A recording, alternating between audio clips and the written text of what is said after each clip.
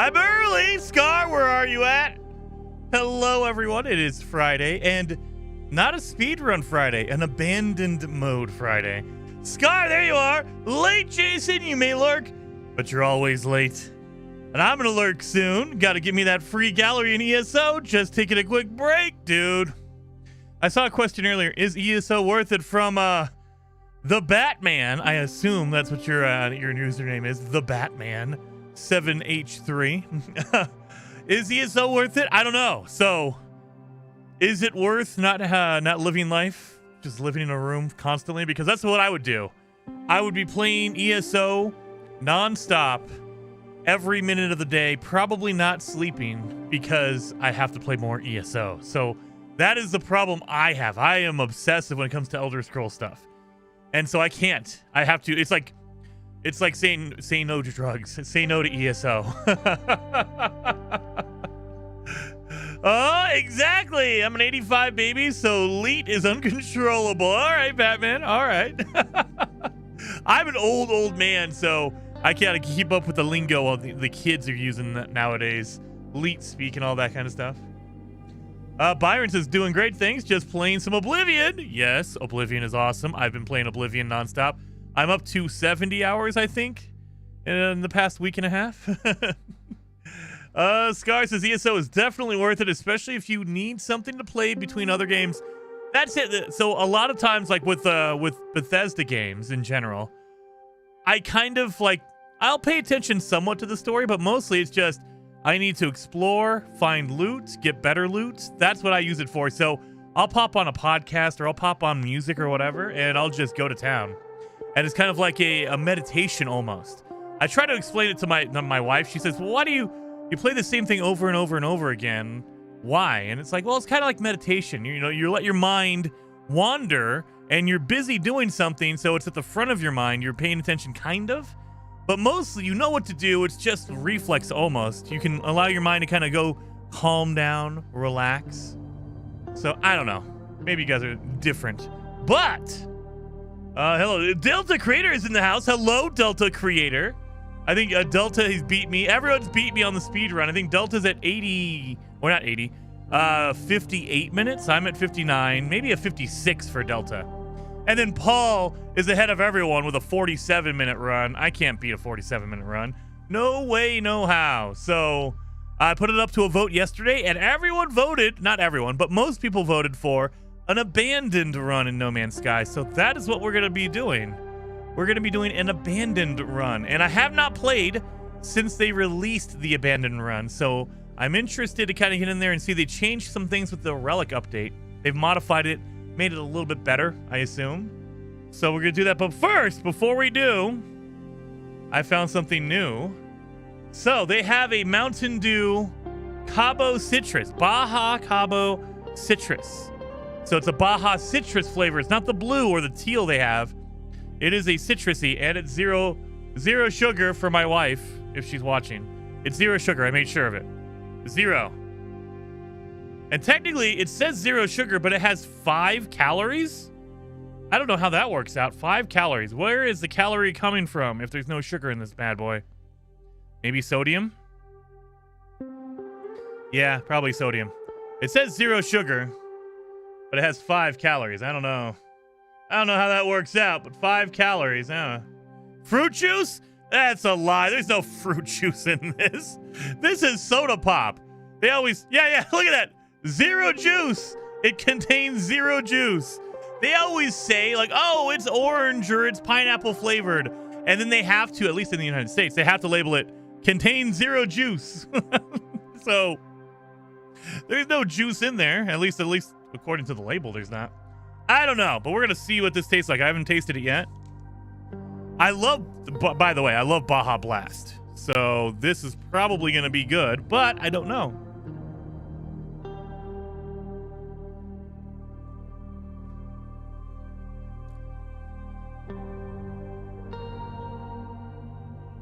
That's just Mountain Dew Livewire. So if you had the orange Mountain Dew, it's basically the same thing. It has a little bit of a Baja after flavor to it, but that's basically Mountain Dew Livewire. If you like the orange Mountain Dew, you're probably going to like this one. Yeah, it's the same thing. Same thing. I mean, I'm always expecting it to be a different flavor, tennis. I'm like, oh, okay, that's going to be some really out there flavor. And it's like, no, it's literally just orange Mountain Dew. They call it Baja Cabo citrus. It's literally citrus meaning orange. It's just orange flavor. It's literally just orange Mountain Dew. And I've had that. So it's like, I'll just go get a live wire.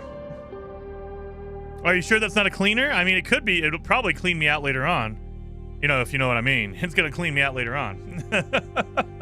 All right, let's get into the game. We're going to be doing a abandon run.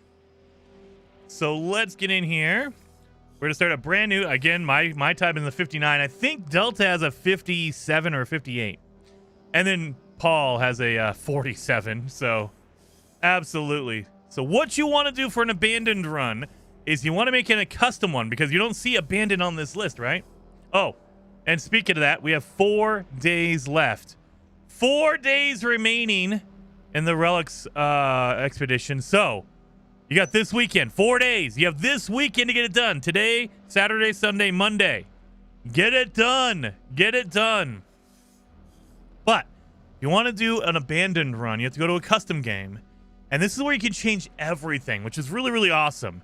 However, they added a new thing in here. It's called Abandoned. And if you hover over it, it tells you standard population is the default way to play No Man's Sky. Most, but not all star systems will have at least some alien life forms in them. That's the standard mode. Abandoned mode removes all alien life forms. These are the Gek. It still has animals. They don't have the living, like the walking around and doing trade life forms. This option drastically changes the play experience and will disable the story and tutorial. This option can only be selected when starting a new game and cannot be changed. Abandoned mode is not recommended for your first experience in play, so you cannot change this. Once you start abandoned mode, you are on the path of abandoned mode. There is no getting off abandoned mode until you die. So, with that being said, I'm going to do abandoned mode, but we're going to make this challenging. We're going to go all extreme. All extreme on all this stuff. Everything is going to be extreme. We're going to go even more difficult, and we can't change the settings anyway, but we're going to lock them. But yeah, we are going to lock everything down. It's the most difficult it'll go. Way more than permadeath. So boom, boom, boom, boom. Because I put up a vote. There is a poll in the live chat, you guys. And it says, hey, look, do you want to do a no starter ship challenge? 63% of you have voted for that. Let me see. Yeah, 63%. 150 votes, you guys. Holy moly. Most people already voted for a no starter ship challenge. So we'll go all in. We're going to go no starter ship and the most insane setting we can get. So yeah, we're all on everything as hard as it'll go. As difficult as it'll get. Jason, you're not stuck. You're not stuck in the Oblivion King. I don't know about the Oblivion King, Tony. But we did have some fun the other day with Oblivion. We found go to Anvil and go to the Floxel. Just talk to some people in the Floxel. You'll have a good time, I promise. He'll live, but finding a ship, we'll see. Oh, tennis. I am the expert at finding ships. Now, the big difference in abandoned mode is there's no pirates, there's no outlaws, there's nobody. No other intelligent life form is there. So you don't have pirate systems. I mean, you do, but they're abandoned. Everything is abandoned. So there's going to be nobody's going to land. I have to find a crashed ship. There's no way around it. You can't save money to buy anything. You can't do anything like that. So that changes the game. You don't want to pick up stuff to save money because there's no point. You can't buy a ship. You can find one, and that's the only way to do it. So we're going to have to do that. I did this run, and I spent hours to find a ship. Dude, tennis, yeah. It depends on the luck of the draw. So No Man's Sky, if anything, the number one thing to remember is No Man's Sky is a random number generator, meaning procedural generation, everything is randomized. You don't know where you're going to respawn. You can get anywhere. So let's go. Oh yeah, I'm gonna be playing with a controller. I am playing on PC. I always play on PC. But I am playing with a controller, so if you see controls, that's what it is. What about wiring looms? You can pick those up, but you can't. I mean, you can buy things from the space stations, the space terminals. We're not doing like a fugitive run. We're just doing an abandoned run. So I can go to space stations and I can buy and sell stuff. So I could pick them up, but right from the beginning, you don't want to clutter up your inventory because you're going to need to survive. And there's no point in buying a ship, so you don't need to save up millions to buy a ship. Mostly you want to save your money up. That way you can buy materials. You can also get upgrades. So if you want to, you can refine your buried technology into nanites, and that way you can get some upgrades at a space station. You can totally do that. But yeah, there's no point really into saving money or anything like that. Repair your scanner. Did they go back to breaking your scanner? Oh, they did. Okay. Well, they broke your scanner to begin with. We're going to do this. That way my stuff is all organized a little bit. Laser goes over here. So we're going to get... We spawned up really close to a cave. So we're going to take advantage of that by getting a whole bunch of cobalt, because this is where the batteries come from. You want those batteries. And it's not bad. It's a frozen planet. So you guys know I'm lucky when it comes to frozen planets. I'm lucky when it comes to this guy. Jason's lucky frozen. Yeah, exactly, Dragon. Exactly. Lucky frozen planet. So anytime we start up on one, it's good. Andy with the gifted member, dude. Very much appreciated. 07 Andy. And it went to Christopher Ruggles. Very, very awesome. You can buy stuff from the archives too. They are unoccupied, but part of the game. Yeah. Yeah, so all the locations are there. It's just that there is no, like, alien to sell you stuff. Now, in the Relics update, they have modified the abandoned mode so you can buy upgrades for your suit and your ship. I don't know what that means. Does that mean we're going to run into an alien to buy it? Or is it going to be a kiosk that I can interact with? I don't know. I have not played the new revamped abandoned mode, so I don't know what that means. I have no idea what that means at all. We're going to get a whole bunch of cobalt because I can make a ton of batteries and basically survive a little bit longer. Batteries and oxygen are what you really want to start out with. I mean, technically we could go with life support gels, but if you have a planet with exploder plants, it's really easy to get oxygen from them.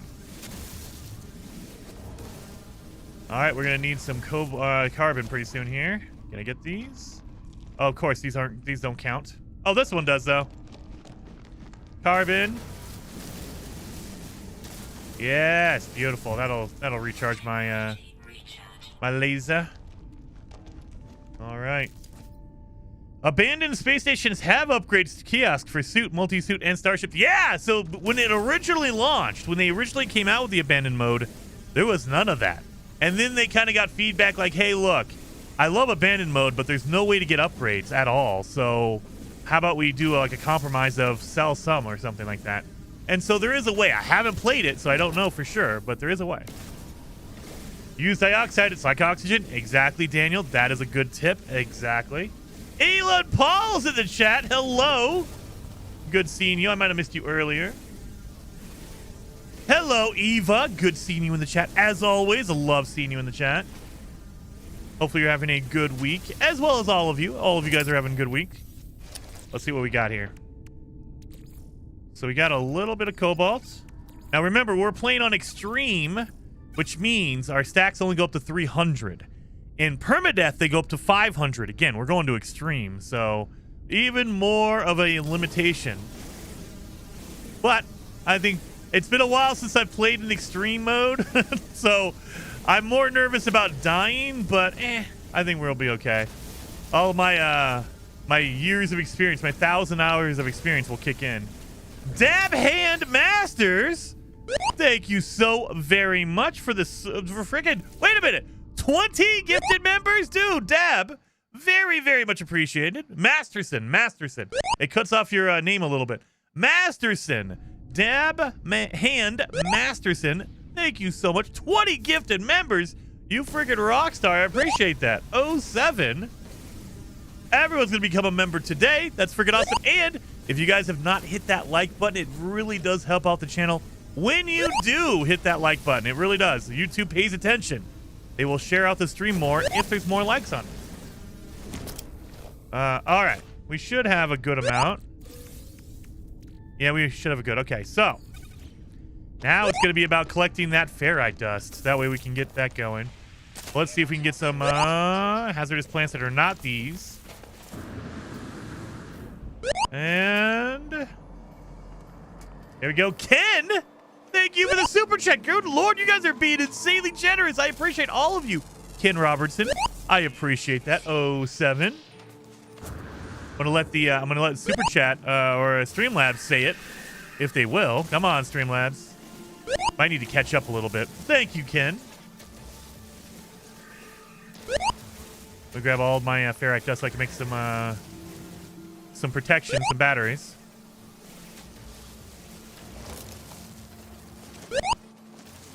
Oh, it might be. Yeah, it's gonna catch up for a second. Come on, really? Oh, it's pure, that's why. You can use ship and mount tokens at the station. You still have to find the tokens in buried casters, crashed freighters. They drop frequently. That is freaking awesome. Yes. Now, they didn't modify like on pirate stations, outlaw stations. You cannot use, there's no multi-tool kiosk at those stations. So I assume that's still the case, but at a normal space station, that'll definitely work out. If we can find a crashed freighter, man, I'm going to be looking. I'm going to be looking at crashed freighters for that. Heck yeah, good tip, Ken.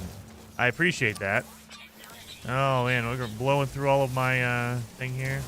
That's all right. We got this. We got this. It's kind of a gentle planet. I like this. My hazard protection's not going down that much. I kind of like this. So appreciate that. They're being nice to me. All right, so now the search is on. We have to look for a crashed ship. Now you can find them anytime you can find anything else. They're just like any other random building. However, they are a random building. So there's no like hey, look for this thing and there's going to be a crash ship next to it. There's no guarantee. It's all just hopefully you get lucky and there is a crash ship nearby. Oh my god, am I on a planet with salvage? Making a lot of money on that salvage if I could sell it. But hey, we'll go. Dude, if they update the game to have a voice dialogue, they should use your voice. You have such an awesome voice. I've been watching your videos for a while. Well, Jeremy Porter, I put it out there. I haven't like told them, like I haven't not emailed them, but I always put it out there. If they reach out, they want me to be in whatever game. If they ever light no fire, I will gladly lend my voice. I don't know if they want it, but I will gladly lend it to them if they'd like it. So I don't know if it would be a benefit or a detriment to their game for having my voice in it, but I would always agree to that because I love Hello Games. I love all the stuff they're doing is freaking awesome. Awesome. He's a smooth jazz DJ at night. I mean, I will say, when I worked in radio, if you guys are new to the channel, I did work in radio for years. And so I do have a different voice. Like this is my natural voice. When you get on the air, when you're working, you can kind of like get to slow down, relax. You have to actually enunciate everything. I worked in news radio, so the thing that they always went with it was most people in Colorado anyway, they say mountains, so they don't pronounce the T. So the Rocky Mountains, you have to say mountains, and so it kind of forces you to slow down, enunciate, think about what you're saying. I have to. Sometimes the filter does not go in all the way, and so I might say some things on a Heather stream like, "Oh, I probably should not have said that. That's weird." But other than that, I try to have a filter. At least don't swear up and down. And like that filter mostly is built in, unless I'm playing Call of Duty. Then the filter just gets removed because I have to swear if I'm playing Call of Duty. It's a requirement by law, I think. Let's get this down here. Oxygen. Okay, we have some oxygen. We have some batteries. We're good. We're good. Let's keep going north. And if you want to find a crashed ship, they will generally come up as an unknown building if you have your visor up. But also, they will appear next to damaged machinery. So look for damaged machinery, and you could find a crashed ship as well. That's another one, because there's always damaged machinery around a crashed ship. I don't know why we're doing this. We can get some life support shells. So that's probably why I'm doing this. Grab that. No carbon? I probably should get some more carbon. I got oxygen. That's all I need, man. That's all I need is oxygen. Life support systems at 50%. So on the ice planets, most of them, especially if they're barren like this, they won't have major plants around, like big trees and stuff. But the plants they do have, they'll have little tiny plants, but they'll have a lot of carbon in them. Like, for instance, right here. These guys, if you use them, they will give you a ton of carbon compared to a normal plant. Now, again, I am playing on extreme, which means I have less resources gathering from every node. So just keep that in mind. Normally, these plants would give you a lot of freaking carbon. All right. Let's continue on. And Michael Vaughn Design, thank you so much for 10 gifted members. You guys are being insanely generous today. I appreciate that. 07. You guys are freaking rock stars. Seriously, all of you. Everyone, we've gotten over 30 new members today, and we've only been going for 27 minutes. You guys are freaking amazing. Freaking amazing. Let me grab all this ferrite dust. 07. Yes, 07. And if you're new and you don't know what 07 means, it means it's more of a salute. It's a thank you for anyone who's just being awesome, supporting the channel, doing, donating through Streamlabs, through Super Chat. If you're gifting members, all of it. If you're becoming a member, 07 is a thank you. Let's get going here. All right, let's use a transmission tower to find a ship. Oh, what? Why you gotta rat me out like that, Paul? Why you gotta rat me out like that? Man! And thank you for being a member for 15 months. Man, I was gonna wait till I found one to kind of mention, oh yeah, by the way, you can do this and demonstrate it. Dang it! Why you gotta rat me out, Paul? See? This is why Paul has a 47-minute run. He knows the tricks that I was gonna show everyone how to find a crashed ship by magically using a transmission tower. Now, the other side of that coin is usually if you use a transmission tower, the ships by foot are going to be like 5 hours away, 8 hours away. And so they assume you have a ship already, and so you could just fly to it. And it usually takes you like 30 seconds to fly to a ship. But if you're on foot, it's going to take you about, 5 hours or so. So that's the downside of it. So the other one I was going to do, Paul, since you're ratting me out, is you could technically make a construction unit, and then you can scan for nearby buildings. And you could do it that way as well. So you could do it like that, because you don't need to put down a base in order to make a construction unit. You can put those anywhere you want. So that's another way to do it. If you get a signal booster, you can scan for nearby buildings. And nearby buildings includes crashed ships.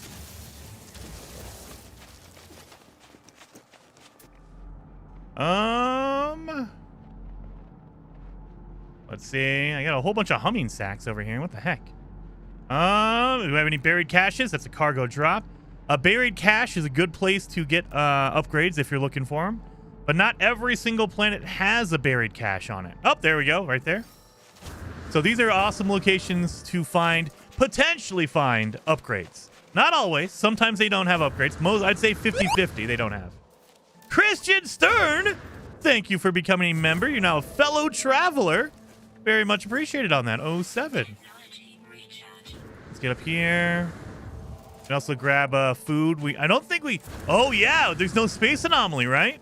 Now, wait a minute. Can we call in the space anomaly, but there's nobody on it? That would be awesome, because then I can go back to the kiosks and do that. I bet you can call in the space anomaly. It's just no one's there. That would be the cooler way to do it. Abandoned building or an observatory. Dang it. I love the graphic. Oh, dude. No Man's Sky has gone through. This is basically when people talk about No Man's Sky 2 or a sequel to No Man's Sky, I kind of want to say this is the sequel to No Man's Sky, because if you go back and find or play the original game or go watch videos on the 2016 version of No Man's Sky, it does not look like this at all. It's a completely different game. Hey, Completely. Jason. Love your epic no-starter ship attempts. Thank you, Fasical. Very, very much appreciated. 07. And for being a member for 21 months. Almost 2 years, buddy. That's freaking awesome. Yeah, the anomaly's there, but there are no aliens there. Yes, Tux. That's the best. So they kind of played with that. What expedition was that? There was an expedition that was abandoned as well. And they had you go to the space anomaly, and it was just empty. It was really, really cool. The only being there was Nada, and he was depowered. Like, he was powered down. That was really, really cool and creepy. I can't remember which one that was.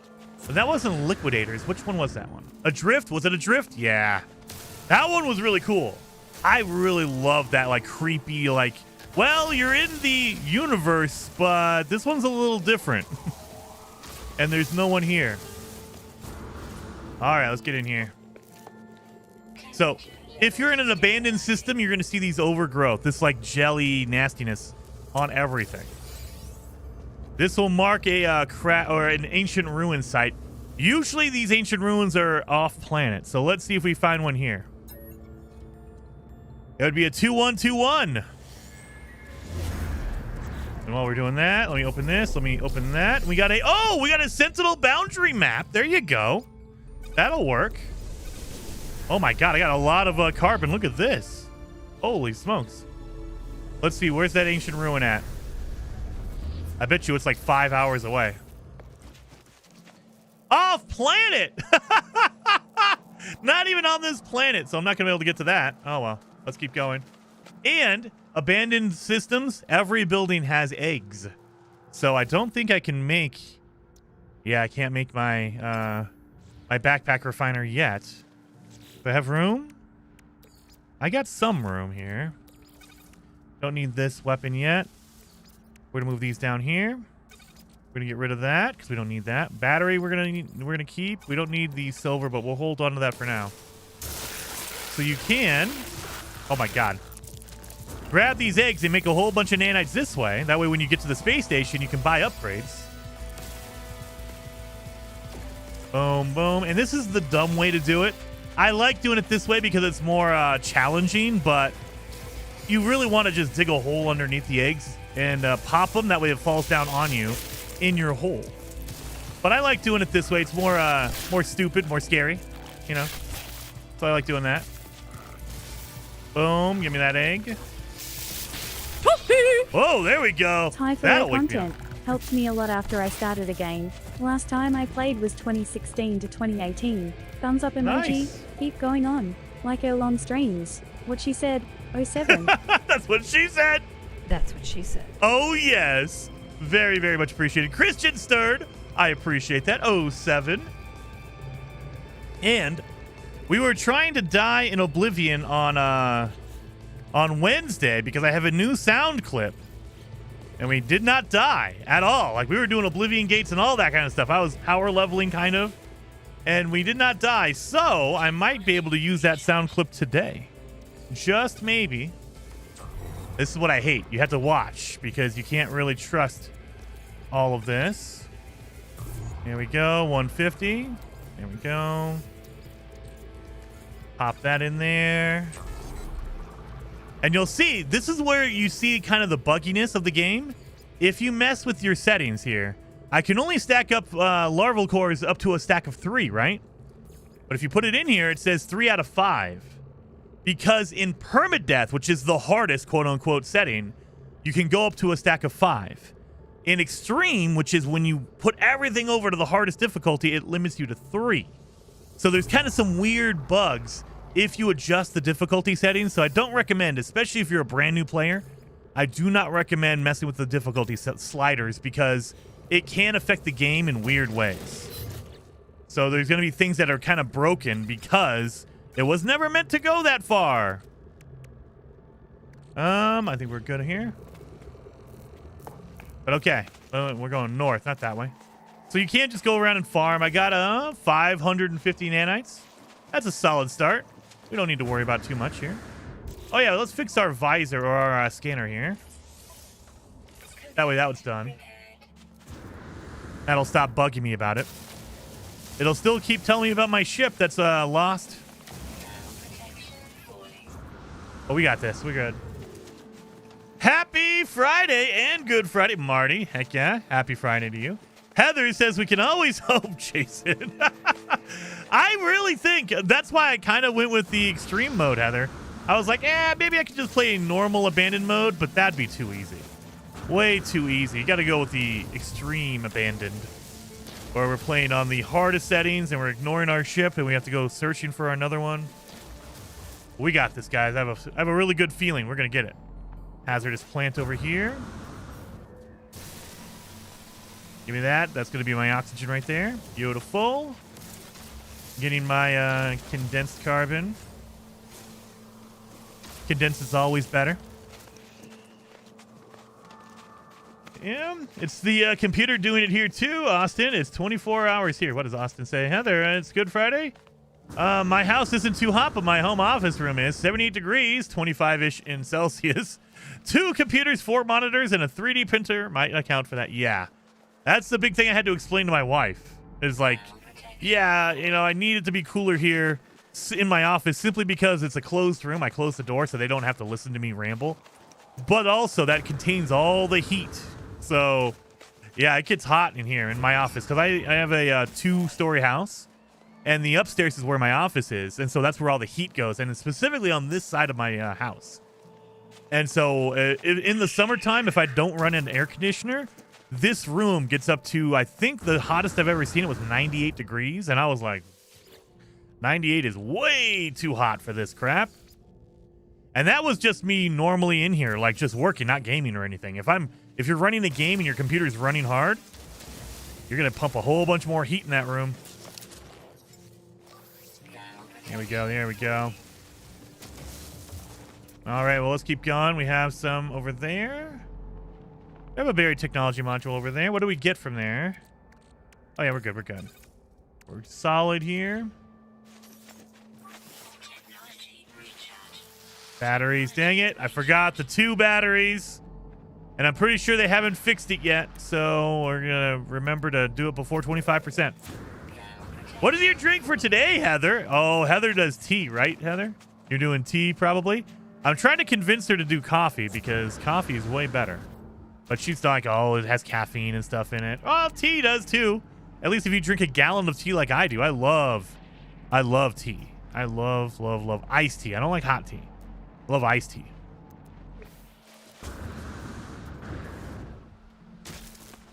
God, my knees are going to be shattered by the end of this playthrough. It's going to have the strongest knees, or I'm just going to need a walker, one of the two. So you can grab technology module, the salvage data, if you want.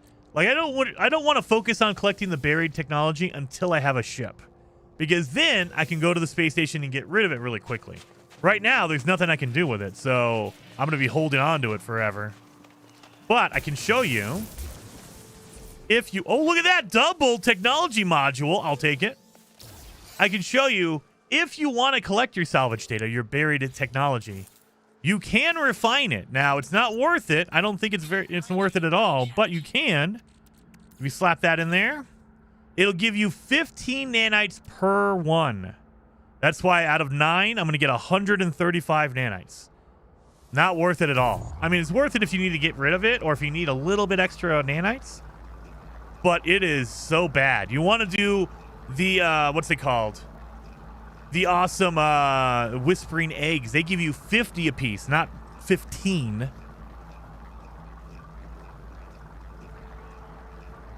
First, black cherry Dr. Pepper is good, Leonard. It's very good. I absolutely love black cherry Dr. Pepper.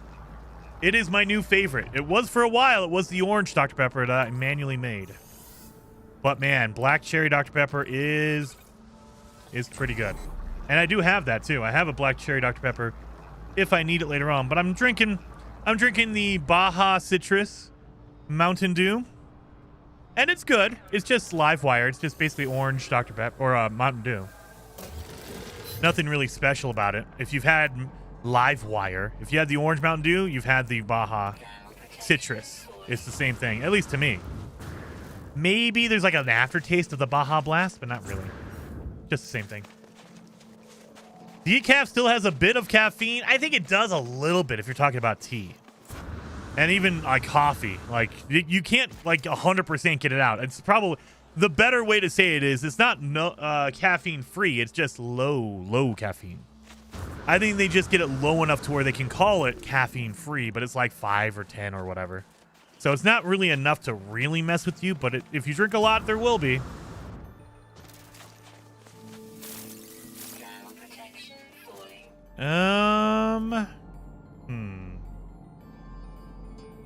Nothing here. Chai tea is pretty strong addiction for me. I don't normally drink chai. I do black tea. Just You're black pretty tea. good. Iced. Happy Friday, Jason. Yes. Good luck in finding a ship. Lol. Thank you, Fett. I appreciate that. 07. And I'm aiming for less than a 10-hour finding a ship. I'm hoping for less than 10 hours. If you guys don't know, we did a fugitive run where it took me 10 hours to find a ship. Every outlaw that landed for me, they were landing in like haulers that cost 50 million, and I could not save up enough money for that. So that was fun. Hopefully it's less than that. That's what I'm aiming for, less than 10.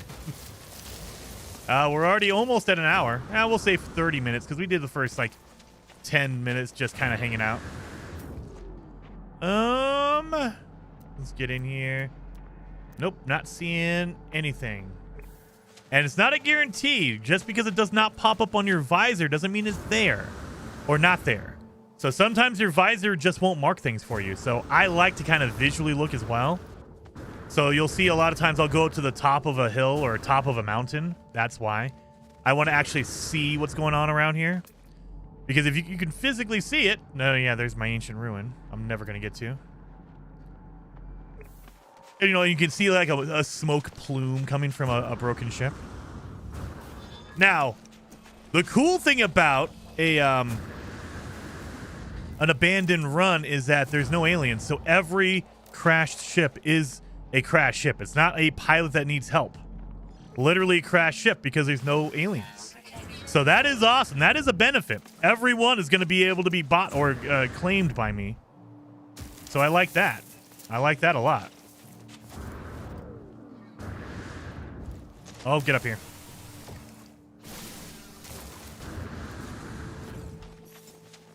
Life support. Oh, we're going to need to make some life supports for sure. All right. Let's get in here. You can do a custom expedition. I wish. You cannot do a custom expedition as far as I know. I wish, though. That would be freaking awesome. Maybe a future update will allow us to do that. That's a dream. If I can make it, if I can run like custom or like community made expeditions, I would love that. We can go through every week and play a community expedition. Like someone from the No Man's Sky community can make one and then I can run it. That would be super fun. I would really, really love it if they did that. And treat it like the like in the space station, in the space anomaly, excuse me. They have the showcase for community bases. Have it like that. Put up a community in the expedition kiosk. Put in like the top 10 or top 5 recommended community expeditions. That would be really cool. We're not going to go down there because there's nothing down there. Is that a buried technology or buried cache? Nope. All right, we're going to go this way. We're going to go around. I don't want to go down and up freaking canyon. Need to get some freaking upgrades for my jetpack. That's what I need. There we go. Need to get some... Nope. Leave that one alone. Don't need that sentinel on me. Jason, you're not a Gek. This comes from Oh No, it's Andy. What is going on? Hey, I know. I don't think you can get a Gek as a starting save. Like, only in the expedition. But in a normal save, I don't think you can. Like, there's no way to get a Gek character. You have to be a traveler for a reason, you know, because story. You would think in abandoned mode, though, because they have to abandon the story, right? Let me be a Gek in abandoned mode. Why not, right? That would be cool. I'll take that. If I pick abandoned mode, let me randomize into a Gek or a Viking or a Korvax. Why do I have to still be a wandering traveler?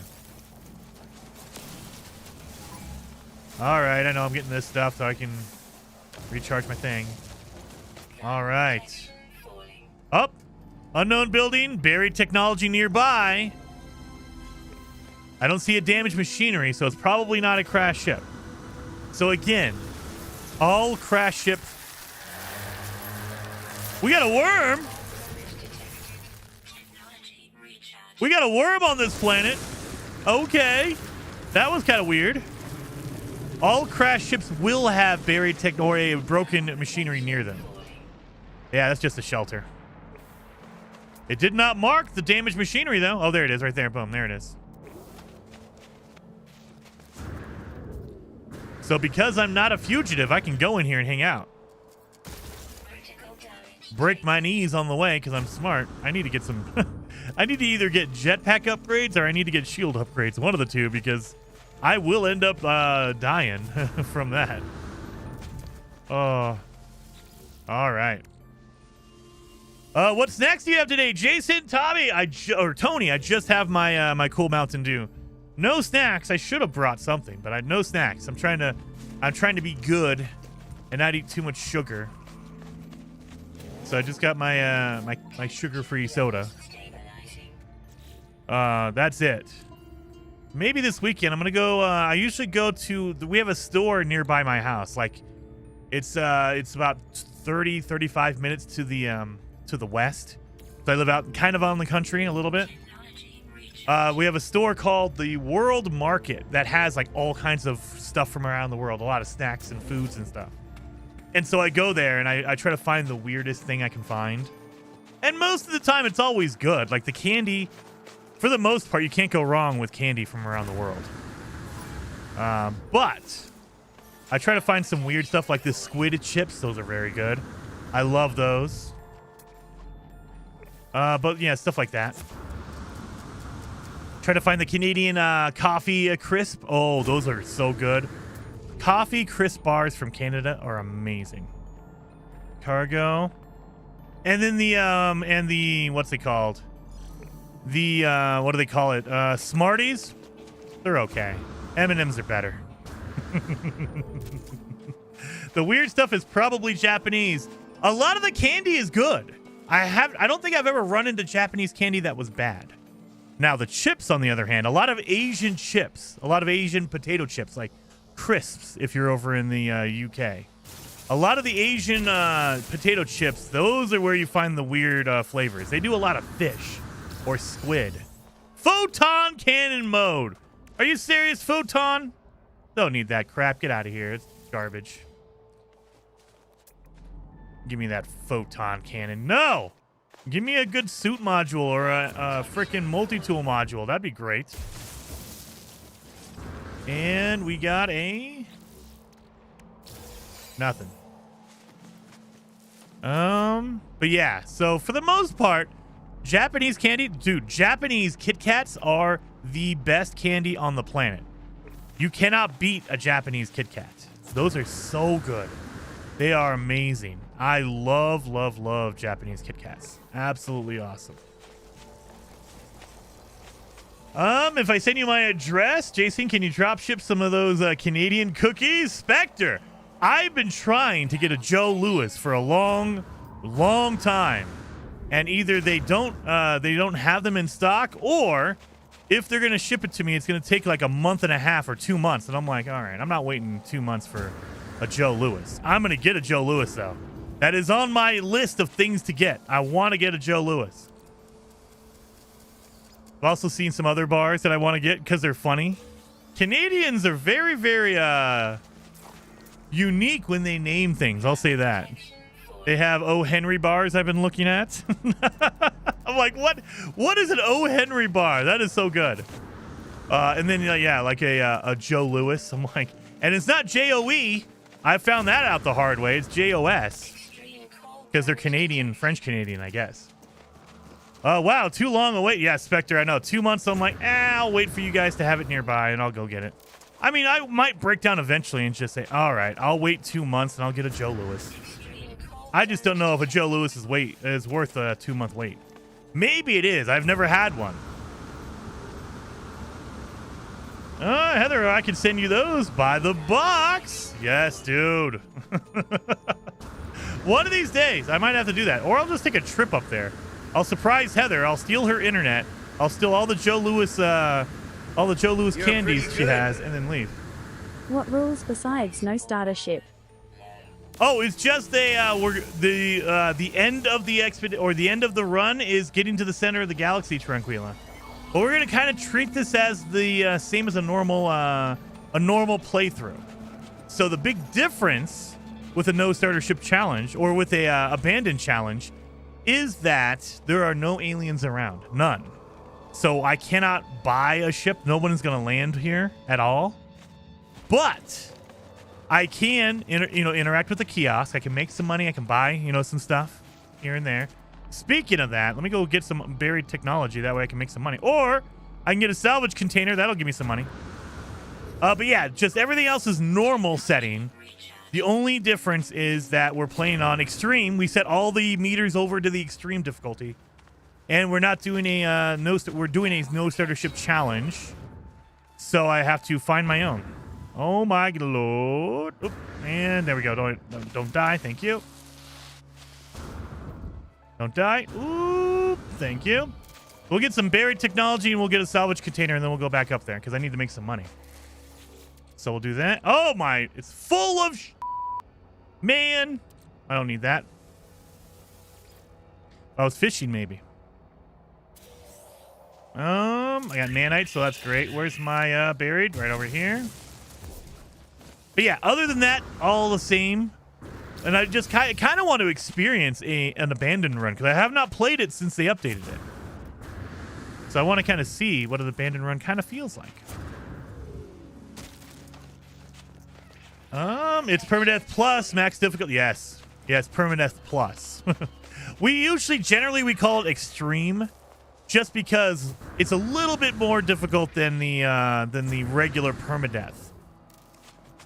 So, and then if you throw in a no starter ship challenge on top of that, you can also, if you really want to make it difficult, what you could do is go to general and you can turn off your HUD.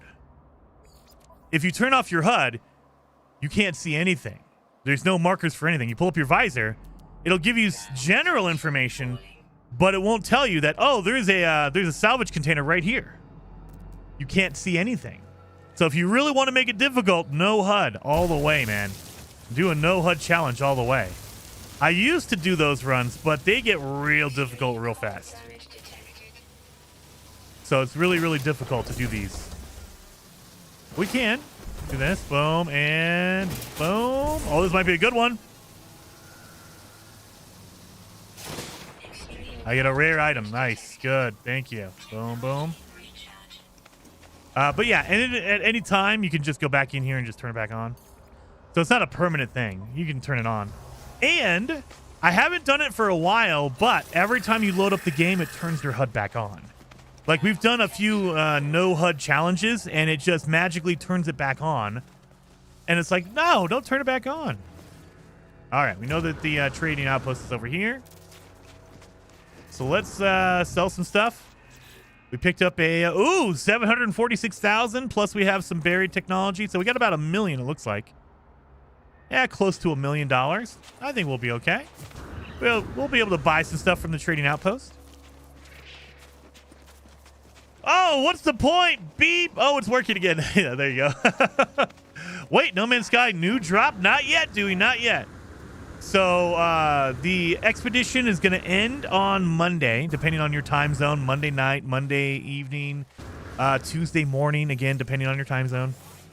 But I'm expecting an emoji from Sean Murray today or this weekend.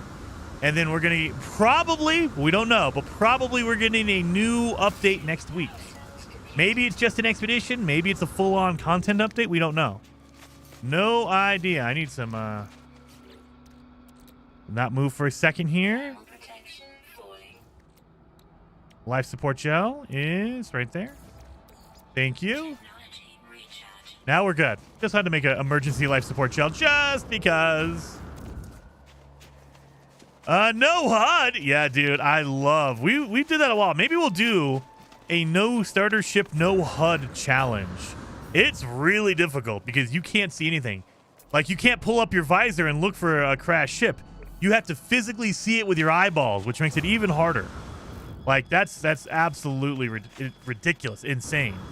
But it's fun. It's fun. Austin Slacker says, no HUD expedition speedrun top times would be in the days. Probably, because the only problem that happens with a HUD, with no HUD, is that they cannot mark your mission objectives. So you don't know where your missions are. I wish that there was a customization. Like, go in here to accessibility and give me a no HUD section and let me turn on and off different elements. I would turn everything off except for the mission markers. That's all you really need for a no HUD challenge, really. Just turn on mission markers. That way you know where to go for your mission, and that's it. That would be amazing because, yeah, trying to find the rendezvous with a no HUD challenge, that would be basically impossible. Let's sell that, and let's sell that. Now we can buy everything we need out of here. So we have metal plating. We don't have any ferrite dust. What the crap? No ferrite dust? Look at this.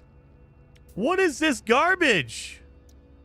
I mean, I can get microprocessors. I'm going to need this. I'm going to need metal plating. I'm going to need a... I probably have the recipe for a... what's it called? A hermetic seal. Jason tends to run in circles while doing a no HUD. That is the problem as well. I use that compass for a reason because I'm terrible.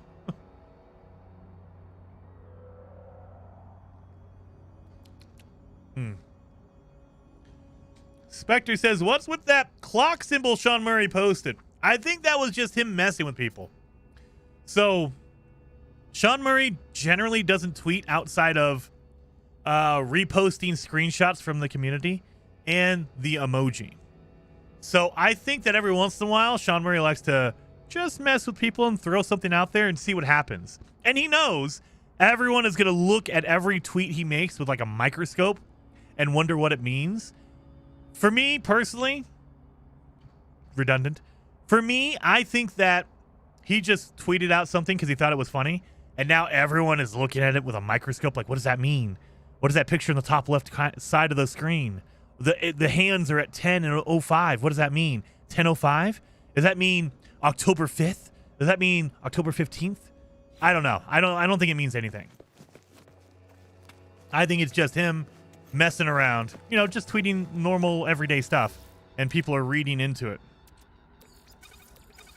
I need to start using this a lot more. All right, so we couldn't get any dihydrogen out of there. As far as I know, I didn't see any dihydrogen jellies. That would be the only thing I really need from here is dihydrogen jellies. No dihydrogen jellies. And they give me ammonia. If they gave me dioxide, that would be useful, but no, none of that. Giving me Starship launch fuel. Thank you for that. All right. Well, let's continue on. We're going north. That is S-tier troll, and I approve. Oh, absolutely. Absolutely. So the only other time that Sean Murray really like just tweeted normally was right after the 2023 Game Awards, because they went out to LA for the Game Awards in December of 2023. And so he was tweeting all kinds of cool stuff. And I was like, this is good, normal. He's just tweeting about being in LA, meeting game developers for the Game Awards. It was awesome. And then he just stopped. And I was like, oh, come on, Sean. Do that. Be normal. Just tweet about normal stuff like game development.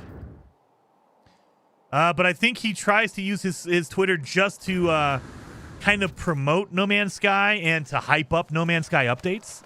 That's generally what his Twitter is for.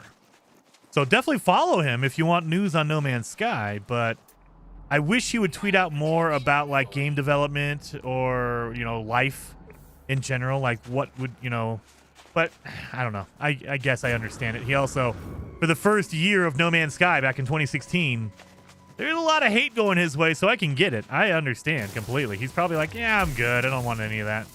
Oh my God, this is the second time we've gotten a double freaking salvage data. That's pretty good. Damaged machinery. Let's see if we can get an update or an upgrade out of here. Please give me a shield or a cold protection. Shield or cold? Come on. Come on. And I got nanites. All right. Well, let's keep going north.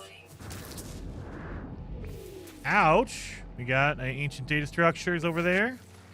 Might be able to get some cargo drop pods. Or so the missed that one. Or so the Germans would have us believe. I have no idea. But if you think about it, if he tweeted more often, then the clues and the trolling would be less effective. That's true, and I think that's kind of my goal. That's kind of my goal. Because I think that it's a double-edged sword the way they do No Man's Sky updates. It hypes everyone up. When Sean Murray tweets out an emoji, everyone gets hyped up. And that's a good thing. Everyone gets excited. We're talking about the update, what it could be, what it means. But the other side of that coin is people get very, very amped up. And they have this whole like tree. Oh man, this is what the update's going to be. It's going to be amazing. And then when the update comes out and it's not that thing that they are thinking, they get very hurt. They get very upset. And it's like, well, Sean didn't say anything. He didn't tell you what it was. You're the one who hyped it up, and now you're mad because they didn't give you this or that or whatever. And so that's the double-edged sword of we don't know what it's going to be. And so people can overhype it, and then they get upset when it's not that thing. And it's like, if there were more... Oh, that's an abandoned building down there. Yep, boom, boom, boom. But yeah, so I don't know. If he tweeted more often, it would soften that blow, I think. Because people would get used to, oh yeah, he's just tweeting normally. That's the thing. It's just the thing he does. And then you can surprise more people with, hey, there's actually an update coming. Good. Any rules on blueprints? Tranquila, no rurules. We're kind of playing this by ear. So we did not unlock blueprints. Like there's an option to unlock all blueprints from the get-go. We did not do that. But as far as I'm concerned, we're allowed to go to like the space station, the space anomaly, all that kind of stuff. So if I save up for it, maybe I can. Maybe I'll find a good blueprint. I want that backpack refiner. That's the most OP thing in the game. But maybe we'll be chill and say, yeah, we don't want you really cheating with it. So that's going to be a resource depot, I bet. Resource depot, because there's a sentinel right next to it. We do want to make it difficult. We don't want to make it too easy, so I might not go all in cheese. But maybe a little bit of help here and there. Get a backpack refiner. That way I don't lose my mind trying to roll around with a dang portable refiner all the time. Yep, resource depot. Let's see what you got. What is in here? Thermic condensate. That's pretty good. Nitrogen salt sucks. Mango gold is good. Grantine is good. Silver sucks. Thermic condensate is very good. That means I need to make a weapon. Because you cannot. I mean, I could punch it. You know what? I can punch it. Get rid of that. We don't need this. You know what? Let's punch it. Do I have good, give me my good life support here. Give me that. All right, let's go. Now, you should use a weapon because you can just destroy this really, really quickly and then run away. That way the sentinels can't get you. But we're going to punch this thing. Thermic condensate is really, really expensive. Thank you. And now we run. Stewart says, Jason, enjoying the content as a new No Man's Sky player. I'm struggling to know what to have as upgrades in my backpack. Any advice? So if you're brand new, you're just starting out, I would highly, highly recommend focus on shield upgrades, focus on jetpack upgrades. Those will help you out on foot. If you want to know what kind, like what level of upgrade, always focus on the S-class upgrades, the yellow ones. They are the most expensive, but they're the most expensive for a reason. The low level, the C-class upgrades, are barely upgrades, and you're going to get more benefit out of an A class or an S class. And then if you get towards the end game, that's when I would start worrying about the black market, the X class upgrades. Those are more towards the end game because those are more of a lottery. Like sometimes you get a good one, sometimes you get a bad one. If you go after the S class, the yellow upgrades, those are going to be your best ones. Those are always going to be solid. When you finally have all that decked out, you have all the upgrades you want in your suit. And again, I would say go for jetpack upgrades, go for shield upgrades to begin with. Because that will help you last longer, and also you will actually be able to do a lot more with those upgrades. My God, it's another abandoned building? They really want me to get nanites. Good Lord. And then, yeah, just work on those S-class upgrades. S-class upgrades. You can always get the C-class upgrades because an upgrade is better than no upgrade. However, the S-class upgrades are easy enough to find at space stations that I would save up and get those. Save up and get those.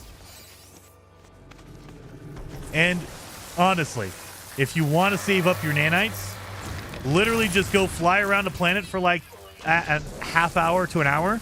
You can find these early on. You can find these whispering eggs, and these will refine into nanites. You can get a whole bunch of nanites early. So later on, you can do like sentinel farming, things like that. Those are more advanced things once you have your gear upgraded. But at first, if you're brand new, you're starting a brand new save, just go find abandoned buildings like this with the eggs on the outside. Know that these enemies are going to come out and try to attack you. But if you pop these eggs, every one of these eggs will give you 50 nanites, which is a good amount. That way you can...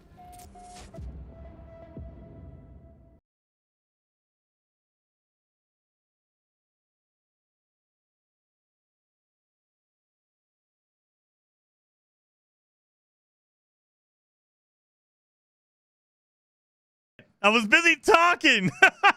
I got whipped by a plant, died immediately. Son of a gun. Son of a gun. Well, that was a solid run for an hour. Son of a gun. Son of a gun. Well, there you go. Yep. I walked in. I was getting spit on by the creatures, the biological horrors, Delta creator. And I walked in, not paying attention. I got whipped by a plant and died immediately. That was the fastest run ever. Yes, it was. No, I've had faster runs where you die in the beginning because your life support or your hazard protection goes out. Let's try that again. Let's try that again. So again, we're going to go all challenging. We're going to go abandoned. We're doing permadeath, but permadeath plus. Essentially, permadeath advanced, and we're gonna go all the ones immediately as hard as we can get them. We're gonna lock it, and yeah, so there we go. Boom, boom, boom. Everything's here. It's all to the extreme. Let's start it again. Wow, I've definitely seen faster. That's what she said. James. That's a 1 in 1,000 plant kill, but that's why we're here. Exactly. That plant is just waiting for me. It looks like we're on a toxic planet. Well, that's not good, and there's no caves around. So the other thing you can do... You're pretty good. Look for these. Dirk! Suck it, Jason. You know, there are whipping plants at the entrance of abandoned buildings. Yeah, I know. Not all of them, but yeah. They will show up there eventually, and they will get you. Well, dang it. So we're going to find a cave. So if you don't find a cave when you first start out, pull out your visor and look for a humming sack or a subterranean relic. Both of those are going to be found in caves underground. And so now we're good. We're in a cave now. So now we're protected, and we can actually get our cobalt and start over again. My God. Hour of the game just right down there. Right down the toilet because I was talking as I walked into an empty abandoned building. Smoked eggs? Have you ever... Tennis. Have you ever heard or tried a Scotch egg? Those are amazing. I love Scotch eggs. Those are good, good, good. It is basically a hard-boiled egg with sausage around the outside. Oh, Scotch eggs are amazing. Yep, we got some of that. All right, let's start over again. I've seen people make them. Oh, I love them. I look for them. Apparently, you like getting whipped. That's what she said. I'm assuming I missed a quick session. The amazing, yes.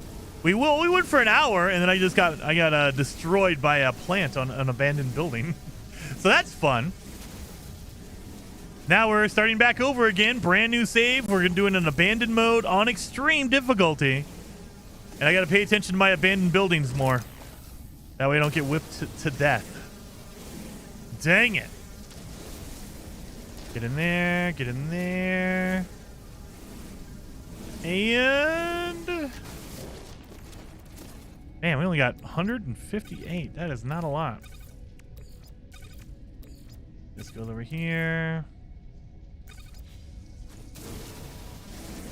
Why does it feel like I was getting more from my cold planet? I think it's because the cold planets are better. I think that's what it is. Cold planets are better. Get that guy with the sodium.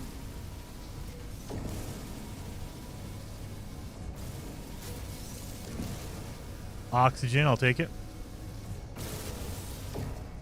All right. You're my underground guy. I'll take it.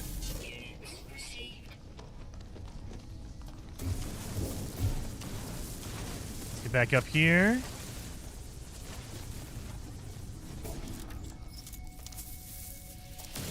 Let's grab some more. We need at least 300 cobalt because it takes 10 cobalt and 5 ferrite dust to make a battery. So if you have 300 cobalt, that'll give you 30 batteries, which is a pretty good number. Not the best, not the most you need, but 30 is pretty solid, especially when you're starting out. Almost there. Starting in a gas giant would be cool. That would be awesome. So I wish that they would tweak the rules. If you're doing an abandoned mode, that should be, hey, look, we know you're an advanced player. You're doing abandoned mode. We're going to start you out on a gas giant. We're going to start you out as a Gek, whatever. You know, change up the rules. Why do I have to start out as a traveler? Why do I have to start out on a normal planet? Give me a gas giant. That would be awesome. Where's our ship? Our ship is to the north. Oh, there's a building over here. Well, let's go check this building out. And exploder plants. These are the best. Get a whole bunch of oxygen from exploder plants. That's a good setup. If you're doing a no starter ship challenge, you want to see exploder plants. Those are the best. There's some ferrite dust. That way I can make my batteries. All right, need to get some carbon. That way I can refill my my multi-tool. Have any carbon around here? Are these carbon? Yep, they're carbon. Okay. I rarely use the batteries. I use plants and sodium. I mean, sodium's good. But sodium, especially when you're playing on extreme mode, again, I can only stack up to 300. So you can't really stack up a whole bunch of sodium. I would normally just use sodium, but not on extreme mode. That is you're going to have to just keep your entire inventory just full of sodium, which is not very beneficial. All right, let's get some more carbon. Oh, there's another. Oh my God, there's buildings all over the place over here. What is going on here? All of a sudden, we got all the buildings. The last save had to die so I can get all the buildings in here. Let's go. I'll take it. Give me an upgrade. Toxic upgrade. I got nanites. Unknown building, and it is just a kiosk? Or just debris? Yeah, just debris. Well, that's great. That'll help. You know what? It might. Give me an upgrade. If you give me an upgrade, it'll really help. Give me an upgrade for my suit. Or nanites. That's fine too, I guess. Boom. We'll do this. And we have another building. Yep, right there. Okay, let's see if this is a ship over here. Need to make some batteries. So we need ferrite dust. You just ignore the ship icon and play as it is not there. Yes, yes. So when we say no starter ship challenge, there's no setting for that. I wish there was, but there's no setting for that. What you have to do is just pretend like your ship is not there. So usually what we do is we role play. We say, oh, your ship is under surveillance because you're a fugitive, so you don't want to go there. They're going to know you're there. So, it's an abandoned building? It is an abandoned building. Great. Another way to die, I guess. No, we're not. You know, we're not doing that. We're not doing that. Not this early. We'll die later on. I don't want to die this early. Primus. What did you say, Primus? Hey, how's it going, Jason? It's going good. I'm not ignoring you. I don't think so. Guy's still out there, so be careful. What is going on? What's happening? I don't know. I'm out of the loop. I didn't read the chat, so I might have missed something.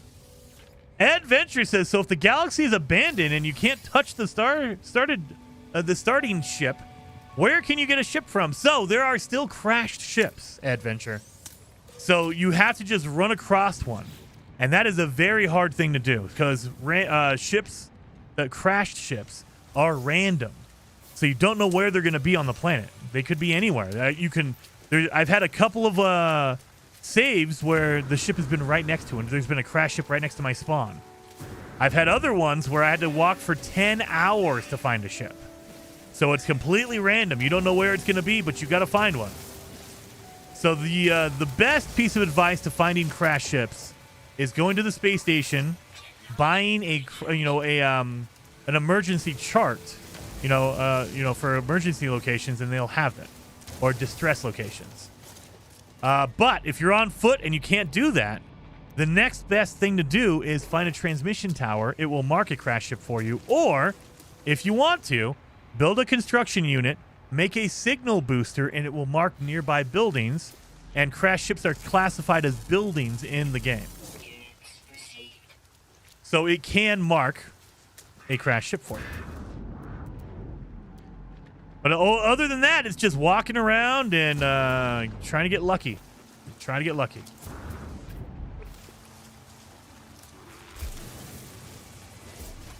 Upgrade. Oh, we got a storm here. Well, that's great. I got platinum. That's even worse. We don't need any of that. We need to make some batteries here.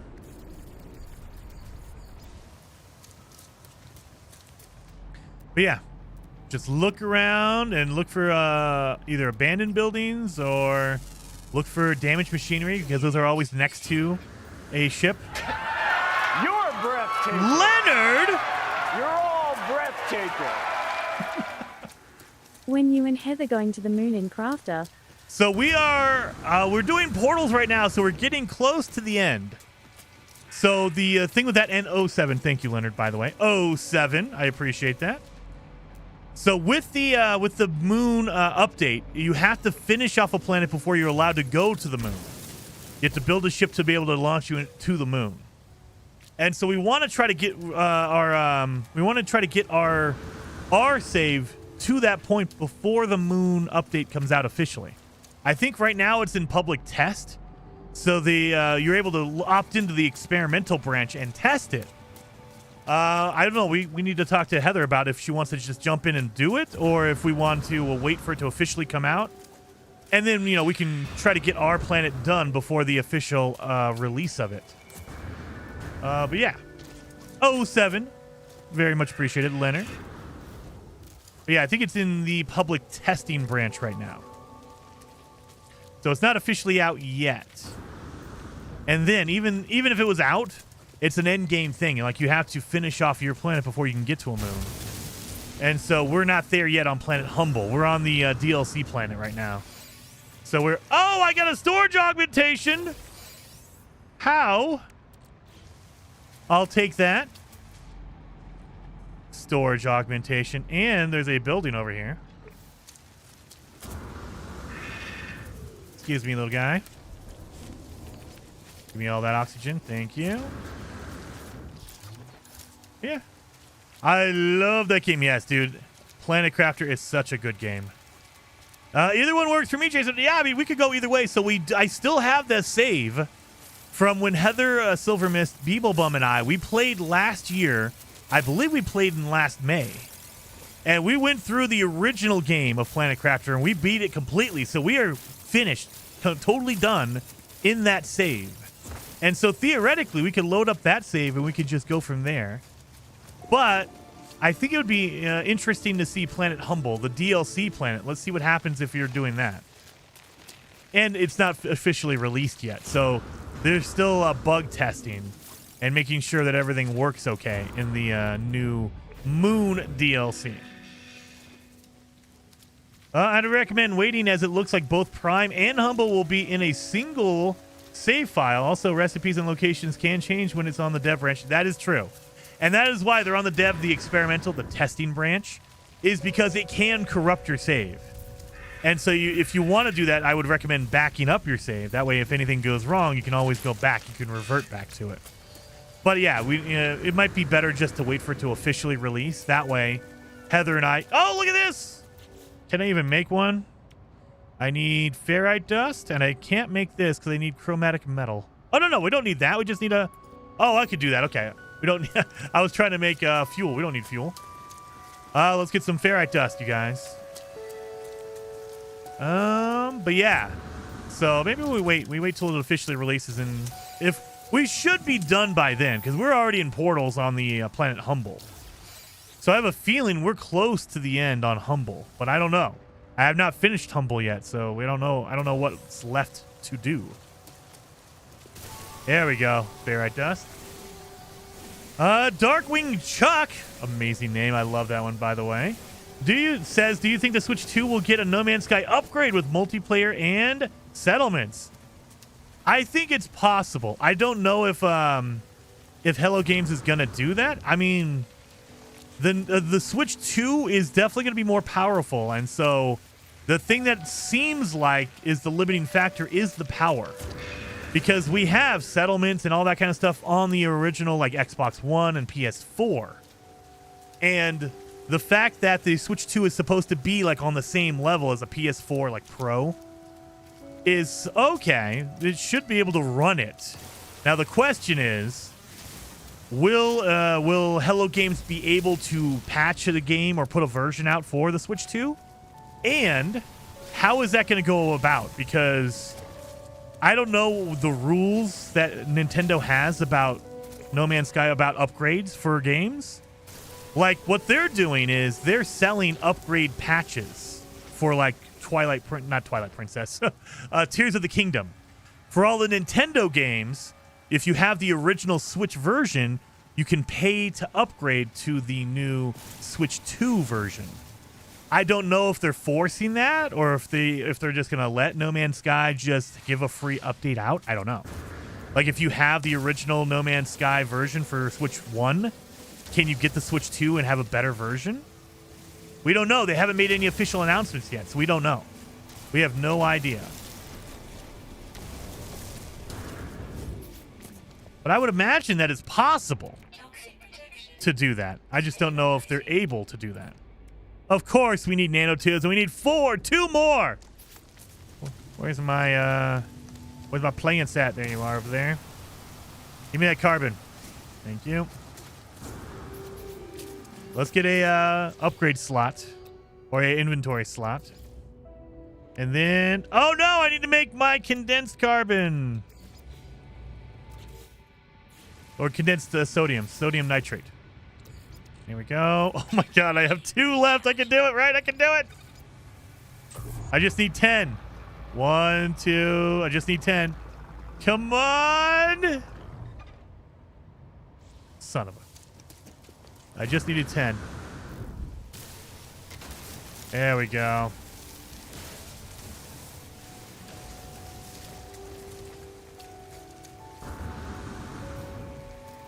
But yeah, there's a lot of weirdness around there, so I don't know how that's all going to play out. Officially, we haven't heard anything. I mean, maybe that's what the update is going to be next week. They give us an update saying, hey, look, the Switch 2 version is coming out on Switch release day, which is like June 9th, I think, is the Nintendo release date, the Switch 2 release date. And they announced that, hey, look, No Man's Sky is coming to Switch 2. It's going to be an upgraded version that runs better. It has settlements. It has all the stuff that's missing. And if you already have the Switch 1 version, you just get the Switch 2 version. It could be that they say all this stuff. I don't know. They have not officially said anything, though, so we don't know. Done. And I mean, of course you do that one in the corner, right? All right. I love playing No Man's Sky on my Switch while away from home, and I hope they do it. I know. The biggest thing that I was asking for was cross saves, and now they have it kind of. If you're able to get into the beta, you can literally, like, I can upload my save from my PC to my Switch, and I can play this save on my Switch. Now, I have not tried to see if I can go to my settlements on the Switch. I don't know how that's going to work. But you're supposedly able to do that. So I would love it if they just said, hey, look, yeah, if you have the original Switch version of No Man's Sky, you will just get the Switch 2 version, and it has all these upgraded things. But we don't know. We don't even know if they're going to make a Switch 2 version. It might just be that your Switch version just runs on the Switch 2 and it just has better resolution, better frame rate, and that's it. I don't know. No idea. No official word on any of that stuff. Well, we got that now. Let's keep going. I feel like we're getting luckier on this run, because we're running into all this good stuff. We've gotten, you know, drop pod. We've gotten all this good stuff here. Yeah. So maybe we can run into a ship. Come on. Crash ship. Let's go.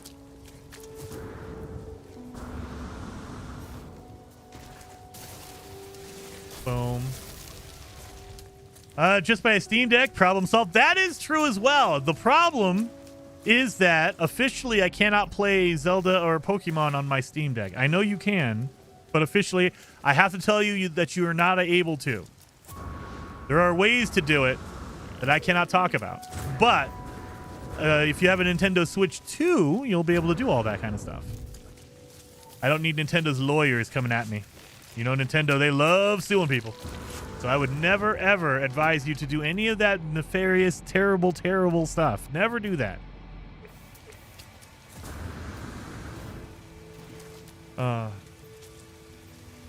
Billy Thornton says, can I play with you, bro? If you want to join up, you can. I can give you the glyphs if you want.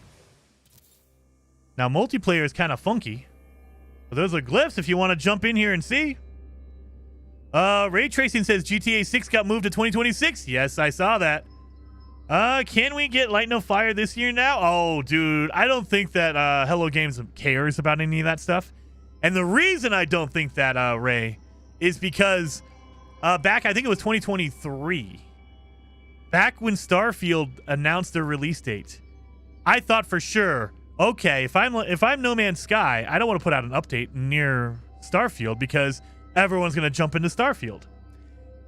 They put out an update the week before. I think it was like 3 days before the Starfield release. They didn't care. They were like, nope, we're doing our thing. And if you guys want to play it, awesome. If not, whatever. I don't think they really care about release dates of other games. They're just going to do their thing. Light No Fire is going to do good or bad on its own. And I think it's going to do good because a lot of people who are excited for Light No Fire, they're going to play it. They're going to play Light No Fire. It doesn't matter if GTA is coming out the same day or not. Ken says, Jason, can you tell me how to do those things you shouldn't do that I can not do now? Nope, I cannot do any of that. I can tell you that Google is a magical thing.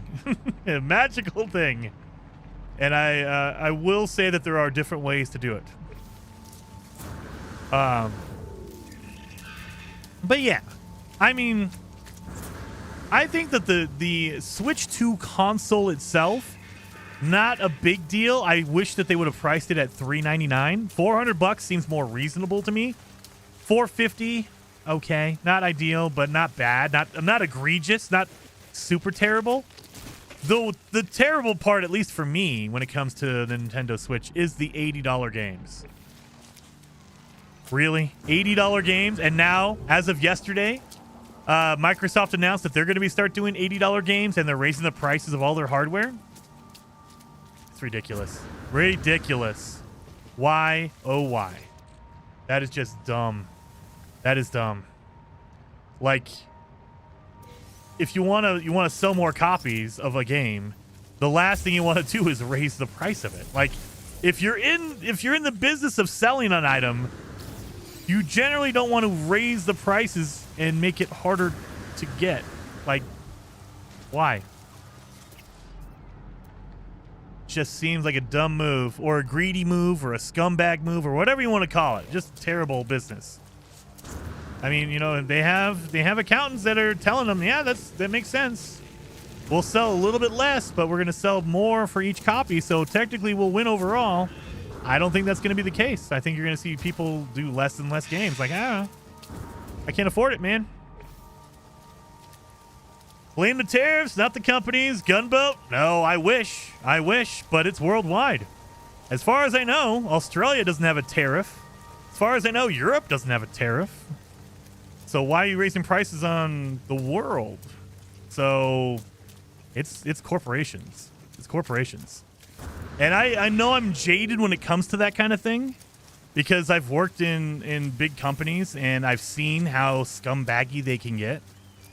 And so I know I'm jaded. And so it might be a combination of both. But if you want to blame it on one thing or another, it's just like, at the end of the day, it's greedy company wants to make a little bit more money, and this is how they think they're going to do it, ultimately. And they'll blame it on everything. Notoriously. And this is where I'm coming from on that. I think it was 2012. I was working at Walmart in 2012.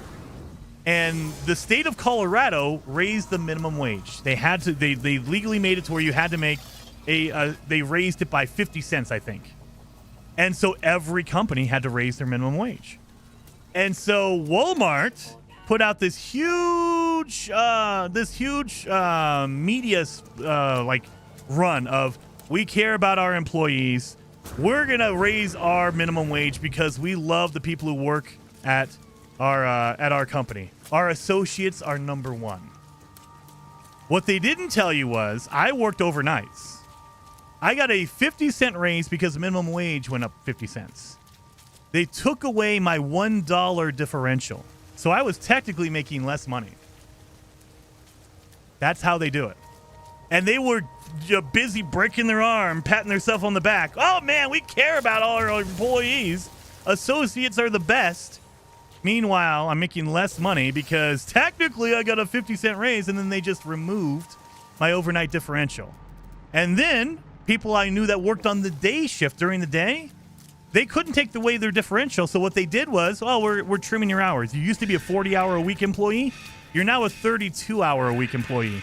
They trimmed off 8 hours a week because that's the way to save money. Well, you got a raise. Don't worry about it. That's in a nutshell, that is a big corporation, at least in my mind. And so when Microsoft or Xbox comes out and says, well, man, we hate doing this, but we got to raise our prices on a 5-year-old console. And we have to raise our prices on video games. Do you really? Or do you want to raise prices because you need an extra dime? That's probably what it is. That's probably what it is. And so that's my default setting. So it might not be true, but I have a hard time believing that the tariff that the United States is implementing has an effect on Australia, South America, Europe. Why raise your prices worldwide? Oh, because you want to use an excuse of whatever because you're a gross company? Okay. That's what it is. And then when people bring up the whole game prices need to go up, go tell that to Expedition 33, Clear Obscura. They sold their game for $50. You know why? Because they are a smaller company. They didn't need 10,000 employees like Ubisoft does. They made an amazing game. Go tell that to Baldur's Gate. Tell that to No Man's Sky. The company that makes constant updates to their game and has never charged a dime for it. Let them know how hard it is to make video games. Really? So yeah, I don't know. I'm a little jaded when it comes to all that kind of stuff. Who started Jason on this rant? Oh, I don't know. I looked over and I read a comment, OE. I need to be looking for a crash ship. I don't know.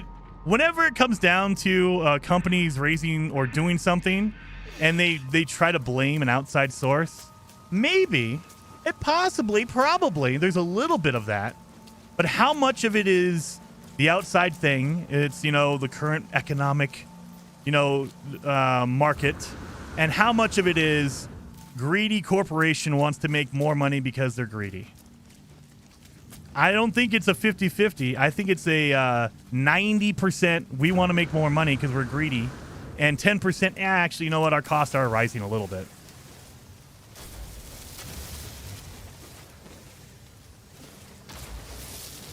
Anyway, let's move on from that. There's a ship over here. Come on, be a crash ship. Lately, there's been an overemphasis on the microtransactions, paid DLC, and now everything's being remade or remastered instead of doing new installments. I mean, and that comes with the territory. We're at a point now where you can't put that genie back in the bottle. DLC, microtransactions, 20 years ago, we probably could have done something. No, not now. It's out in the open, and I hate it. I feel like companies do paid DLCs correctly. Some companies don't. A lot of companies probably don't. But it is what it is. We're not going to get rid of that, and I hate it. However, seeing that we should pay more is a whole different story, at least to me. It's a building. Dang it. What is this building? Ow. Oh, just shelters. Okay, just shelters. We did get an extra life support earlier.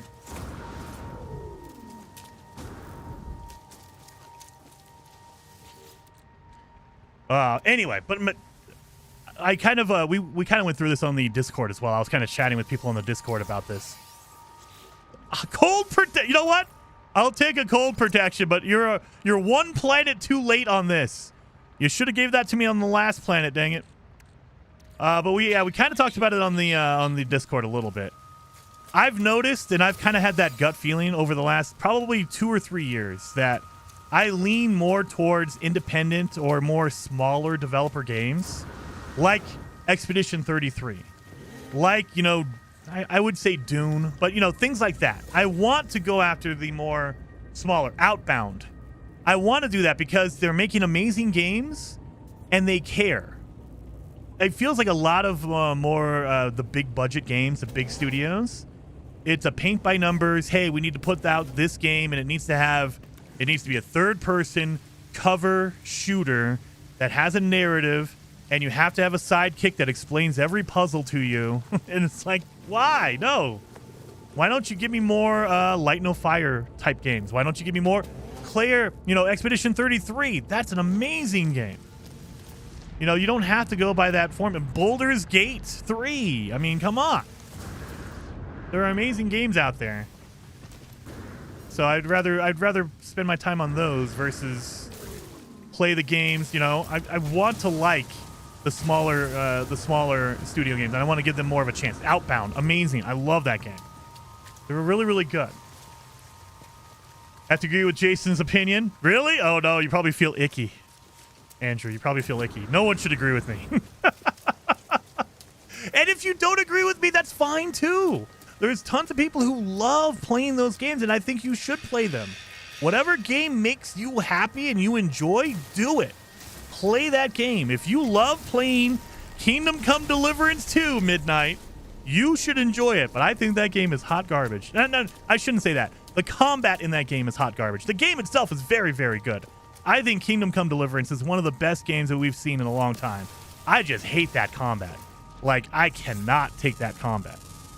But that doesn't mean it's a bad game, you know? So play what you like. Everyone's going to have their own thing. Play what you love.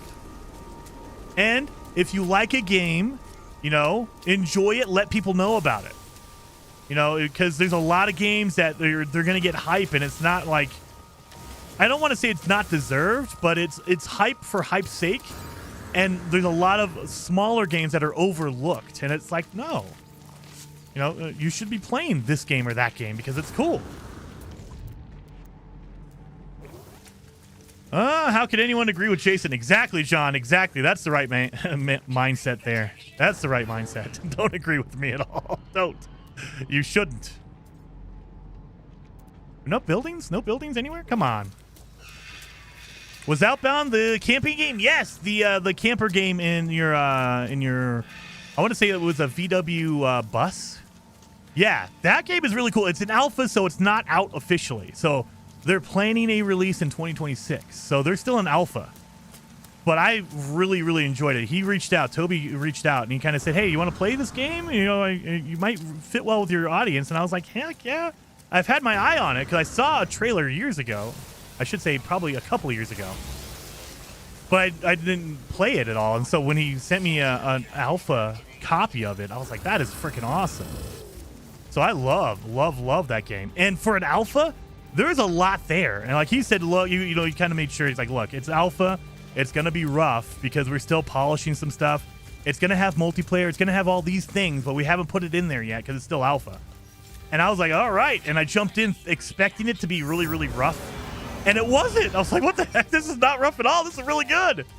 And that's kind of like a sad commentary on what I expect.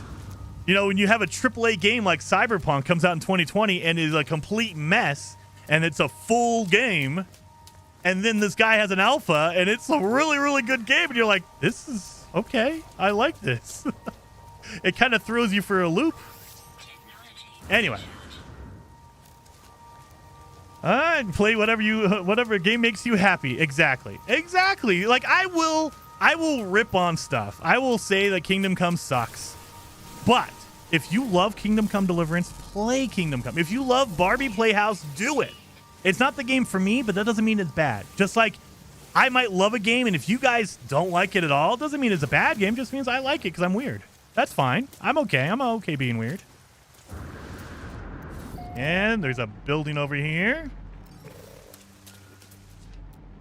Let me just take a quick look here. I don't see any smoke off in the distance. All right, so no ships over there.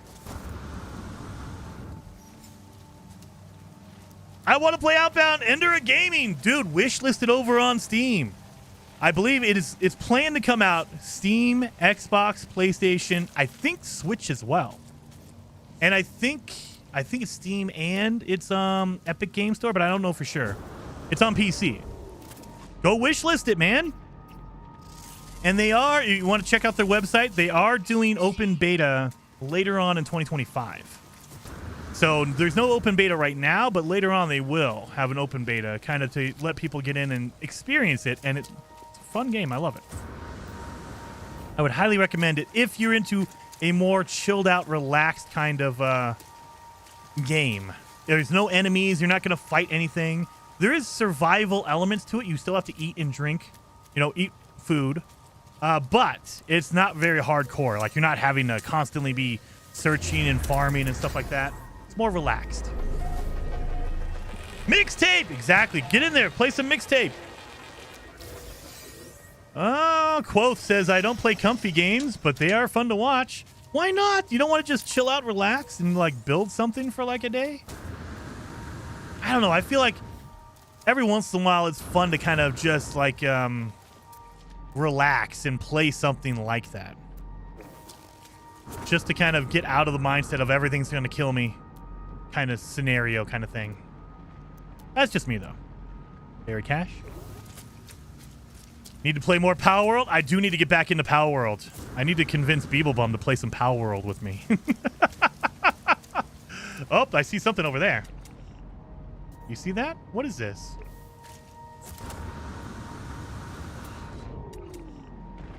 I see something over there. There's something over there. Planet Crafter, another great one. Absolutely play some Planet Crafter. I started RuneScape yesterday. Endera, I like RuneScape. It needs a little bit more polish on the performance, but I mean, it's early access, so you can't expect it to be 100% amazing, the best. Oh my god, of course I get a starship upgrade. I don't need that. Get out of here. But I'm liking what I'm playing so far of RuneScape. I really am. All right. What was over here? Why is there always localized to toxicity? Is this thing just following me? Toxicity? Come on.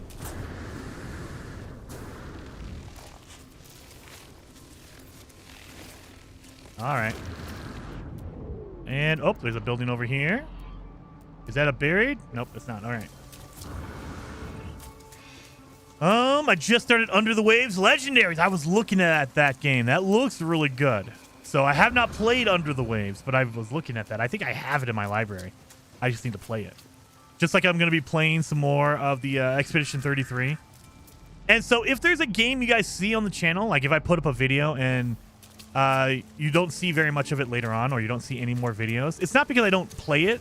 It's because if people aren't interested, then that's fine. I don't mind not playing a game on the channel. I'll play it on my own.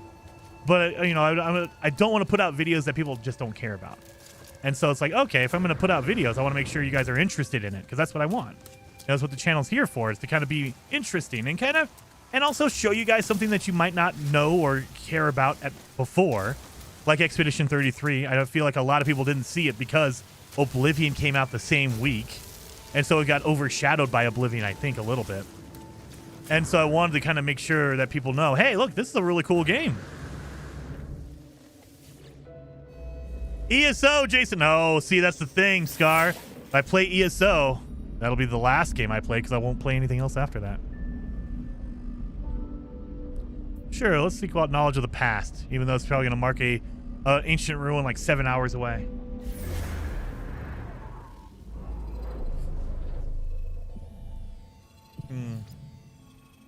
Atlas says, except the only toxicity that he's using is toxic waste.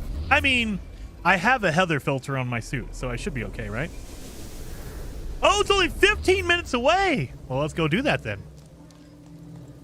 It is due west. Is there another building around here? Nope, I don't see anything, so let's go due west. Why not, right? Maybe we'll run into a crash ship on the way. At least now we have a marker, and it's only 15 minutes. That's pretty good. Normally, you don't get it that close. They're not that nice. Keldar says, Jason, I want to get back into Exxon. I hear subsequent patches have improved it a lot. I don't know that one. Is that the Hexagon turn-based space game?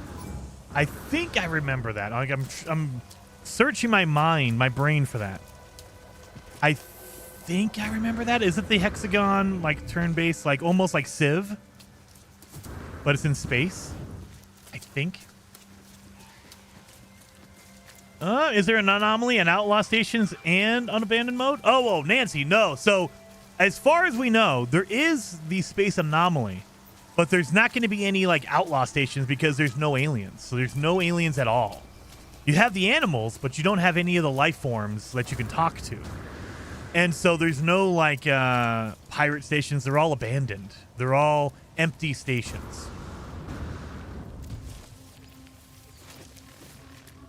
So there is a space anomaly, but it's empty as well.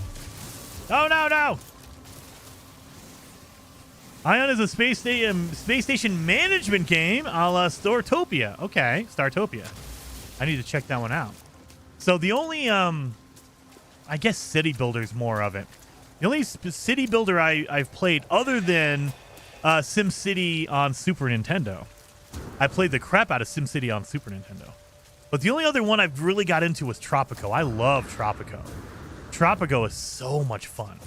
And I love just the theme of that being the crazy dictator down in the Caribbean. It's so good. It's so good. I love Tropico.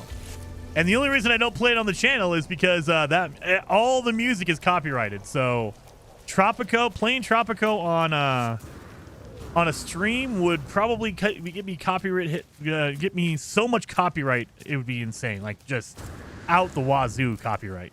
Like, oof, I would not want to chance that. And you could turn off the music, but then you lose like half the reason to play, because there's so much good music there as well. It's like part of the atmosphere of the game, I think. Head west, young man. Exactly, Andrew. Is the Nexus doable as a single newbie player? Oh, yeah. Oh, yeah. You can do that. Just make sure you are up on your upgrades. So I would definitely venture, if you're on the Space Anomaly, go to the back to the marketplace. Make sure you're getting all your suit upgrades that you can get at that time. And just try to make sure you're prepared. But yeah, you could totally do it. Why am I getting launch thruster modules for a ship I don't have? Oh my god, look at how much oxygen I have here. Oh my goodness. I need to convert some of that into carbon, I think.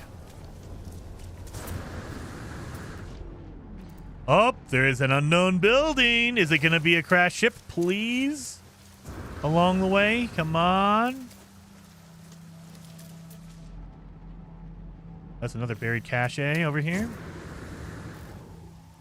Let me grab this. Let's see if I can get an actual suit upgrade. Not a ship upgrade, please. Boom. Oh, I got chromatic metal. That'll give me my, a little bit towards my, what's it called? My weapon, if I need to. Kevin says, I wasn't really liking No Man's Sky, but I'm a solo player, so I wasn't sure I could do the Nexus missions alone. Thank you, guys. Oh, yeah. Oh, yeah. Like, once you get to about the middle part of the game, once you get some good upgrades and you've upgraded your inventory, you can basically solo everything in the game. Like, everything is doable on your own if you want to. It might be a little tough in the beginning when you don't have a lot of upgrades, but totally doable. Totally doable. On my main save, where I have all my stuff maxed out, I run everything solo. You can totally do it solo if you want. It's never required to do it in a team. It's fun, depending on if you want to. But you're never required. Oh, I'm a freaking plaque. Here we go.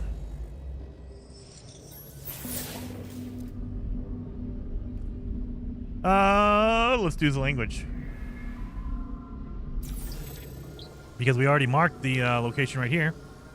And we are 7 minutes away. How do you get upgrades in the abandoned mode, Nancy? So they've patched the game in the Relics update, I think. The last update. And they've changed the abandoned mode a little bit. So originally, there was no upgrades. You had to go find them at random. Like, you can, if you open up these damaged machineries, they sometimes give you upgrades. Things like that. But since the Relic update, they actually patched in to where the kiosks on the space station will sell you upgrades without an alien there. So you can still interact with the kiosk even though there's no alien there and buy upgrades. So they've changed it. That way you can get upgrades in abandoned mode. Damn it. I got no room for anything, you guys. We don't need that. We don't need that. We don't need that. We do need these two because those are good. We don't need technically that, but we'll hold on to it for now.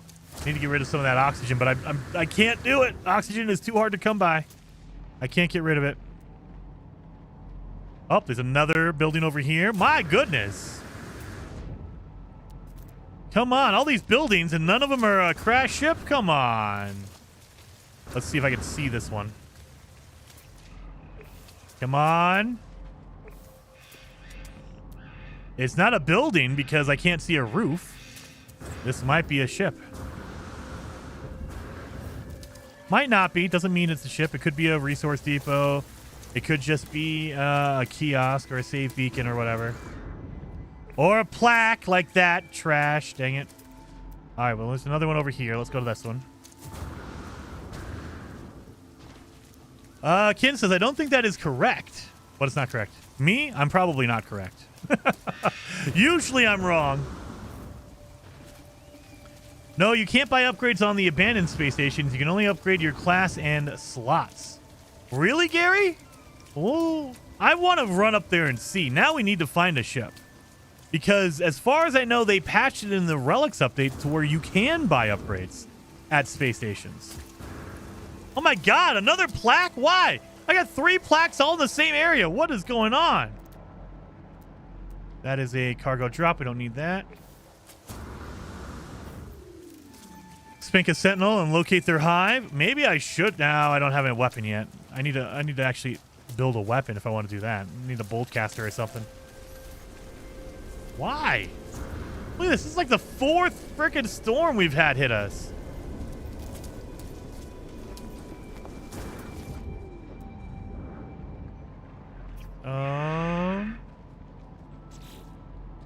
Give me a second here. Let me do this. I can tell you guys. Boom, boom, boom. A release log. I could show you guys. The Relics update is right here. And towards the bottom. Right. Where is this? Abandoned mode improvements. Right here. This is the Relics update. Multi-tools found on abandoned mode are now always free, but start with damaged slots. Settlement-related missions will no longer start. Abandoned space stations now have access to exosuit, starship, and multi-tool upgrade stations. Do they not let you buy upgrades? Additional salvage boxes have been added around abandoned space stations containing valuable upgrades and inventory expansion modules. Purple systems are now unlocked automatically in abandoned mode. In abandoned mode, crash freighter containers containing other buried caches can now contain additional valuable upgrades. So that's what I'm going on right here. Boom.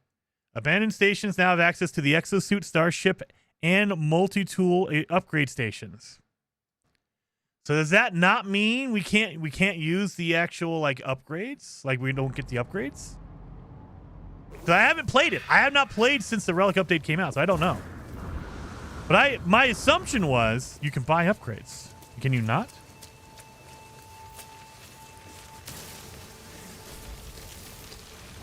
I'm going to check it out now. All right. Heck yeah, Nancy, do it. Always recommend doing it. Heck yeah, jump in and play, because if you don't like it, just stop and play some other mode. But always try.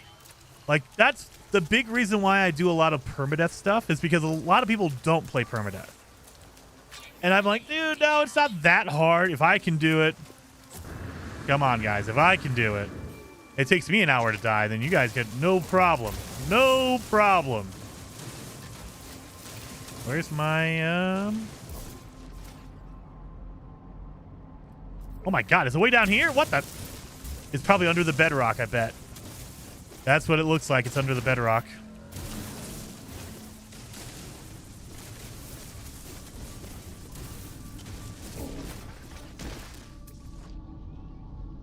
Yep, look at that. Give me that buried cache. It better be an upgrade. Or it's just cadmium. Alright, I mean, cadmium's good. I can get some upgrades out of that. It is difficult, but possible. Yes, it is definitely possible. And you never know. You might actually enjoy it. You never know. You might really hate it, but you might really enjoy it.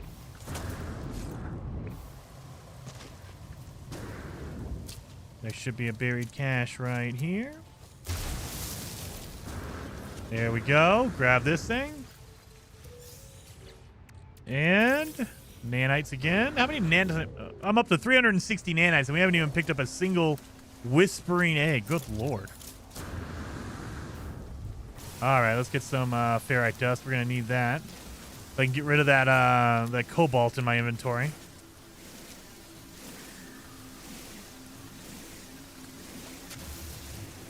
I don't produce the noxious gases. It's always Jason. Don't let Heather lie to you. We have a Heather filter in Planet Crafter for a reason, you guys. Heather's out here gassing up the whole universe. So even on Planet Crafter, there's yellow gas all over the place. Oh. Boom. There's another storm right there. There's Heather. It's a Heather storm right there. Look at that. You can tell it's a Heather storm. Gross. Well, hello, Tim. How you doing? Permadeath has no allure for me, but I'm happy to watch you do it. Yeah, and get murdered. I mean, you know what? That's what I'm here for. Gonna see you guys can see how terrible I am at the game. Oh. Can't beat Paul. 47-minute speed run. Absolute monster over there, dude. 47 minutes on a speed run is just crazy. Yeah, we're here. We can get our cool stuff. I don't see any buildings around. So yeah, let's grab this. So this is going to just be buried treasure, essentially. And if you're doing the Relics expedition, when you do this milestone, make sure you flatten and do it this way. Because you need to get your milestone for flattening and tunneling 3,500 cubic feet underground. I've traveled 10,000 steps. There you go. I got my 10,000 steps for the day. We're good. But yeah, if you do it this way, you can get all of your stuff done really easy. Oh, we have our artifact crate right here. So we need to get our keys to unlock it. So they're generally in these little areas like this one right here.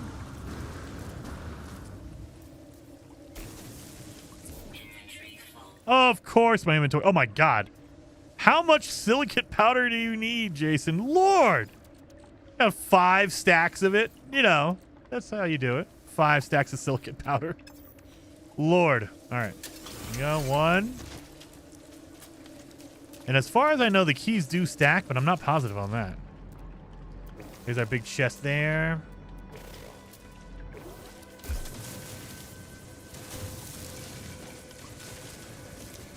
Don't like being under a bridge. Artifact crate. Just need one more.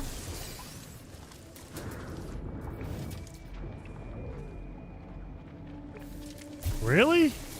I don't think I've ever gone for this one down here. Way too low. Well, now we should be able to unlock this now that we have 3. Do they stack? Oh, they do stack. Okay. They stack. Come on. Give me a really good upgrade or a good thing to sell. I got, oh my god. Really? I got caustic residue for 126,000. Gross. All right. Let's make some batteries. Get rid of all of our cobalt. Let's throw down a refiner so we can do this. Where are you at? Cadmium. Turn that into condensed or chromatic metal.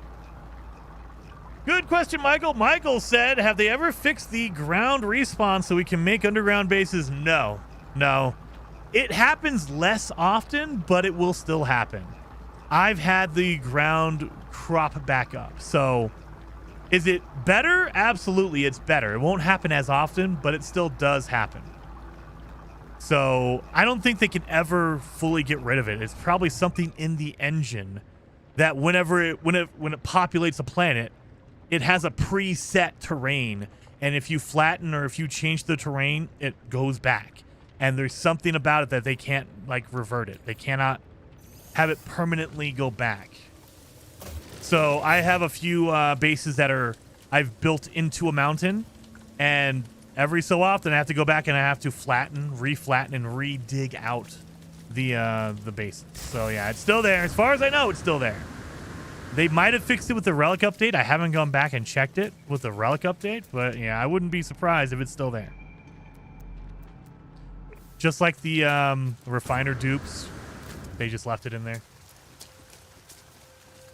How did you craft those batteries so fast? Oh, Jesslyn. So, if you want to know how I do those batteries so quickly, like if you wanted to see me do... I need to get some more batteries. Let's get some more batteries. I could do that. Essentially, what you have to do is if you go into your options, go into your accessibility, and under right here, it says hold for destructive, right? This setting, by default, is going to be hold for important. So if you're building something or you're destroying something, you have to hold the button down and that circle has to fill up before it does the action, whatever it is, destroying or building. However, I hate it. Whenever you're trying to eat food, I don't want to hold down a button for 2 seconds to eat food. I want to just tap it and have it happen faster. If you switch it to always instant, it'll destroy or it'll do it automatically all the time. That's a problem when you accidentally destroy stuff like me. Like if you're going through your inventory and you're just destroying stuff to get rid of it, sometimes you destroy the wrong thing and you're screwed. So I always go for hold for destructive. That means it'll be fast on everything except for when you destroy things, you still have to hold the button down. That's the only time you have to hold it down. If you're trying to eat food, if you're trying to build a battery, you just tap the button and it instantly does it. That's what you want to change it for, right there. Hold for destructive.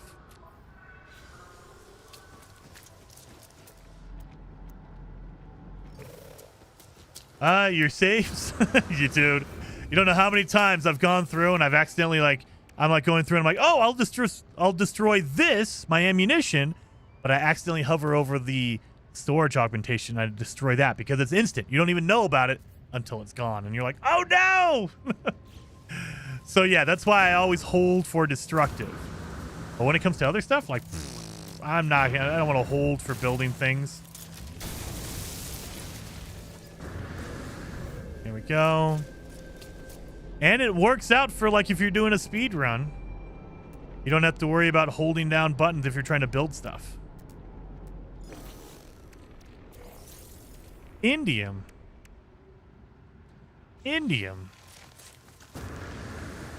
Killing me with all this metal.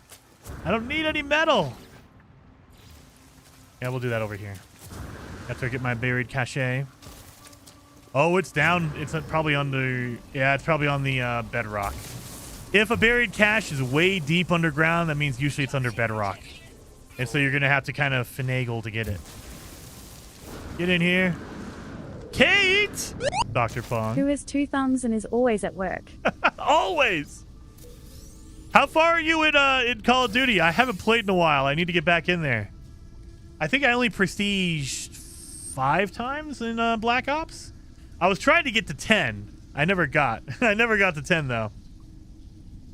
Presumably, says Jason, you've inspired me to take out my Subnautica card and put it in No Man's Sky. Subnautica is another one. Subnautica 2 is coming. Early access. I can't wait for that one, presumably. Subnautica 2 is coming. Should we do a Subnautica at least warm-up, like a playthrough of Subnautica and Subnautica Below Zero before the second one comes? I think. Prestige Master 61? Holy crap! I need to get back into Call of Duty, Dr. Pong. I need to get in there. I need to get in there. Prestige Master. Man, that's what I was trying to get. I only got to 5. Damn it.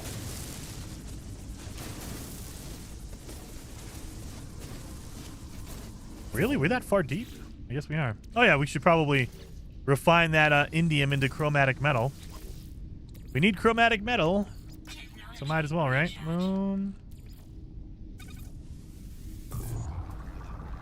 Hell yeah! All right, heck yeah. Maybe we'll do it Subnautica 2. You crash in another spaceship? Oh, it looks like it's going to be interesting. So there's going to be a focus on multiplayer in Subnautica 2. So maybe when Subnautica 2 comes around, I can convince Heather Silvermist to play with me. Maybe. We don't know, you know. What the heck? I thought I did that. No? What did I refine? I thought I refined the indium, but I guess I didn't. Look at all this oxygen. Good lord. Too much oxygen. Not enough carbon, so let's throw some carbon in there as well.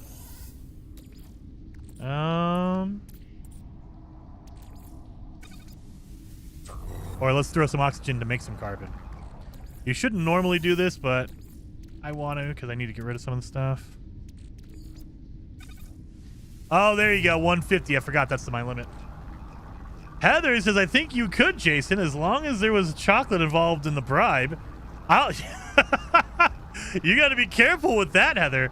I'll send you some of our terrible Hershey's chocolate up to you. You'll take that nasty American chocolate. Ugh.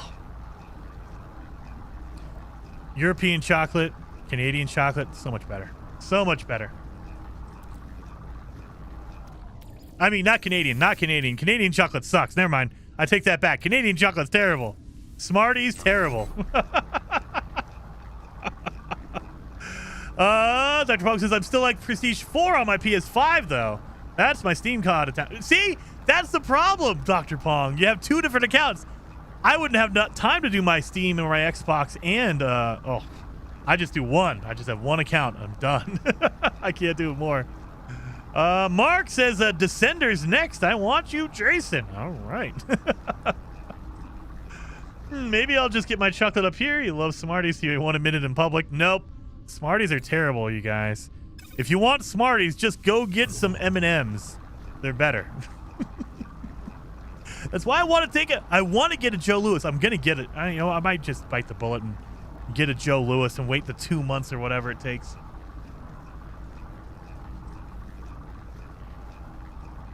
Dangalanga. Dangalanga. Says here in Australia, we have the best chocolate and soft drinks compared to the States anyway. I mean, I've had some Australian Kit Kats and they're good. I still think Japanese Kit Kats are the best on the planet. You cannot beat a Japanese Kit Kat. There's no possible way. But the Australian Kit Kat was very, very good. Very, very good. I have slowly learned over the course of eating all the weird food that American chocolate kind of sucks. And that it makes me sad because American chocolate's all I've ever had, but it's not good. I mean, it's not terrible. It's good for the price. I think that's the best way to say it. United States chocolate is good for the price. You can go to a store and get it for $1. It's cheap, but there's a reason why it's cheap.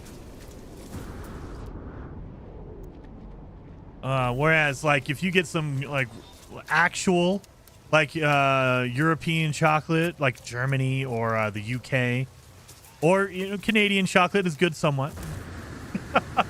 Very, very good. They make it different. Engineer Wilkie says, do you say that because you like the wasabi Kit Kats from Japan? No, I have not tried the wasabi Kit Kats. Oh, we have a crash freighter. We can go do that. I have not tried wasabi Kit Kats. Dude, the best candy on the planet is melon Kit Kats. I think it's seasonal because I have not been able to find them for like a year. I think they're seasonal. There might be some kind of a melon season over in Japan. I don't know. Or there might be a melon celebration. But basically, it is a cantaloupe or a honeydew, whatever you want to call it, flavored Kit Kat. It is the absolute best Kit Kat. It's the best candy. I have not found any other chocolate to beat it. You cannot beat a melon Kit Kat. It is just perfection. But I think, now that I've searched for it a little bit, I think it's a seasonal thing. Like they have a melon celebration or a melon season over in Japan. Toxic protection. There's a lot of fruits that go well with chocolate. Absolutely, engineer. My wife disagrees. My wife says it's just plain chocolate. She doesn't want any kind of weird fruit with it. But raspberry goes well with chocolate. Strawberry goes well with chocolate. Chocolate and fruits basically go together for the most part. I'm sure there's a fruit out there that doesn't go well, but I haven't found it. Orange chocolate is amazing. I love oranges in chocolate. I love cherries in chocolate. It's just, you can't go wrong. If you're mixing fruit and chocolate together, it's good. It's good. All right. So there's supposed to be extra stuff in here. So we can do our general ones. These ones right here. There's 2 on the surface that we can grab. Oh yeah, I forgot. It's junk. You don't have to put things in. It used to be you had to put things in to unlock the thing. Now you have to take things out because they're junk. I kind of like that better.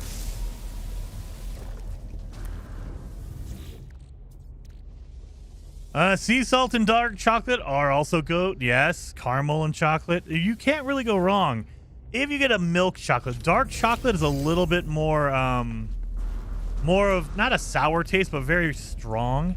Milk chocolate, you can make that. You can mix that with anything. You guys are gonna make me hungry for some chocolate. I'm gonna have to go get some chocolate after the stream, you guys.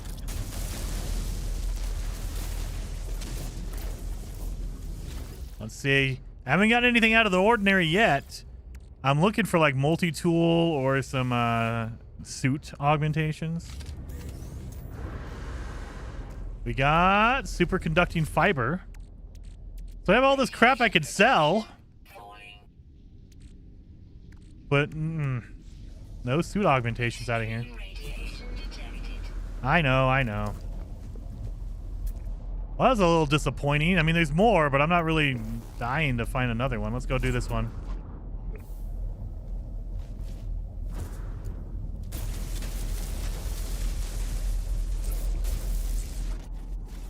I miss it? Oh, wrong way. Wrong way. Sorry, wrong way. I was facing the wrong way. Oh. Chocolate and marshmallow? Yes. Get us some more. Yes. The more pure the dark chocolate, the more bitter the taste. I do like dark up to around 70%. Oh, yeah. I mean, and to be fair, it's healthier for your heart, at least. It's just, I like that milk chocolate sweetness. I love all that stuff. I mean, I don't have enough room for any other crapola they're going to throw at me. We don't need that. Oh, that's good. Yeah, we're good. Let's just keep going.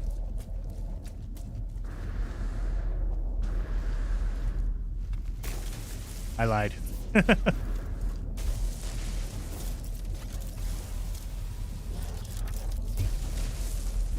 Come on, give me something good.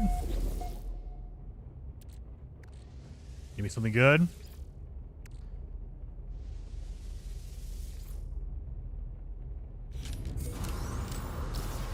Salvage data. I haven't got anything good out of this thing. Crash, man. Got ripped off. I'm leaving. We're gonna go. Let's keep going north. Well, great. Now I want chocolate. Thank you, Jason Legendary. You and me both, man. After the stream, I'm probably gonna go get some chocolate. Now I have to settle for American chocolate.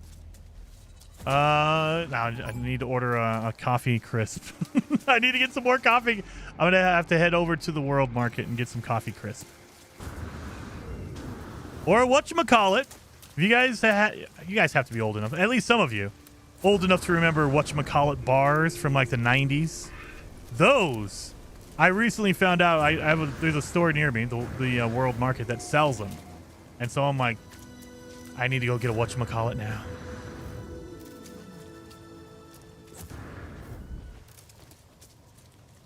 Dun dun dun. That's not going to be useful at all. So transmission tower, so I can call nobody. There's no one alive left in this universe.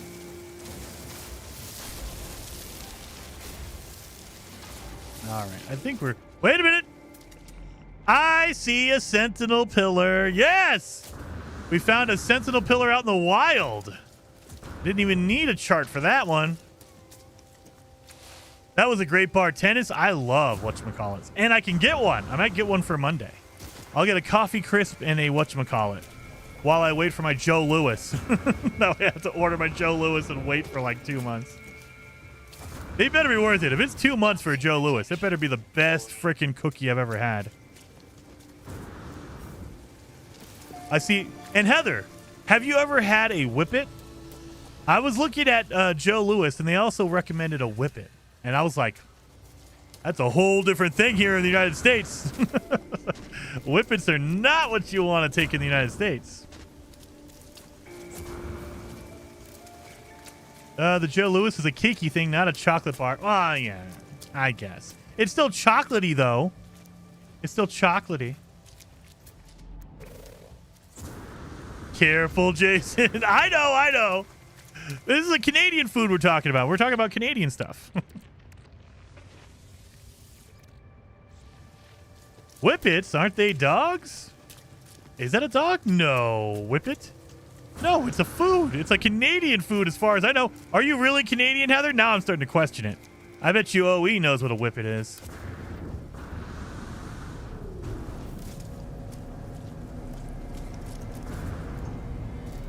Let's see what we got here. Never tried a whippet, but I've tried a Labrador. Oh, God. No, you're not supposed to do that. And I mean, it's a better multi-tool because it has more room in it. It doesn't have any good upgrades. It has a bolt caster already built in. All this stuff is broken, so you know what? I'm going to take it just so I can get the bolt caster out of it. That's all I need. Take it for free. Oh, don't access the logs. There's a dog called a whippet. It's like a small greyhound. I did not know that. I've never heard of a whippet dog. All right, let's grab the bolt caster. And then we need to switch back to our other multi-tool. And then we can just put in the bolt caster right in here. Oh yeah, we should probably fix our scanner since it's there. It's just been sitting there broken for the longest time. All right, we have a weapon now. I got rid of my ammo though. Oh no, I still have some ammo. I have 186 bullets. Yeah. Let's see if we can get an upgrade out of here, maybe. Get that salvage glass. I'll take it. Should be one over here. Oh, I got a suit upgrade. I'll take it. Don't need that. Christian Stern with the 5 gifted members as well. Christian, thank you so very much. 07. Gunboat says that if you want to eat Joe Louis as a true Quebecer, you have to have it with a Pepsi as a former resident of Quebec. All right, I'll go get a Pepsi too. I'll get a Pepsi and have it with Joe Louis. You two prefer Labradors. How many provinces have you lived in? I lived in Quebec too. Oh, Heather and Gumboat are talking about Canadian stuff now. Oh. Did I get one? Yes, it did. And antimatter. That's not great. We can do this. Have to have a Pepsi. Yes, twist it. Jason's arms. I know. I don't normally drink Pepsi. I drink Coca-Cola or Dr. Pepper usually. I'll find a weird Pepsi. We'll do that. We'll do a weird Pepsi when I get my Joe Louis. We'll find a weird Pepsi to drink. I think it was last year we found the pineapple Pepsi, and that thing was not great. It wasn't bad. It wasn't great either. Nova Scotian, Aaron. Nice. I've had, oh God, what do we have? We had raspberry jelly Nordic candy. I think it was Icelandic. It wasn't Nova Scotian. It was Icelandic. So it's over there, kind of. Close by.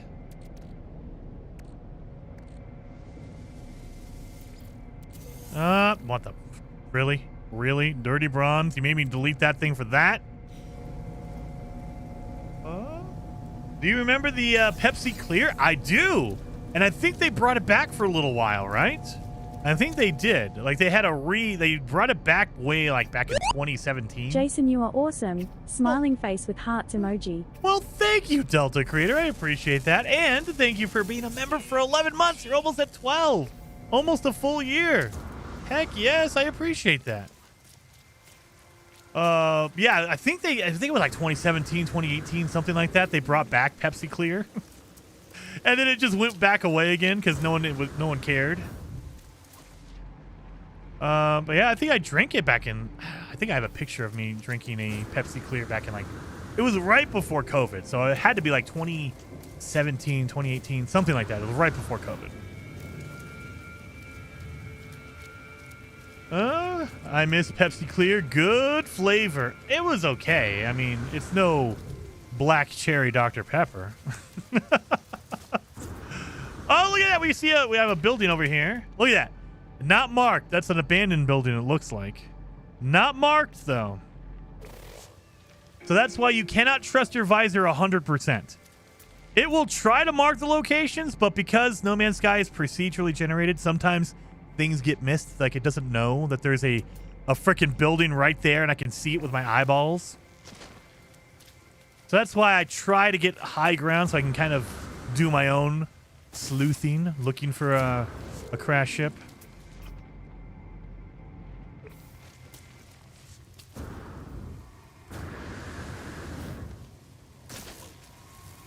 Let's see. You gonna give me an upgrade out of all this poop? Dr. Pepper is great, but Mr. Pibb is life. Mr. Pibb, Dr. Thunder is pretty good too. Dr. Pong, Dr. Thunder. Come on, you have no love for Dr. Thunder? And then what's the other one? There's Dr. Thunder. There's Mr. Pibb. What is the other one? There's another off-brand Dr. Pepper knockoff thing. Also, poutine is awesome. I need to get some Canadian poutine. So I've had poutine here in the States, but it's not the same. I don't think, anyway. I always want to try the original one just to see if it's close. Like if the one I ate in America is closer. Because I've had you can get generic sushi in most places in the United States. Like you go to a gas station. Don't do that. But you can eat gas station sushi. Not the same as real actual sushi. So I always there's a sushi place I go to. The guy, he's a Japanese guy. He makes it really good. It's expensive as hell, but it's good. And so we'll go there on a special occasion, for an anniversary or a birthday or something, and we'll get the sushi from him. Oh my god! Get rid of the dirty bronze script. Not worth it. Got rid of the dirty bronze so I can get pure ferrite. Mother man. Is that the same building I marked? Is that my unknown building? Oh no, that's the tower. Mr. Jason Plays. Well, hello, Geck. Hopefully you had some fun with your Oblivion run that you were doing. I saw you were playing. And hopefully you had fun. There's a lot there. There's a lot there to kind of get into. So sometimes I forget because I played Oblivion it's in my blood. I played it a lot. And so there's times where, on stream the other day, I was just blasting through things and I forgot, oh yeah, people probably haven't played this, so they don't know what I'm doing. So, and watching you, and you were very, very scared of being sick, and I was like, oh, you can just go pray. You're fine. But yeah, it's different when you don't know, when you have not played the game a million hours and you're not an old man like me. Oh my god! This storm keeps following me! I swear, Heather is in this game. I know she is. I have this yellow greenish storm always around me. I say to all Canadians, I'm your buddy, pal. Yes. That's pretty good. Raging Clue from the Hardly Boys. I still never found a damn church or anywhere to pray. Well, go to different cities. There's different towns around the map. And so in the, you start out right next to the Imperial City. And so that's the easiest one to get to. But if you run around to Bruma is to the north. If you go to Breville, which is to the south, you can run in and you can really notice the churches. They're really easy. Don't go to Kavach. That church you don't want to go to yet. But the other towns around, yes. Definitely go and hang out in one of those other towns. Every city has a temple. Yes, that is correct. It's a little bit harder to find in the Imperial City. It's because it's a huge area, and the maps aren't really like self-explanatory. So you really got to look. Building. That is just proof that you produce both the green and the yellow gases, Jason. Nope, I think that's because you're here, Heather. Heather's here following me, trying to kill me with her gas cloud. That's a building. I see a building. It's abandoned. Oh my god, abandoned building, really? I don't need abandoned buildings right now. I need a crashed ship, please. Yep. Abandoned building. We found a lot of buildings. I don't know. Are we on a moon? No, it's a planet. It just feels very small. Like, it's definitely smaller. You know what? It's almost the same size as the moon, so it might be considered almost a moon. But yeah, I was going to say, all the buildings are very close together. Kind of nice. Still haven't found a dang ship, though. Jason, do you remember red and blue Pepsi? I do not remember red and blue Pepsi. I do not remember that one. Oh, trading post. I'll be able to sell my crap. That way I can at least clean up my inventory, and maybe they'll sell me some freaking, some jellies, some dihydrogen gels, man. I need it. It's a planet, just like Pluto. Dude, Pluto is a planet. I don't care what all the scientists and the people who know more than me, I don't care what they say. Pluto is a planet. Oh. All these dang smart people with their classifications on what a planet actually means. No. Pluto is a planet, damn it.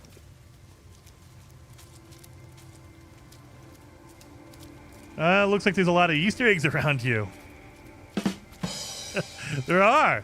They're not Easter eggs. These are Sigourney Weaver is definitely going to have a lot to do here.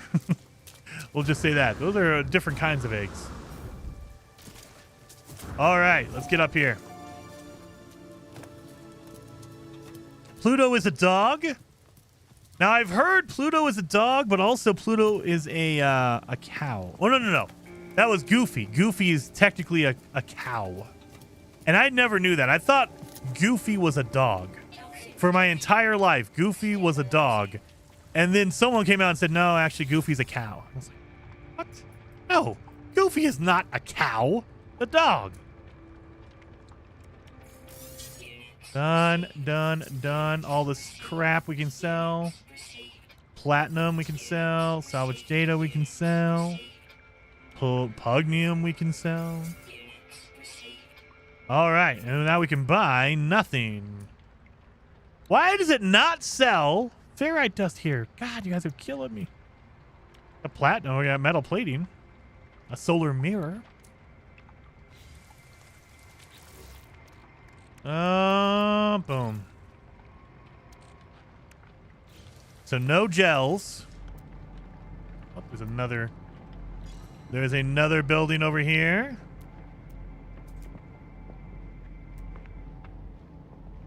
We came from that direction. Yep, we came from that direction. All right, so there's a building over here. Do you think it's a crash ship? Do you think it is?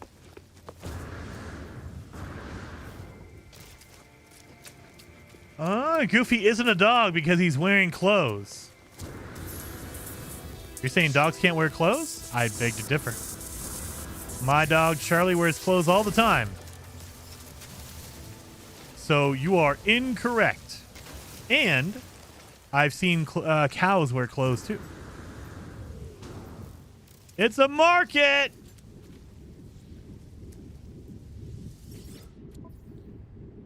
And it has the same... Oh, no, it has dioxide. I'll take that.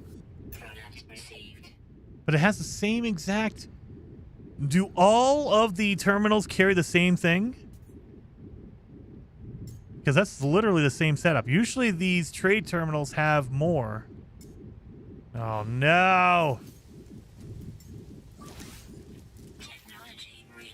Let's see if we can get some cargo. Cargo drop pod, please.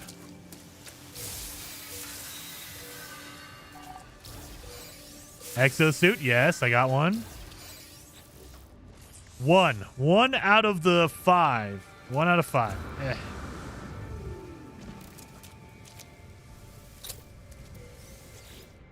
And don't need this. Oh. Then I saw my extra. Terrible. According to my Google search, Goofy is not a dog or a cow. What is he then? If he's neither, he has to be something. What is Goofy? Not a dog or a cow.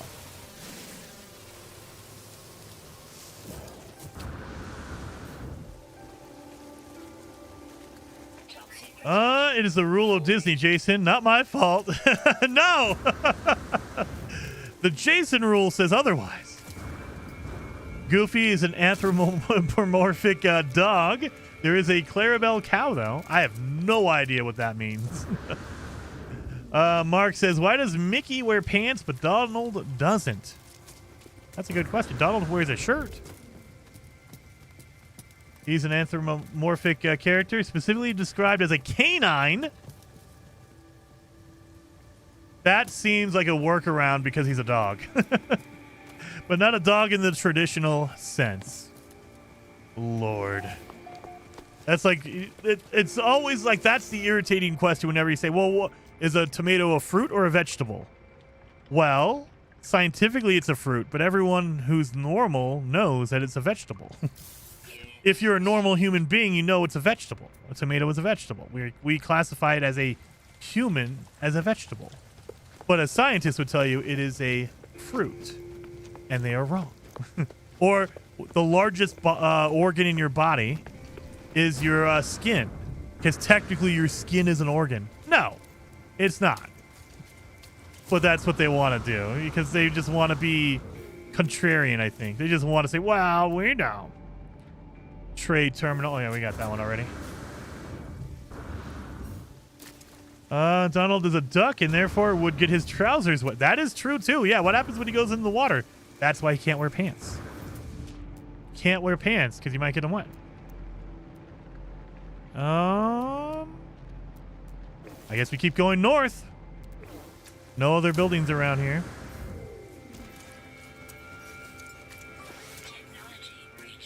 You are a non-science believer. Only when it comes to tomatoes and then pineapple on pizza. You guys are, it's disgusting. Oh. Pineapple on pizza.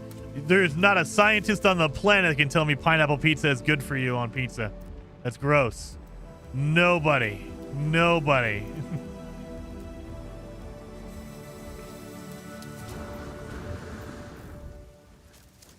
And Pluto, exactly, and Pluto. Pluto is a planet. They can't tell me otherwise. Pluto is a planet, dang it. For years, I was taught that in school. Like, just like now, they're saying that like a brontosaurus is actually not a real dinosaur. It was something that they found a pit full of a whole bunch of bones, and they built a dinosaur and called it a brontosaurus. And I'm like, no, I can't believe that. That might be true, but no. I will fight that. No, a brontosaurus is a real dinosaur, dang it. Oh. It's a planet despite what we all... Yeah, exactly. It is a planet, no matter what. Pluto is a planet, dang it. Oh. Can I get a suit upgrade out of this buried cache, please? Come on, and... I got a weapon. I got a boltcaster module. You know what? At least that works. I have a boltcaster, so thank you for giving me a boltcaster module. And if I destroy it, I get pugnium and a wiring loom. Okay, I'll take that. You know, if you want to give me an actual crashed ship, that'd be even better. Let's keep going north.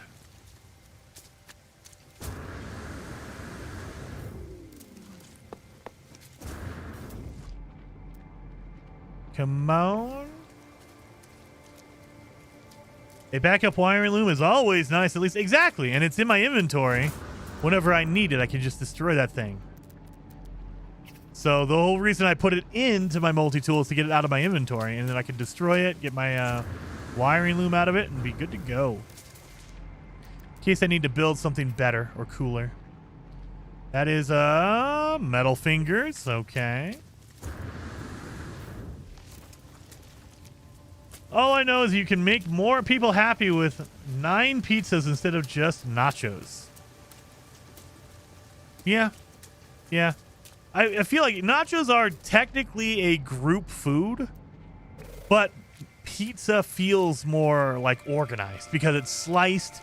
You can know, hey, I'm going to go grab a slice of pizza. And so it feels better than like, hey, I'm going to go get some nachos. It's like, nah, it's kind of, it's messy. You can't really divide up nachos evenly for everyone. So yeah, it's just, no, pizza's easier to like, at least for my brain. Like, all right, I know I can go get a slice of pizza and be good. To do nachos, I got to go in there and then how do you divide up all the ingredients for a nacho? Like, do I want more sour cream? If I take all the cheese, am I being a jerk? Or if I take all like the meat or the olives or whatever's on there? Like, how do you divide all that up? Whereas on a pizza, it's like whatever's on your slice, that's what you get. So pick the good slice. All this food talk, you guys are gonna make me hungry. Got chocolate, I gotta get pizza now.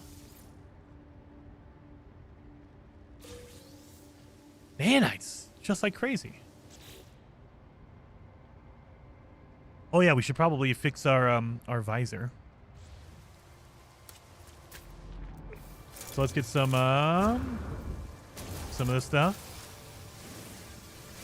Keldar says, I was gifted a slice of pizza from a buddy at the bar today. Nice. If it was good pizza, absolutely. Pizza's good. If they give you a pineapple pizza, then they might not like you. Ken says, if Pluto is a planet, then the moon is a planet. The moon is bigger than Pluto. Yeah, but that's the thing. In my mind, and I'm not a scientist, but a planet is an object that exclusively is in orbit around our sun. So the moon is not technically in orbit around the sun. It is to a point, but it's mostly in orbit around the Earth. So it is orbiting the Earth. Now, it just so happens the Earth is orbiting the sun, but that doesn't mean the moon is orbiting the sun. It just means it's orbiting the Earth, which is connected to the sun. So as far as I know, Pluto is not orbiting another planetary body. It is its own body that is literally orbiting the sun. So that is what makes it a planet to me.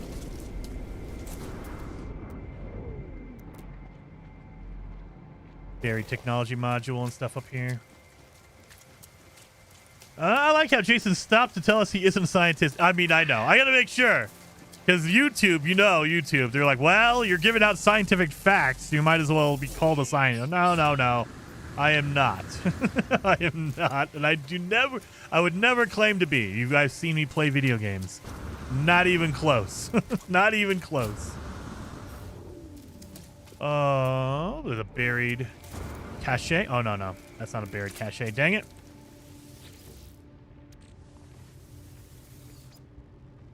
Pluto has a moon of its own called Charon. There you go. See?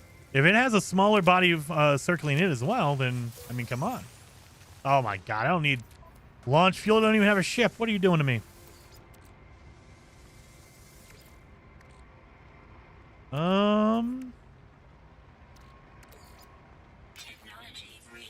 Here we go. Well, let's keep going north, I guess. Dang it. Oh. It's just a shelter. Where's your ship? I'm trying to find it. I'm looking for it. I haven't found it yet. I want to. Have not found it yet, though.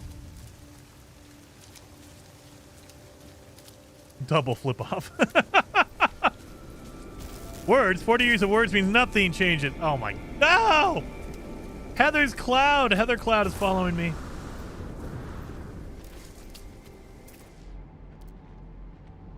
No buildings. Dang it.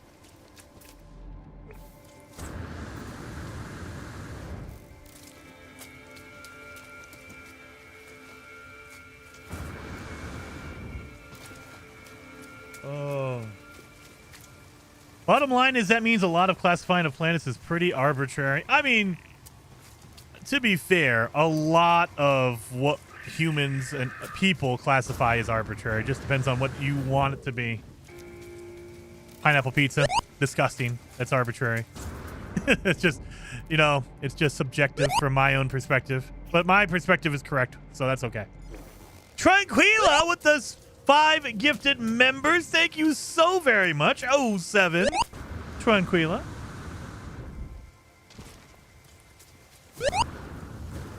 When you have a ship, you can go on a dissonant planet and get ships and weapons. Yes, you can, Nancy. Yes, you can. So that is the goal. But we're trying to find our beginning ship because we're doing a no starter ship challenge in the abandoned mode. So basically we're ignoring... Oh my god, give me a second here. Okay. We are ignoring the starting ship and we're trying to find our own starting ship. And that means we have to get lucky. And hopefully we find a crashed one like this thing. Hopefully that's a ship. Cache sounds like cash. Cache sounds more like cachet. I know. I like to intermingle them just to frustrate people. I mispronounce things a lot. Sometimes on purpose. Sometimes I just don't know. But I like throwing a dash of purpose in there. That way people, they just like, their brains like explode a little bit. It's fun. It's fun. That's an observatory. So not a crash ship, dang it. I like how it still says unknown building. I'm looking right at it. It's an observatory. Thank you. Not going in there because I don't want to get whipped by a plant and die another hour in. Like the last one, the first run we had. Died an hour in. Good lord, that was terrible. Mispronouncing words. Fight the system. Exactly. Exactly. Oh, there's an unknown building. It looks like a antenna. Yeah. Oh, transmission tower. Is Paul still here? I haven't seen Paul in a while. If Paul's not here, I could totally go in here and use the transmission tower. He can't. He won't know. He won't know. Dissonant planets are clutch for abandoned mode. I can't live without my Sentinel multi-tool. Dude, Sentinel multi-tool and Sentinel ships are the best. Absolute best. Howdy says, speaking of food, do you prefer grape or strawberry jelly on your PB&J? That's a good question. I would probably go with strawberry because I use grape jelly on everything. So strawberry because I would feel more fancy. So strawberry, I would go with strawberry jelly for me.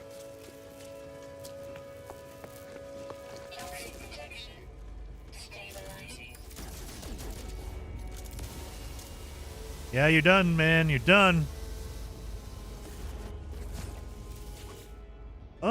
Gary says, Jason, Paul's advice was because he determined that if you use a transmission tower, you won't be able to spot random crash ships on your HUD. Oh, really? Okay. Well, what if it's close? What if it's close? That's the thing. These are, it will mark a crash ship nearby. Nearby could be 8 hours away. It could be 20 minutes away. You don't know. So theoretically, it could mark a ship nearby, but you're taking that chance. Paul is correct. You will be stuck with this one.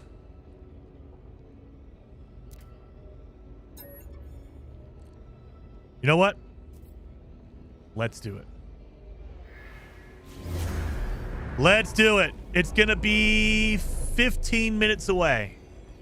Not 15 minutes, because it should be right here in this screen if it was 15. It is... What the crap?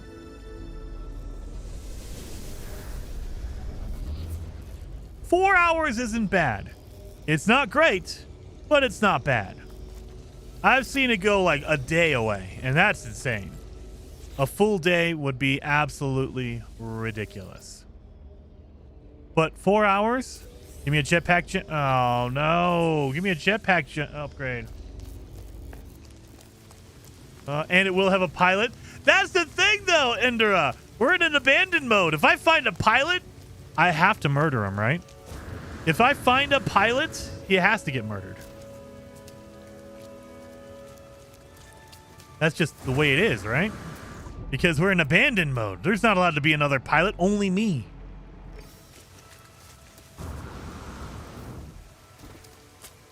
So 4 hours of walking, and along the way, we're going to find another crashed ship. Watch. I'm going to prove Paul incorrect. I'm going to find a crashed ship before we get to that 4-hour distress beacon over there. I will say, we've been walking for a couple hours in this direction. I bet you, well, we came from there. I bet you that is probably 2 hours away from my ship. I got another storage augmentation for my ship.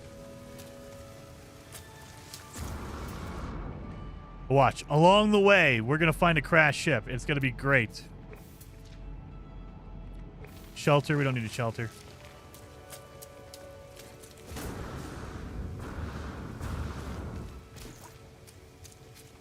But he's Paul. I know, but I like going against the grain because it's probably not going to work out. But if it does, oh yeah.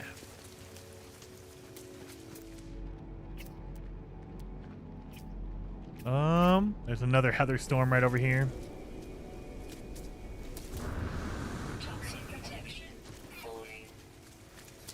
I know, I got you. Boom, boom, boom, boom, boom. Shelter. Trading boats. Yeah, I literally came from over there. Okay.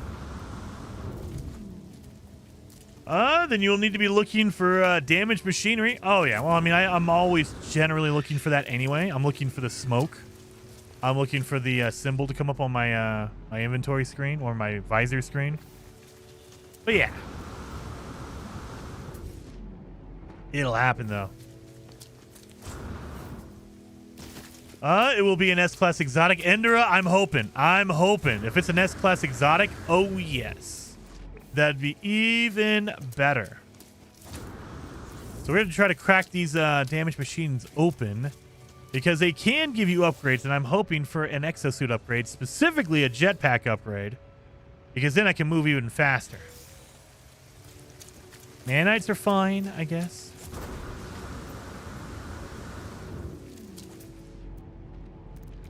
Done.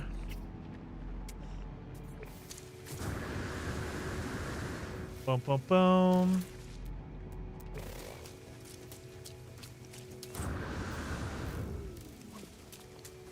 Get up here. A big purple squid? That would be even better. Can you imagine to get a purple squid crashed ship? Yes. I would take that. These big round hills give me the heebie-jeebies? Why? You don't like hills? No crash ship, thank you.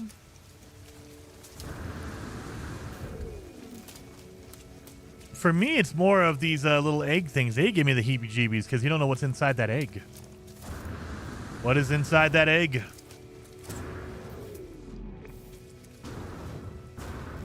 Is there a purple squid? Yes, there is, Tennis. Yes, there is. It's a very light. It's more of like a lavender, but yes. There's blue, there's purple, there's yellow, there's orange, there's red. There's white. There's no black ships. Not naturally, anyway. There's no natural black ships. I think that's about it.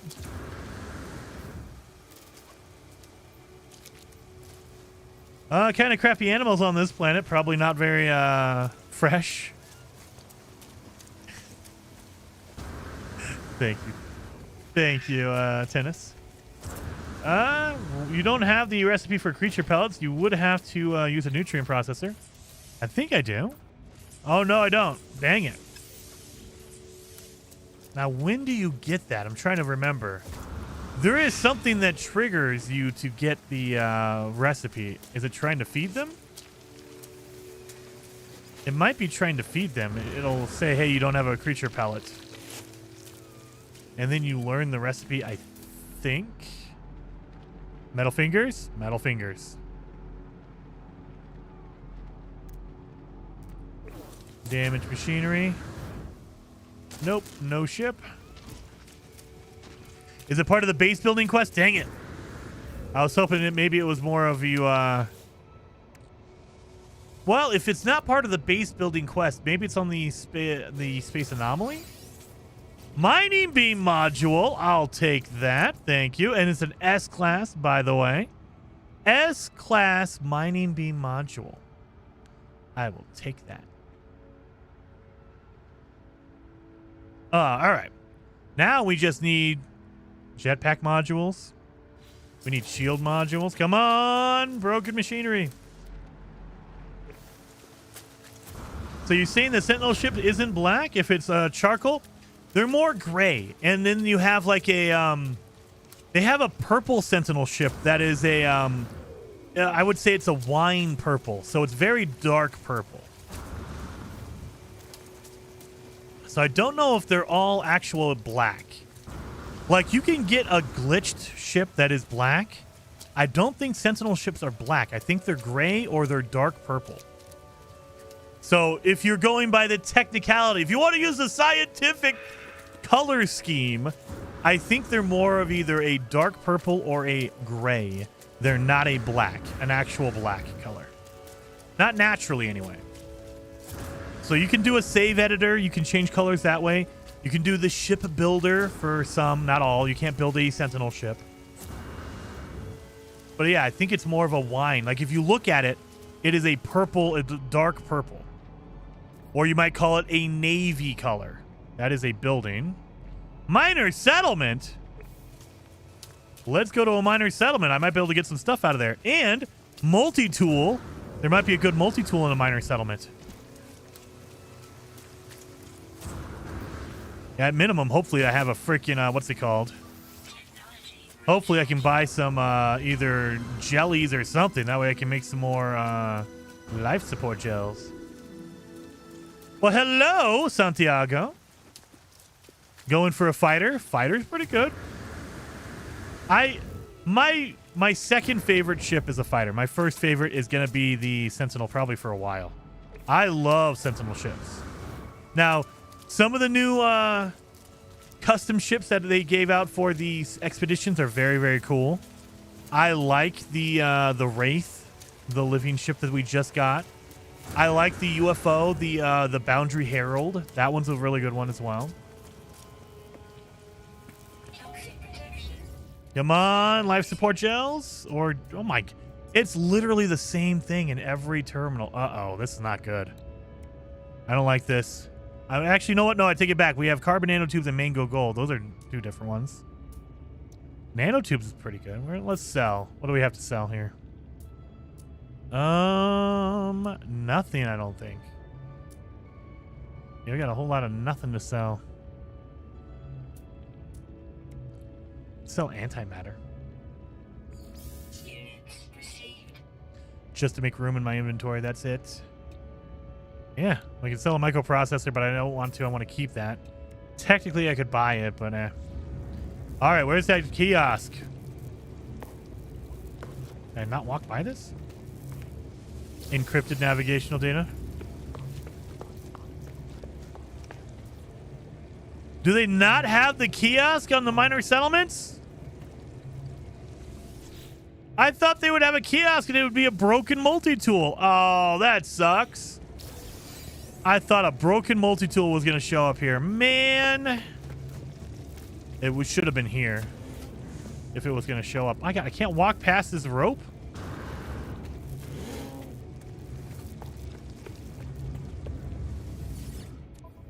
Multi-tools are only in Viking systems. Is that real? Why would they only be in Viking systems? What the? That seems messed up. Why would you do that to me? Oh, wow. Well, dang it. Thought we were going to be able to get one, but oh, well. I guess not. Let's just keep rolling, I guess.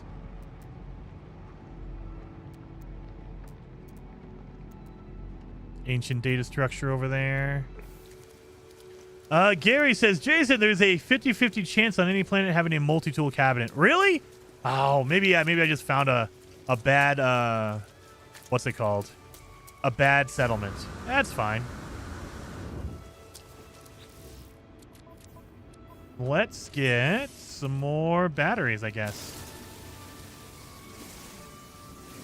I thought it was an NPC shop with the landing pads and trade stations. Oh, yes, that is in the normal space stations, or the a normal system, but we're playing on abandoned mode, so there's no aliens in abandoned mode. So they treat every system like it's an abandoned system. So you're going to see there's going to be every building is empty, even the planetary archives and everything like that. So it's abandoned mode, so there's no aliens whatsoever. And all the plants or the buildings are going to be overgrown. They're going to have weird stuff on them, like growth. Technology recharge. Oh, so you're boned. Kind of. So there are ways around it. Like, you can get around it, and that's part of the challenge. That's part of what makes it fun, at least for me, is figuring out ways to get around that kind of stuff.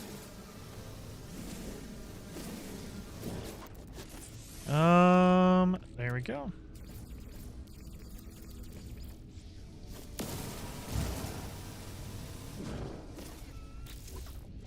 $10. Beautiful. Oh yeah, we need to fix our... I've been talking about this. Let's fix our scanner. Done. Scanner is fixed. Good to go. All right. Have they updated the mode so there is some actual purpose to it? I mean... The purpose is to run it on the hardest difficulty and see if you can survive. That's the objective. That's the reason. What other reason do you need? What other reason would you need to play abandoned mode? Come on.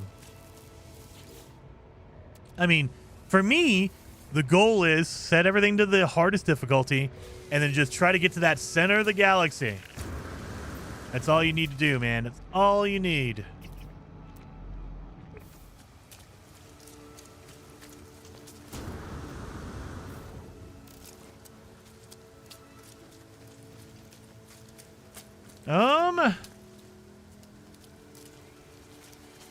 In the Genic Philosopher, I'm going to call you Philosopher because I can't read your name because I'm not smart. Hey, Jason, I love watching your videos. Always checking out your No Man's Sky streams when you go live, especially. That's awesome. I appreciate that. Have you ever thought of doing No Man's Sky mod videos? There are some pretty neat mods out there. I have, but I'm always nervous. Like, I think I've done one. I've done one video on mods, and it was when they made the Sean Murray head mod. I did a video on that because it was pretty funny. But I'm always nervous that I'm going to ruin my stuff because I'm not a smart guy. I will end up corrupting a save somehow. And I don't want to deal with a corrupted like main save and have to do that all over again. Believe me, I delete my save on my own. I don't need help by modding my game and ruining it on my own. But I have thought about doing that. Just showing off some really cool mods from the community. Surprised you haven't found a wild base computer yet? It's been a while since we found one in the wild, Mendahar. It's been a while. You would think, yeah, I would have run into one by now. I'm not really looking for one, though, so I could have walked by one. Probably. A lot of crashed or damaged machines over here. We got 3. Right in a row. Let's see if we can get an upgrade out of one of these. Come on, give me an upgrade. What was that? What was that notice for? What was that notice for? That was for, I'm assuming, for steps.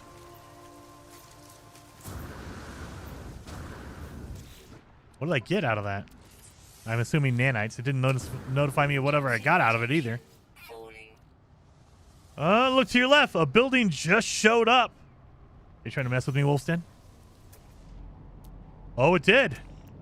That is an ancient ruin. Okay, we got an ancient ruin over there. Heck yes. Ancient ruin. Not a crash ship, though, dang it. All right, I made batteries. I should probably use them. Oh, not that one. Son of a gun. Well, that was a waste. And launch fuel. Oh, I skipped that one. What the heck? Here we go up here. There we go. Hey, Jason, I love your videos. This is from Fossil. Are you running all the way to the distress beacon? Probably. Oh, a life support module. We have 2 life support modules. We're doing pretty good on those. We don't need to ship launch fuel. Get out of here. Technology recharge. Doing good on life support now. We've gotten some good upgrades out of the damaged machines. Not what I want. I've been looking for a dang jetpack upgrade. I haven't got one of those yet. But it'll come. It'll come. Maybe a shield upgrade since I'm breaking my knees all the time. Technology recharge. Here we go. Boom, boom, boom, boom, boom.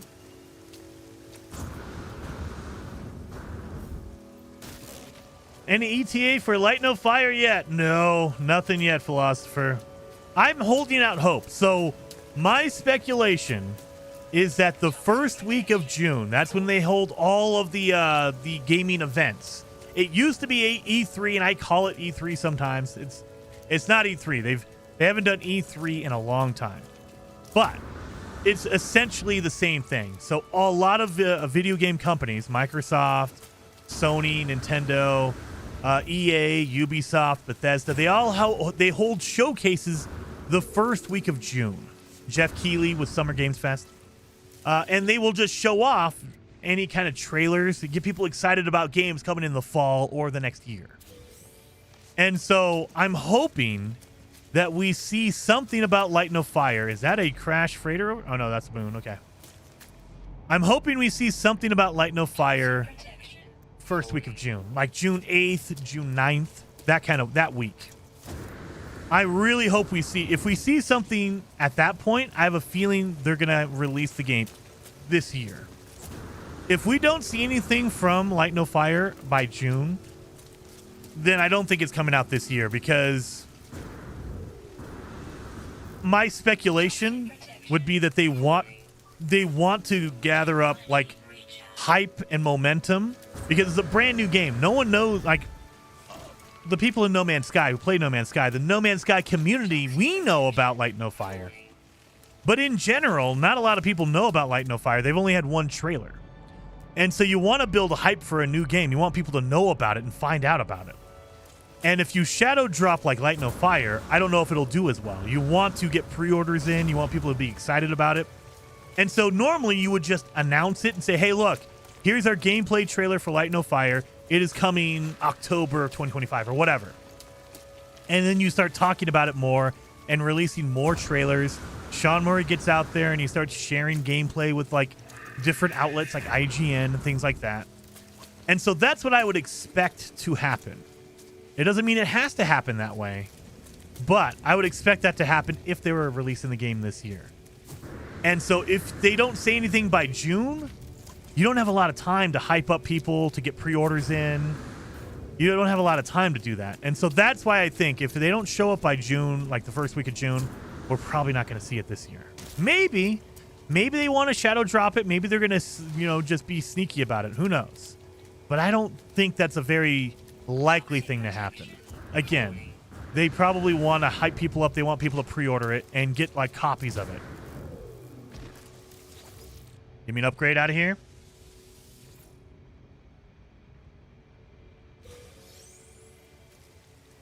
Christian says they are scared from announcing No Man's Sky.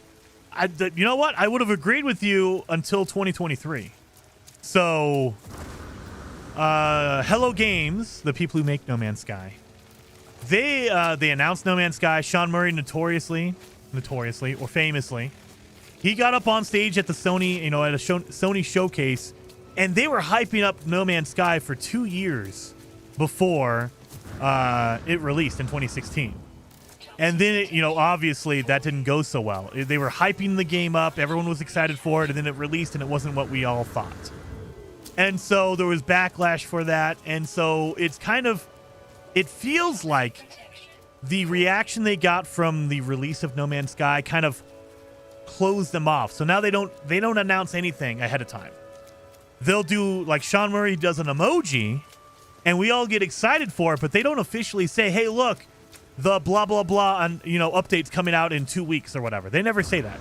We get an emoji, we all get excited, we guess what is going to happen, and then like a week later, 4 days later, we get the update. It just comes out. So if they do that with a new game, I don't know if that would work the same way. If Sean Murray just decided to put out a fire emoji and then Light No Fire comes out like 4 days later, I don't know if that would work out well. And I would hope that they would have a collector's edition like they did with No Man's Sky. Give us a little like figurine of something or something like that. That way we can pre-order it. And I would hope that that would also build up momentum, build up hype for the game coming whenever it comes out. So that's what I would assume. That's what I would speculate they would want to do. You want 6 months, at least 6 months of, hey, look, our game is coming out 6 months from now, so you can pre-order it now. We have a deluxe edition or whatever the heck it is. And go pre-order it, whatever. Leonard, with the 10 gifted members. Thank you so much, Leonard. I appreciate that, 07. And so with that being said, if they don't announce anything by June, 6 months from June is November or November. And so that's why it's like, okay, you probably want that kind of a time frame of run up. Now, could they do it shorter? Sure. But after that, if they don't announce anything in June, I wouldn't expect anything until December. They might just wait until Jeff Keighley's show, the Game Awards in December, and do it like they did before. In December of 2023, they announced Light No Fire. They just showed us a trailer and said they were working on it. And it's like, okay, cool. But yeah, so I don't know. That's all my speculation. Who knows? I could be totally wrong. Maybe Sean Murray is getting an emoji done right now and Light No Fire comes out next week. I don't think so. I'm pretty sure that's not going to happen. However, we never know. It could happen. It could happen. And 07, thank you, Leonard. I appreciate that. For the 10 gifted members, we have 53 members for today. And we have 500 people watching. If you guys have not hit that like button, I would appreciate it. 07, hit that like button. Help out the channel a ton when you do that. All right. Oh, we have too much chromatic metal. We have... I think this is more of a shield. What does it give me? It gives me solar panel core health and fuel efficiency, 6%. That's good. Well, let's keep going. Mark, thank you so much. Good. Change your title to citizen scientist. Citizen scientist. I am a scientist on everything Pluto and everything pineapple pizza. I am all knowledgeable and all knowing on those two subjects only. Oh, I love it. Thank you, Mark. 07.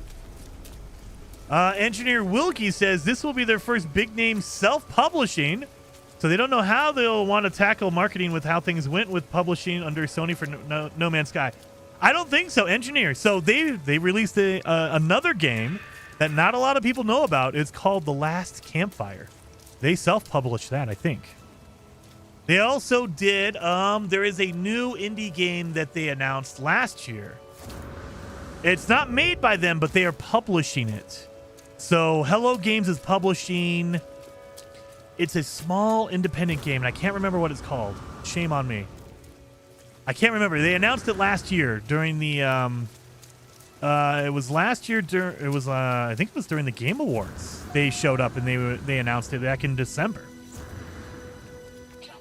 So they're publishing that as well. So they know what they're doing. They have a flow for it. Now, the only question would be, are they going to do a physical release? Are they going to do a disc release or a deluxe edition or whatever you want to call it?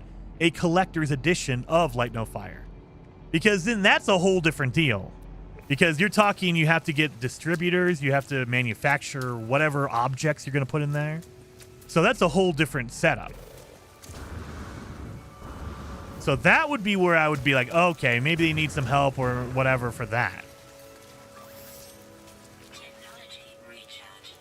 OE says, I cannot believe that there's so many people who will watch Jason run around on a planet. Oh, it's because they're here for the the enticing talk about how Pluto is a planet and how pineapple does not go on pizza. It is a travesty. Try the first-person camera. I have. I don't like it in No Man's Sky. Like, I'll play first-person. My God, why do I keep getting stuck on this? Look at this. That hitbox is way too big. Like, I can't walk past it. That's so weird. And nothing here that I need. Well, son of a gun. And there's no multi-tool kiosk either. And nope. Well, dang it. I can get encrypted data. Yeah, see, look at that. I cannot walk through here. That hitbox is weird. All right, well, let's keep going. We enjoy watching Jason get frustrated. Yes. Just bring up, the price of games. Oh, yeah, we'll get a rant out of me. Or let's talk about the Oblivion menu system. That'll get a good rant. How is skin only technically an organ? Because most people, I would say colloquially, meaning the way that what people consider an organ is not skin. People consider organs the traditional, your eyeball is an organ, your liver, your heart. When a normal average person, when Jason thinks about organs, he's not thinking skin. He's thinking of a self-contained thing, your liver, your lungs. That's an organ, not skin. Skin is not an organ or considered an organ.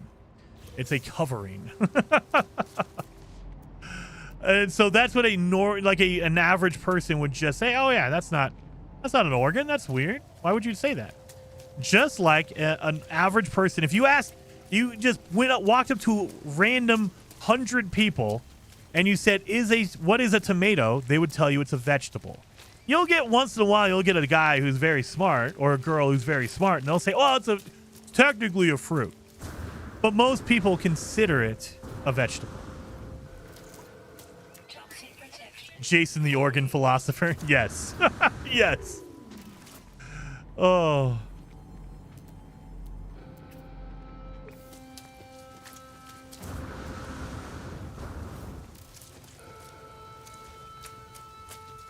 So, the other question would be, when you become, like in the United States, if you're an organ donor, what does that mean?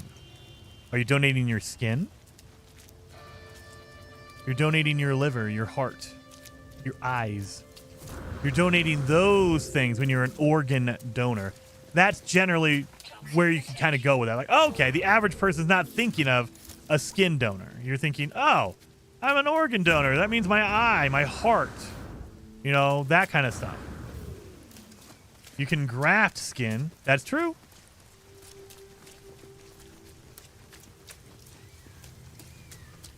If it contains its own seeds, it's a fruit. I know. But that's not what the question is. It's what is a tomato? It's a vegetable. I know what's to be true, but I know what I consider. Just like pineapple on pizza. It's not good. It's not good at all. And I know that to be true. In my heart, pineapple on pizza is terrible.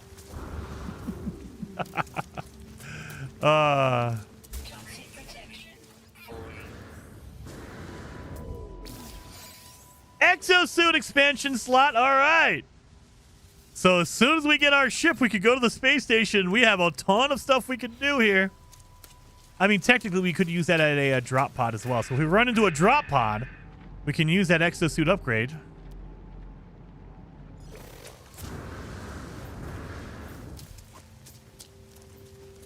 You doing the no starter ship or no? Yep, we're doing no starter ship. No starter ship. That's why we've been walking around for about 2 hours now.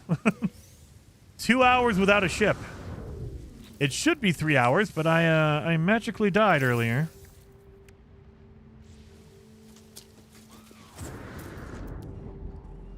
I don't know what happened. It just, it was a weird quinkadink. Constitution is having healthy skin. Intelligence is knowing skin is an organ. Wisdom is knowing that not to ask someone to donate their skin. There you go. 100%. There you go. There you go. Oh. Oh, he says, you cannot believe someone saying pineapple on pizza is crap, but we'll eat raw fish. I mean, it's cold. Does that count as raw? It's cold. I would say it's just recently deceased fish, right? That's what I would call it. Recently deceased fish.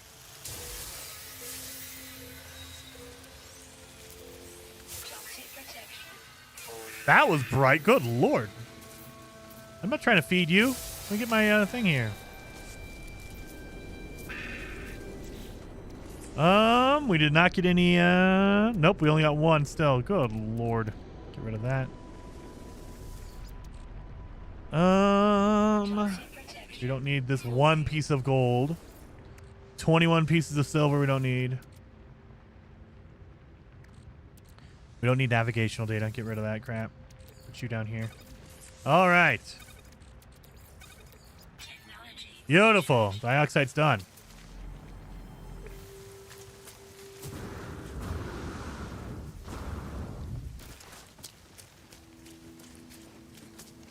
The OG Studio says skin equals the largest organ if in the human body. The problem is that second part. Largest organ in the human body? I would not count my skin as in my body. It's outside. It's the covering for my body, right? It's not in my body. It's outside. It's technically the outside of my body. It is the surface area of my body, right? Not in my body. Just say no to sushi on pizza. Oh, God, yes. Anchovies? No. I do not do anchovies on pizza. I found that out the hard way. I've never had it before, and then I did, and I realized why I'd never had anchovy pizza. You guys I'm gonna have pizza and chocolate tonight after the stream is done. You guys know this, right? You guys keep talking about chocolate and pizza, man. Killing me. My wife. She's gonna be very upset. Like, what are we doing? Oh, well, we're gonna have some good chocolate with some pizza. Not together, because that would be weird. You know, pizza with a chocolate dessert afterwards. I've never had anchovies. Kimberly, I always recommend trying it because you never know what you're gonna like. However, I've tried it and I do not like anchovies whatsoever. I am not a fan at all of anchovies. It was just, I've had it once on a pizza when you guys saw that. I've also had it again separately to see if I liked them. Nope. Because I thought maybe, I was like, okay, I got a really bad pizza. Maybe that was it. I just got a bad pizza, and the anchovies on a bad pizza is not a good combination. Nope, I've had anchovies separately. You can get anchovies out of a can. Whoa. Not good. I don't like anchovies. Try a white anchovy pizza? What does that mean? What is a white? Is it come with white sauce? Like an Alfredo sauce? I don't know. I've had anchovies. They're just too salty. They're nasty. I've had anchovies separately, like on its own, and I just didn't like it, like on its own. So I don't know if putting it on a pizza would make it any better. You should get some L&L barbecue. Gazoodle. David. Yes, I should. Yes, I should. You know what? That's what's happening. Oh, what time do they... Let me do something for a second, you guys. Let me do something. I got to check. Because that is... I haven't had L&L in so long. Gazoodle. Thank you for reminding me. Thank you for reminding me. Where is it at? Let me see what my location closes. Come on. Let me see. Ooh, it closes at 9. Perfect. Okay, good. I have plenty of time. All right. Good. Perfect. It's done.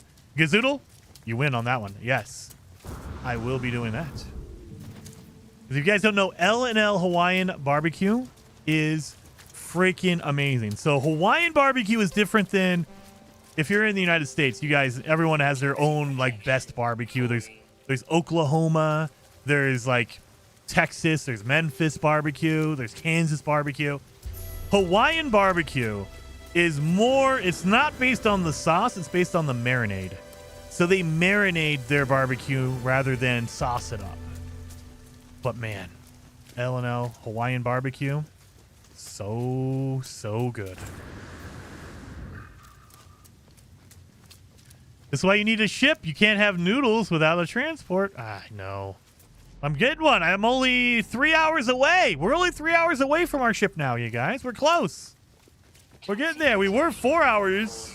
An hour ago, we were 4 hours away. I think technically you move faster when you do your jetpack jumps. So it says 3 hours. It's probably not going to take 3 hours. Probably like 2.5, maybe 2. Because every time you do a jetpack jump, it's faster than running. And if you have jetpack upgrades, you go even faster. So theoretically, yeah, it's going to take less than 3 hours to get there. Feta, add that to Shogo Archer. Ooh, what? We have a Mo Bettas. That's a Hawaiian barbecue. Really? I've never even heard of a Mo Bettas. I'm gonna have to look that one up too. I know that the only real the only place I know of here in Colorado Springs is L&L. And if you go there, if you go to an L&L restaurant, ask for a Manapua. A Manapua. And thank me later. Manapua is amazing. It is absolutely awesome. They don't always have it, but when they do, you cannot beat Manapua. Manapua. It's so good. So good. This will take you a long time? Technically, no. It's only going to take me 2 hours. Okay. Now I think they're messing with me. They gave me a frozen protection first, and now they've given me a hot protection. I'm on a toxic planet. They're giving me every other protection other than the one I need. Why? Why do you hate me? Why? Now I can't stop thinking about it, Gazoodle. I can't stop thinking about L&L. I need to get some Hawaiian pizza. Or not Hawaiian pizza. No, not Hawaiian pizza. Hawaiian barbecue. Oh. Next up, radiation protection unit. Probably it's going to be the last one I get is going to be the toxic protection. And it's going to be as I'm leaving the planet. I'll go to a random, damaged machinery right as I'm fixing up my ship. And it'll give me a toxic protection just because I'm leaving. Only reason I'll get it.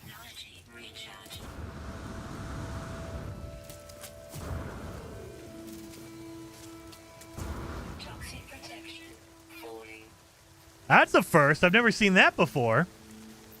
The plant spawned in before the box. Look at that. I've never seen that happen. I've seen the containers spawn on weird stuff, but on a plant? What happens if I take it off?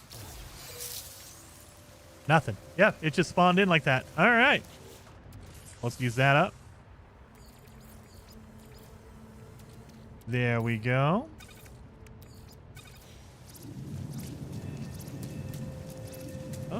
I forgot about underwater. Oh, yeah. Don't say that. I'm going to get underwater one, too. Don't say that.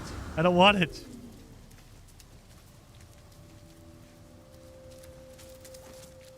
I need to actually get some actual liquid in me, not just Mountain Dew. You know, if you weren't streaming, you'd have past 7 crash ships. Probably.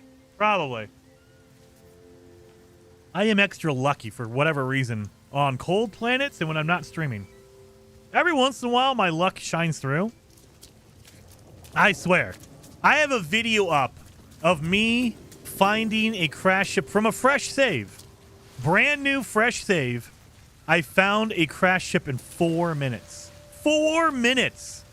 Absolutely ridiculous. It was me. It was Golden Geck and I. We were doing a competition to see who could find a crash ship first. And it took me 4 minutes. It's amazing. It is the cool. And it was an S-Class, wasn't it? It was an S-Class. I think it was an S-Class shuttle. So not only was it a finding a crash ship immediately as soon as we spawned, it was an S-Class. So good. So good. Protection.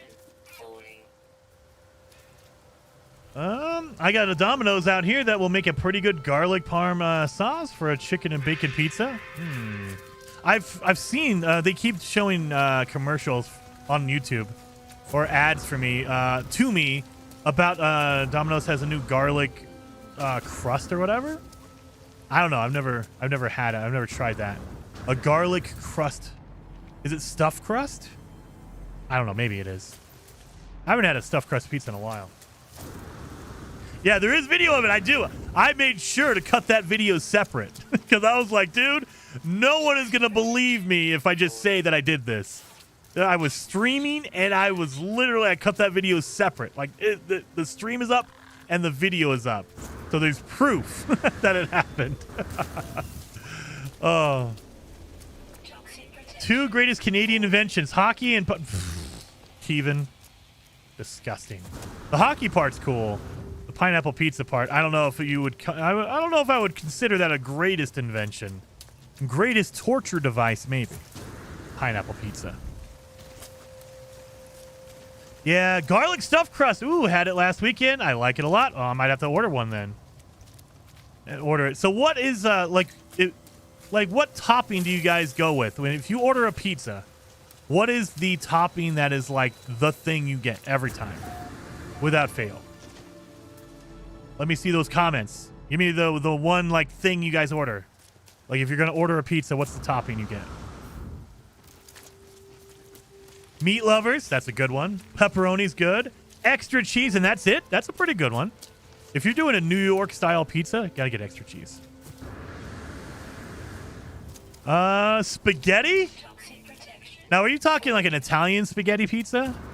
Or are you talking like actual spaghetti like sauce with noodles? Because I don't like that. I don't think that doesn't sound good on the outside, but I've never had it. But spaghetti pizza, I don't know if I would like it. No toppings, just cheese? Okay. Feta? I've never had a feta cheese one. I've had cheese pizza, but never a feta. Sausage, pepperoni, jalapenos. You and my wife would get along. She loves jalapenos on her pizza. That's gross. I hate it. No, I don't want any spicy food at all. I don't do spicy food. Detroit meat lovers, nice. Bacon. Bacon is the right answer, Colsa. I do bacon every time. Like, it was years ago. I found a local place that would do a bacon pizza. And what they do is they'll take strips of bacon and they'll chop it up. They'll dice up a bacon strip, like really, really small. And they spread it out on the pizza. And then when they cook it, they cook the bacon to be crispy. It is so good. Crispy bacon is generally not a good thing. I like chewy bacon, but if you put it on a pizza, it has to be crispy. A crispy bacon pizza is the best. Absolutely, without question. You put extra cheese on there. Technology recharge. Double bacon cheeseburger pizza. I've heard of that. I've never had one of a cheeseburger pizza. Double bacon. That sounds even better. Bacon cheeseburger pizza with jalapenos. No. And pineapple. No. That's a double no. Why? Why would you ruin the first part with that second part? Oh. Have you tried Bojo's? I've never tried a Bojo. Swamp Rat says, Jason, come down to New Orleans. We'll break you of your hatred of peppers. Maybe, or I'll just die. My wife has tried. She's put in, like, she likes to sneak in, like, sriracha in some, like, when we make food, she'll sneak sriracha in there. She'll sneak some cayenne pepper, some jalapenos in there. I can't do it, man. I cannot do it. It's just, I want to, believe me. If it's good food, I want it, but I can't do spicy, man. Like if we go to a Mexican restaurant, I make sure I'm like, hey, I'll do carne asada, I'll do all the good stuff, but just don't make it spicy. I need the baby food, the non-spicy food, please. I can't handle it. I see a thing over there. Nah, we'll leave that one alone. That's probably where my toxic... You know what? That's where my toxic protection is, right over here. I'd try a broccoli pizza. I have tried a broccoli pizza. I didn't like it. So, I had a pizza that had roasted broccoli, artichoke heart, anchovy, pineapple, ham. Trying to remember everything else that was on it. There was a couple other things I think on there. Just disgusting. The worst combination I could think of. So bad. Like really, really bad. Adventure said I just picked up my pizza, pepperoni, anchovies, and jalapenos. Oh my god, no! Pepperoni okay. Jalapenos and anchovies? No, no, no. That's gross. That's not good at all. Not good at all. If you like broccoli, you got to see it on the white sauce pizza. I'm trying to think. I don't think I've ever had a white sauce pizza. I might have, and I just don't remember it. I might have. I'm trying to think. Like, if you do a white sauce pizza, that's going to be more of a chicken thing, probably. And I think I've had chicken pizza before. But I think it was barbecue, so it would have been not white sauce. It would have been barbecue sauce. I've had a barbecue chicken pizza. I don't think I've ever had a white sauce pizza. Yeah, I don't know. My God, that's so bright. Good Lord. I'm going blind over here. Lord. Oh my God, we have 4 exosuit upgrade charts. Drop pod charts. Man, once we get our ship, we are golden. And we're only 3 hours away. Only 3 hours away, you guys.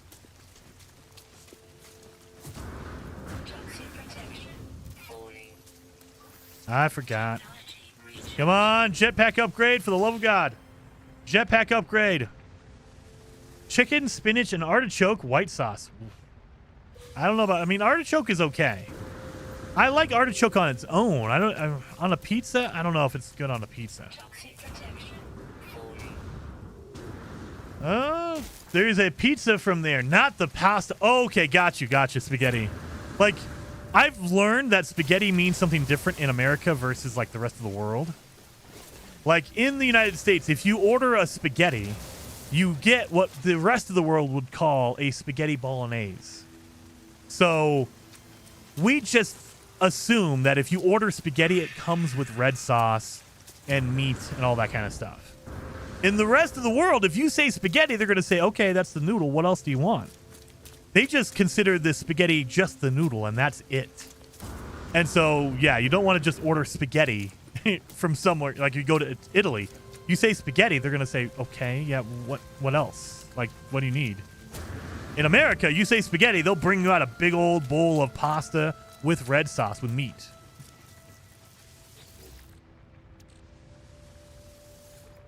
Homemade English muffin pizza? That sounds interesting. I have never tried a homemade English muffin. That would be a good crust. Like I've had naan bread as like a pizza crust. That's very good. I've never tried English muffin. Like an English muffin might be really, because especially if you toast it, if you crisp it up, that would be a really good crust for a pizza. That sounds good. If you make your own pizza crust, try cornbread crust. I've never tried that either. The only bread I've ever done outside of like a generic pizza crust has been a naan. You're pretty good. Jason is also a scientist about Roger Moore 007. Damn right I am, Mark. Damn right I am. Maybe that's what I'm going to do. I'm going to get some L&L barbecue with some chocolate, and we're going to watch... What is my go-to Roger Moore Bond movie? I mean, probably Live and Let Die, because it's so funny. Live and Let Die. Or if you want like a more I don't know if I could say it on YouTube. You know what? It's technically the name. It's the name of a movie.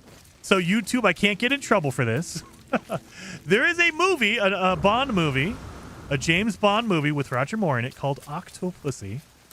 That is a very good one. You should watch that one. Not a lot of people watch that movie. It's a good one though. The Spy Who Loved Me is good. Spy Who Loved Me is good. But if you want to watch a Jaws, if you want to watch a James Bond with Jaws in it, Moonraker. Moonraker's better. I like Moonraker more than The Spy Who Loved Me. Toxic protection. Or you can go with another good. I mean, all the Bond movies are good. Don't get me wrong. I prefer Roger Moore. That's the era I love the most because it was the fun Bond. It wasn't super serious. It was all about having fun and having the weird gadgets, and that's why it's so good. And that's why Pierce Brosnan is also very good because he was very lighthearted. Like Timothy Dalton was very dark. Like he was battling the drug cartel. Yeah, it's like okay, it was very dark. Sean Connery is the original. You had to respect the original. Sean Connery is, yeah. I'm not saying Sean Connery is bad. I just prefer the lighthearted Roger Moore era. I really do. It's the best era, I think. Sean Connery's good. Don't get me wrong. But Roger Moore is better. At least for me. When I go back and watch James Bond movies, I always go back to the Roger Moore. Live and Let Die, you know. Spy Who Loved Me. A View to a Kill. If you want a really good, like, you want to see Walken do one. A View to a Kill is very good. But yeah, Moonraker. I think if you're going to watch The Spy Who Loved Me, Moonraker's better. I like Moonraker better.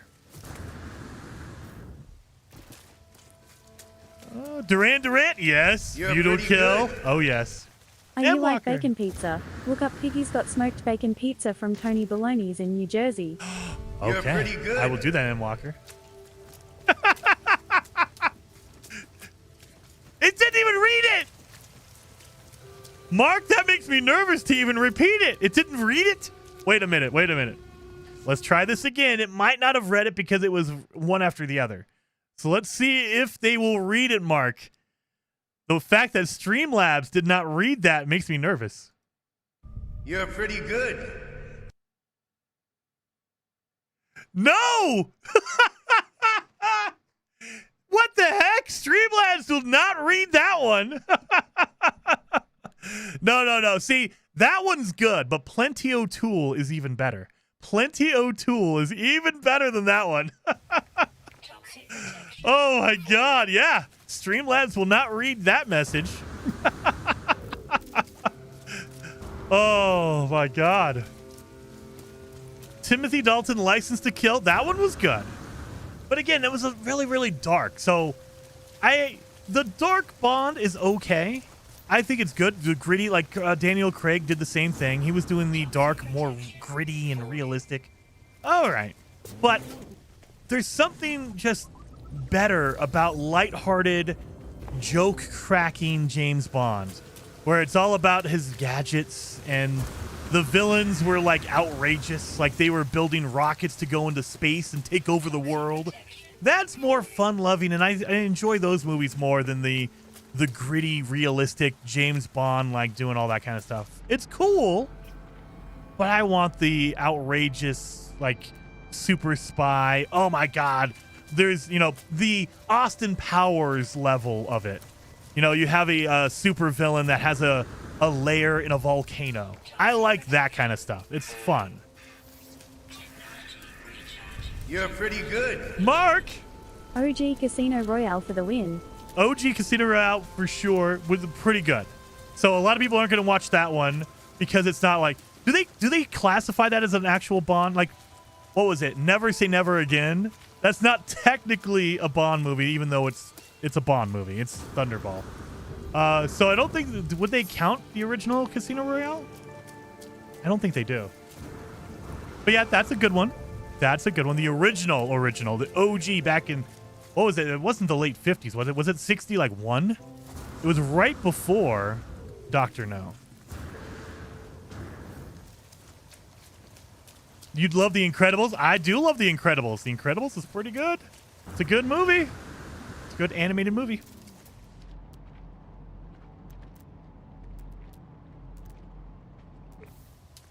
Is it 67? Oh my God. I thought it was earlier than that. I thought it was before Dr. No, wasn't it? Am I getting my times wrong? Oh God, I'm getting old. I'm forgetting times. Isn't it? Not an Eon era. Yeah, not an Eon bond. Doesn't count. Yeah, I know. I kind of figured that. Just like a never say never.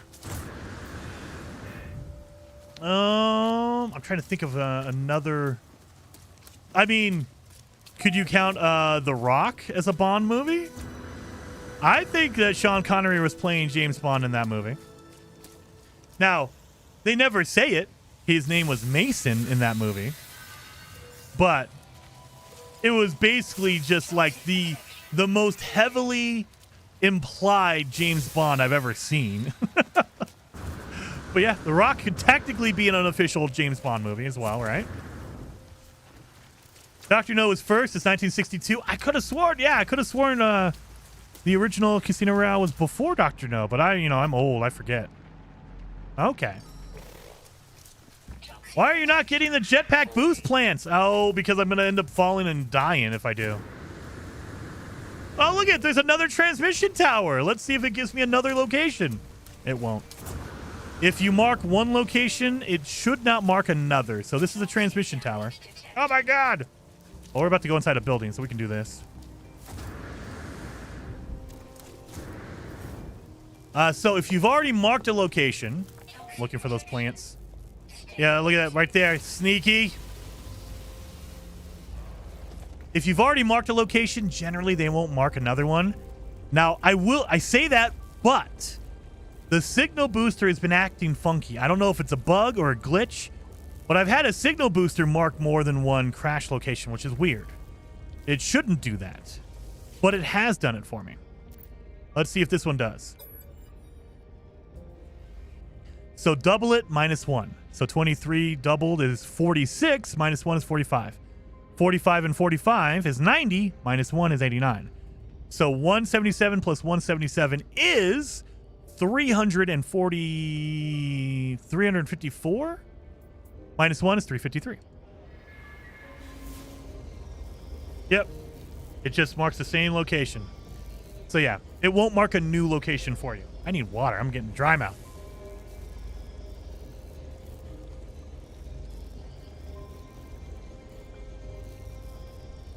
Paul! Oh, he snuck back in. Paul says, Jason, I tried to tell you earlier. If you use it to find a ship, it will never show you any other ship until you get to that ship. Any, including unknown buildings that could be ships. Good. Really? TV teleplay version of Casino Royale was 1954. That's the one I was thinking of. Harry Nelson as Bond. Very adapted for US TV. That's the one I was thinking of. That's the one I was thinking of, Mark. Thank you. And I can't believe that we found out you cannot say you can't say the word pussy in a super chat. Streamlabs will not read that one. So even if it's the name of a character or a name of a movie, Octopussy. So I'm not saying it derogatory. It's literally a name. Man with the Golden Gun? Yes. If you want Christopher Lee, one of the best actors ever. Man with the Golden Gun absolutely is up there. That's another good Roger Moore. I'm telling you, Roger Moore had the best era of Bond. Absolutely. I love Sean Connery. I think Sean Connery did a very, very, very good job. Some would say the best job. I would disagree and say Roger Moore was better. Elon told you earlier. I know. I didn't read it, though. I didn't see it. So technically, he didn't tell me because I didn't read it. But I'm out here to try to prove you wrong, Elon. We did that about an hour and a half ago. We actually we scanned and we got a distress beacon. So now I'm out here trying to prove you wrong. I don't know if it's gonna work or not, but I'm gonna try to find a crash ship and see if it comes up as an unknown building. That's what I'm trying to do. Go find our pod with Jason for more controversial pod chat. Oh yes, every time we do a podcast. Oh, Mark, you're a mod, right? You can link that thing. Every time I do a podcast with Mark, we always talk about Bond because we have to. We have to. Love James Bond. There's an unknown building right there. Watch, this is going to be a crash ship. Now that Paul is here, it's going to pop up right now. Please do, and I hope you are right. I do too, but I have a feeling I'm not. But I always want to prove you wrong. That's a crash ship right there. Look at that. If I just right here, boom. That's a crash ship right there. Right there. Like if you look at it from this angle, that is definitely that's a shuttle right there. That's a shuttle. Don't pay attention to the name of it. No. Just the shape of it. That's a shuttle. Eric's Android says, what is your favorite appearance mod for No Man's Sky's Fit? The Sean Murray head is the only answer for that. You got to have the Sean Murray head. If you guys don't have that mod, it's out there, and it's amazing. I think it still works. I don't know if he's updated the mod. It's been a few years. But the Sean Murray head is absolutely the best mod. Appearance or otherwise. That's a mirage, Jason. No. Oh, it's totally a legit shuttle. That's why we couldn't get it. It's a shuttle. It's terrible. We cannot claim that shuttle back there. Thank you, Tim. What did Tim say? I hope it works out, Elon. What did it say? I have one pending, waiting on the hiring manager. Nice. That is good news. Awesome news. Awesome news, Paul. Hopefully you're going to get it. You're going to get it. How would they not? Why would they not? They'd be like, no, we got to have this guy. We got to have this guy. Jason and I chatted in Bond and Indiana Jones. Yes, do it, man. That's the link up there. Mark shared the link in the live chat. Us talking about Indiana Jones, the game that just came out for PlayStation. It came out last year for Xbox. I think we both played it on Xbox, right? Well, I played it on PC. You might have played it on Xbox. But yeah, just kind of going through our thoughts on Indiana Jones, older movies like that, and James Bond, of course. Boom, boom, boom. Maybe if people go listen, Jason will finish the game. Maybe. I do have to go back. There's so many games I need to finish, Mark. I got to finish South of Midnight. I got to finish Atomfall. I'm probably going to finish Expedition 33 because that game is really pulling me in. I don't know if you guys watched or have seen anything on Expedition 33. The writing, the music, that game is just all around solid. That's legitimately, if I had to pick a game of the year, it's up there. It's up there for sure. I think my top 5 games of 2025 so far, Kingdom Come Deliverance, even though I hate that combat. That combat is trash. But that is definitely game of the it has to be a contender for game of the year. That game is absolutely amazing. Expedition 33 is up there as well. Love both of those games. Absolutely love both of them. I still need to discuss a certain scene in the game with you. Oh, yes, you do. Yeah. With the pilot just for Jason. No, it better not have a pilot. I'm in abandoned mode. If it has a pilot, I'm going to be very pissed. I'll find the one ship that has a pilot still. It'll be a weird bug or a glitch. I will lose my mind. All right, we're down to 2 hours, guys. 2 hours from now, we will have a ship. I'm hoping faster, though. I'm hoping faster. Jason is the dad you want to see get triplets? No, man. I would have no hair after that, man. I will be a very stressed out dad with triplets. Good Lord. That's a lot. That is a building. Is that an antenna over there? I see a building. Well, let's keep going. I think it's an antenna that will mark a minor settlement for us. Even though we've been to 2 minor settlements and we've not found a freaking multi-tool yet. Breaking my knees.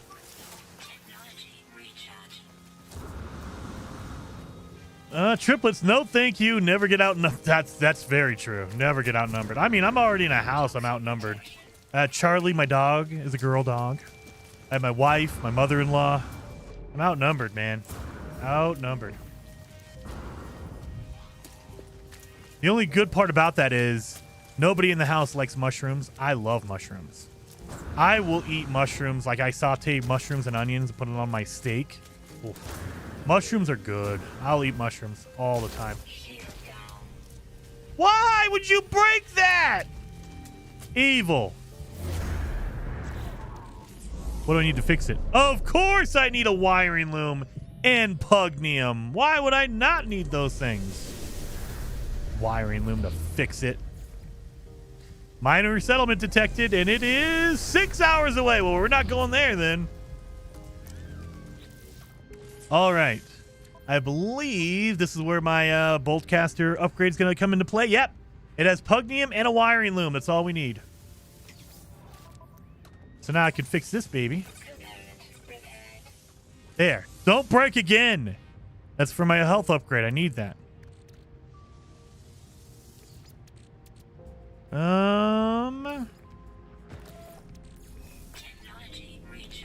Every time I stop moving, Heather's like fart storm hits me. There is a mod in Kingdom Come 1 where the combat gets moved to a mouse to keyboard while staying locked to an enemy. Makes combat combos very amazing. Oh, maybe I'll try it. I love Kingdom Come. I think that's an amazing game. It's well done. The RPG, the voice acting, everything in that game is top notch. That combat is what kills me. I cannot do the combat in Kingdom Come.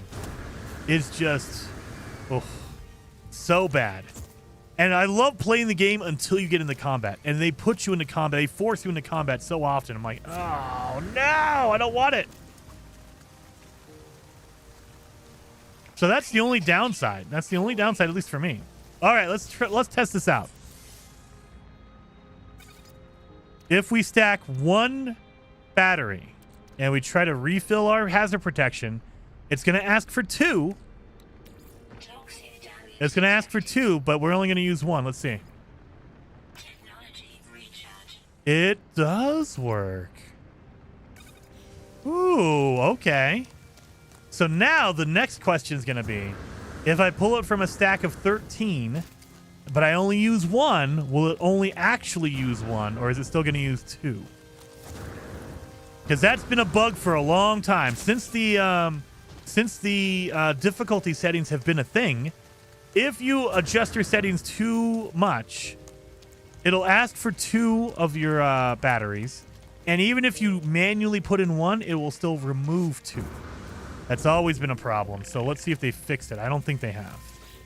But we're going to find out. Come on. Of course. You just give me that. I'm going to die doing this.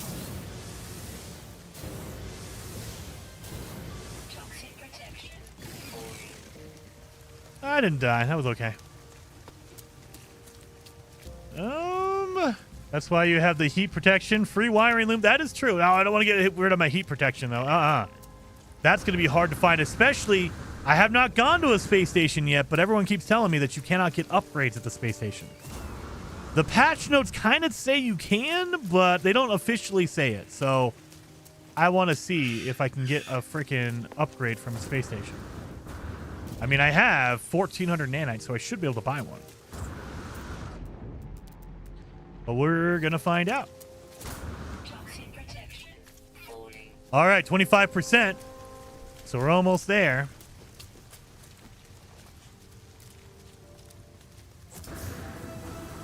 Journey milestone completed. It is. Oh, I'm walking near something. There is a location with sentinels nearby. Because they just exploded. All right.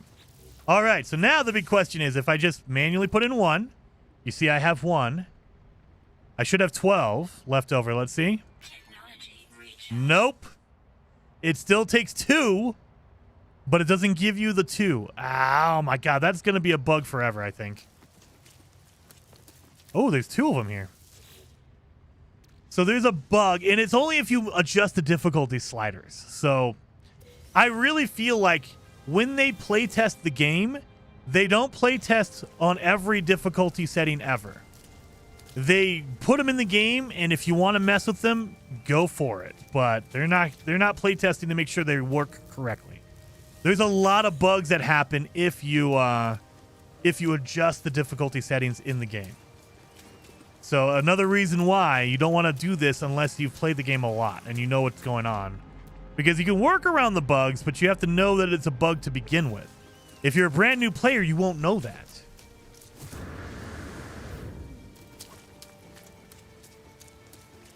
You can use expansion at the station. Yes, you can. And if I find a drop pod, I can use it as well. So, but yeah, same thing for the ship expansion. You can do that as well. But from the patch notes, it says you can get upgrades. And so it feels like you can still get upgrades from the space station. But I'm going to, well, when we get there, we'll see. You know, 2 hours from now when I get to the distress beacon. Unless I can find one before then. Come on, give me a cool broken or crashed ship over here. That'd be great. I would take it. Come on, give me a jetpack upgrade. For the love of God, give me a jetpack upgrade. I got nanites. I'm just getting nanites like crazy. Like, I don't think I've ever been... Like, I have not farmed an abandoned building. I have not farmed Whispering Eggs.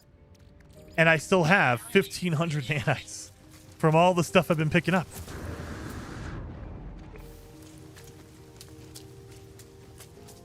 I just checked. Mod for moving combat arrows from mouse to keyboard had been released. Time to buy KD2. There you go. Kingdom Come. Do it, man. Do it. It's a good game. It really is. You got to be able to deal with the combat or mod the combat. Yeah, so that's the key. If you can handle that, then absolutely, it's a freaking one of the best games of the year. Absolutely, without question.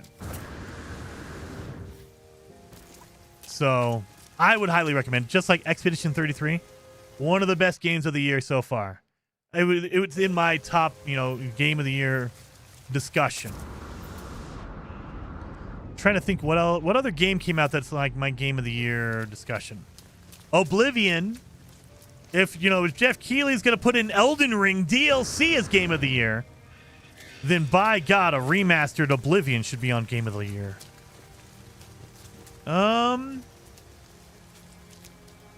What else came out this year? Now I'm trying to rack my brain. It's always the start of the year you forget stuff. Assassin's Creed came out. It's a solid game. I don't know if about game of the year. Assassin's Creed came out. I don't know. You can buy blueprints from the buildable terminals. Nice. Okay. Heck yeah.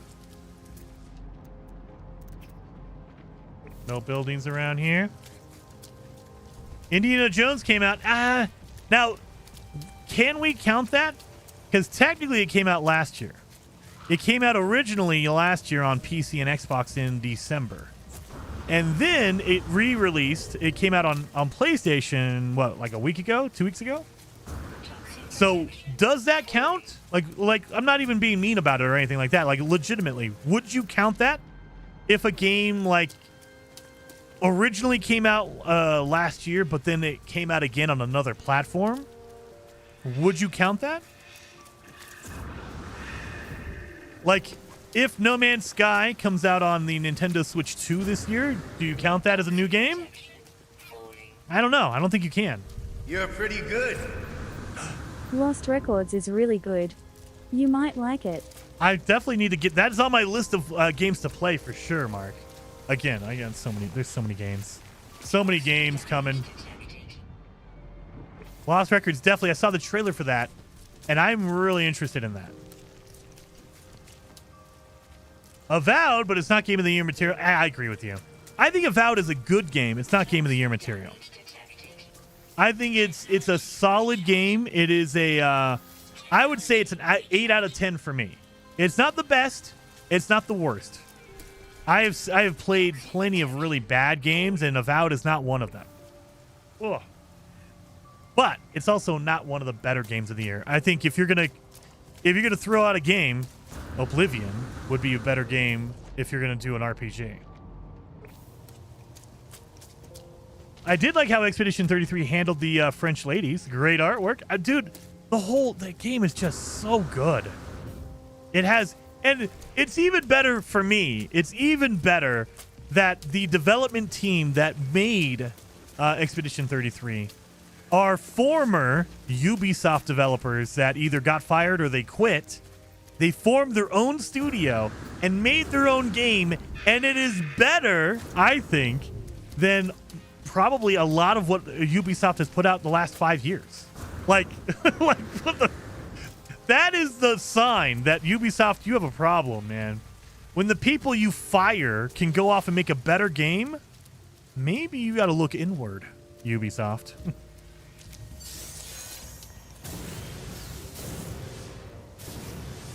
So that's just cherry on the cake for me. I love it. That's great.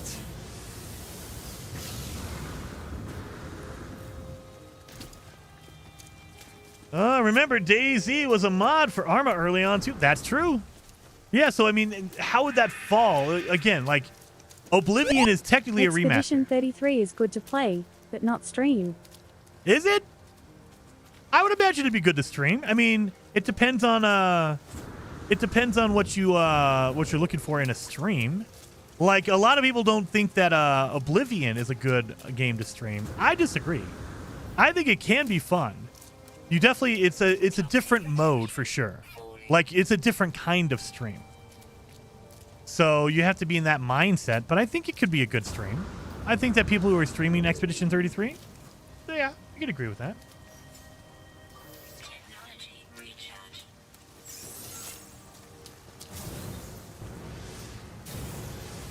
But thank you, John, for being a member for 7 months, by the way. Very, very much appreciated on that. Since he was a part of the Game Show Awards, I'd say no for this year. Oh, yeah, that is true. The Game Awards did recognize Indie. So there is that. So, yeah. But, I mean, yeah, there's that aspect of it. You're pretty good. Oblivion is technically a remaster. Thanks for the Expedition 33 video yesterday's day. Yes. Well, thank you very much for the super chat, Eva. And yeah, I wanted to get it out there. Like, I talked about it, and I wanted to put a video out there because I do feel like, I think they came out and said that Oblivion did not matter. Like, it didn't mess with the Expedition 33, but I think it kind of did. I think that the shadow drop of Oblivion kind of slowed down pace on Expedition 33 because that was the only game that people knew about. And then Oblivion happened, and it just kind of, everything got lost. But I love that game, and I think more people should know about it. So that's kind of why I wanted to put a video out. And it's fun to play. And I think a lot of people might find it interesting. At least I hope so. Toxic protection. But yeah, so would Oblivion, technically it's a remaster, but would it count as a Game of the War contender? Or Game of the Year? Not Game of the War. Game of the Year contender? I mean, traditionally, I would say no. I would say a remaster is a game that's already released. It shouldn't count. However, last year, they literally put DLC as Game of the Year. That is, like, well beyond. Like, if you're questioning whether a remaster can be a Game of the Year, DLC is, as far as I'm concerned, is literally a part of a game. It's not even a game on its own. Like, it's a part of a game. So a remaster should be above, or at least more contentious for a Game of the Year versus a DLC. Even though I absolutely love the Elden Ring DLC. The Shadow Tree is amazing DLC, but it's a DLC. Yeah, I wouldn't have known about Expedition 33 if not for Jason John. Yeah, and I feel like there's not a lot of people that missed Expedition 33. If you were excited for it before, you probably still had your eye on it afterwards. But I do feel like a lot of people that would have, like, accidentally run across it or maybe have seen something about it totally would not have seen it because of Oblivion.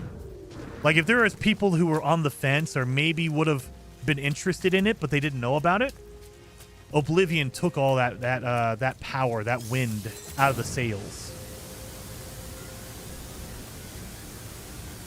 I love Black and White. Black and White. Or if you're talking about the Peter Molyneux, yes. Or was it Peter Molyneux? I think it was Peter Molyneux. The guy who made Fable. Yes. Fable. That one's coming. I don't know when. They keep delaying that damn game. They've been talking about Fable since what? 2019? Like, that game has been in development hell for like 5 years at least. Minimum 5 years. Perfect Dark, another one. I don't know. I want to play those games, but when you have a game in development for that long, it's never a good sign. Never a good sign. Toxic protection.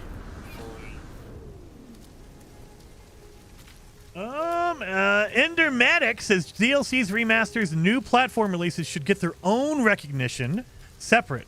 Knowledge of the new and improved stuff, but let the new releases get their spotlight. I agree with you 100%.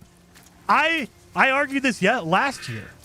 I was saying, look, Game Awards, at this point, we've had so many remasters, remakes, whatever you want to call them, over the last 5 years that it needs its own category. It does need it. We need a separate category for a remaster / remake and a DLC category. We should have those categories for an award of the Game Awards. They should have their own category. I don't know why they don't. I have no idea what the thinking is behind that. Like, it has been such a pattern for the last 5 years that you can bet on it. And it's just getting worse and worse. I mean, worse and worse in quotations. There are just more and more remasters / remakes coming. Like this year, we have Oblivion, we have Metal Gear, we had Last of Us just come out, the remaster for Last of Us. Like, I mean, come on. If it's gonna be that prevalent, you might as well make a category for it.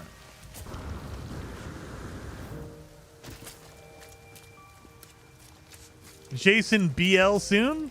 Blackout? Black Lives? What are we doing? BL? What is BL? Black Ops?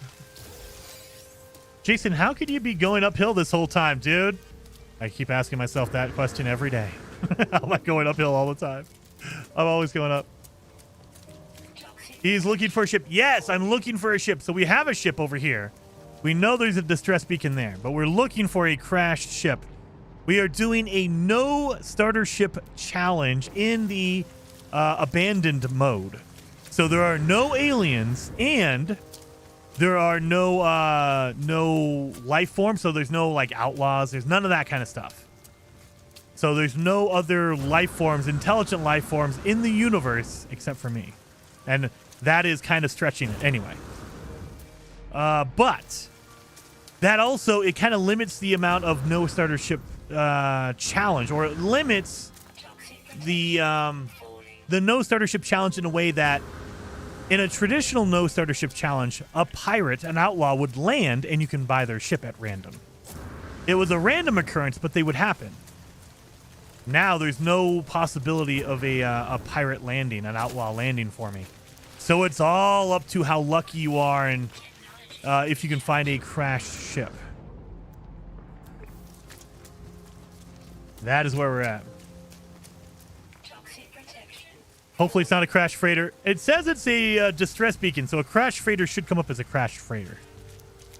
So, and because we're in abandoned mode, this will not have a pilot. If it does have a pilot, I'm going to have a serious talk with Sean Murray. There should not be a pilot here because we're in abandoned mode. There's no other aliens around. Oh, we have a building here. And no other buildings around. All right, we have a building here. Let's see what this one is. It says unknown building. It could be a crash ship. Come on, crash ship.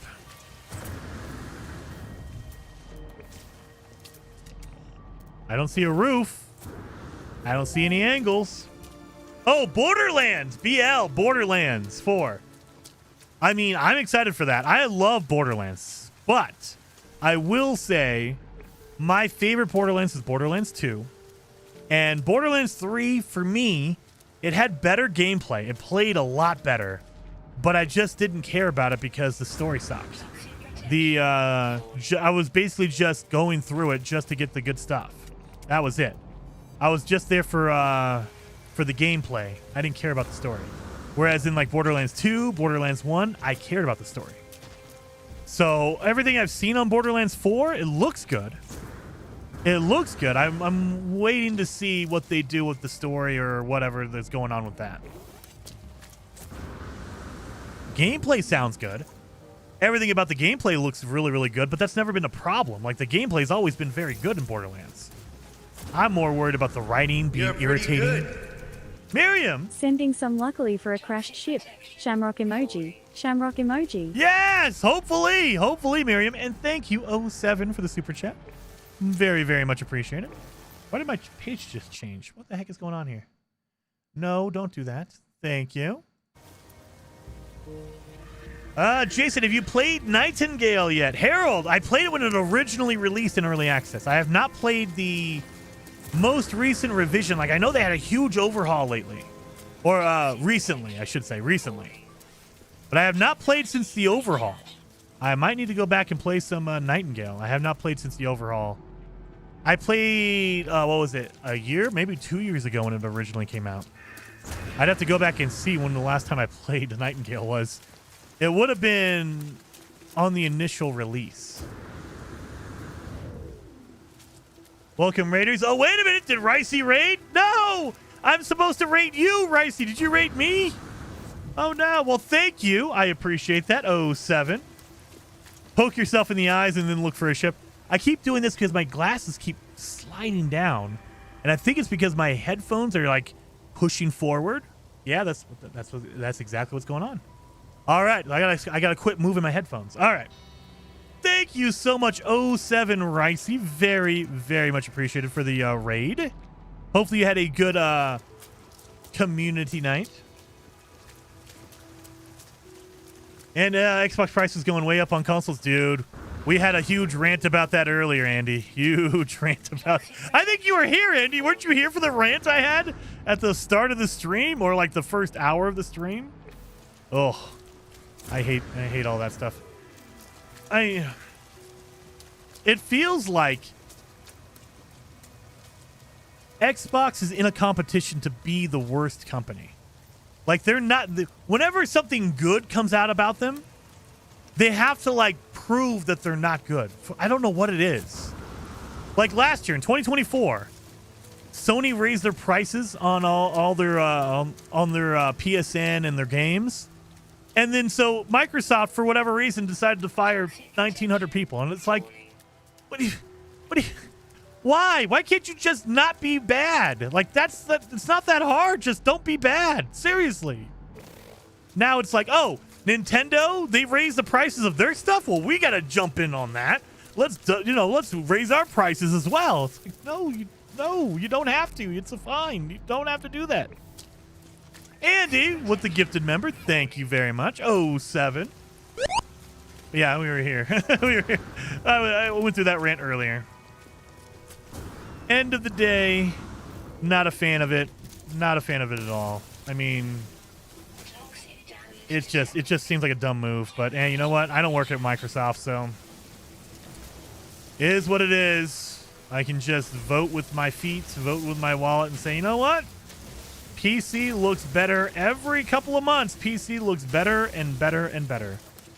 Now, sadly, those prices are going to make their way over to PC because Lord knows, Microsoft and PlayStation and Nintendo, they can't help themselves. I mean, not Nintendo. They don't put their games out on PC. But yeah, they won't be able to help themselves. And they'll be, oh yeah, we got to charge, outrageous prices for games on PC as well.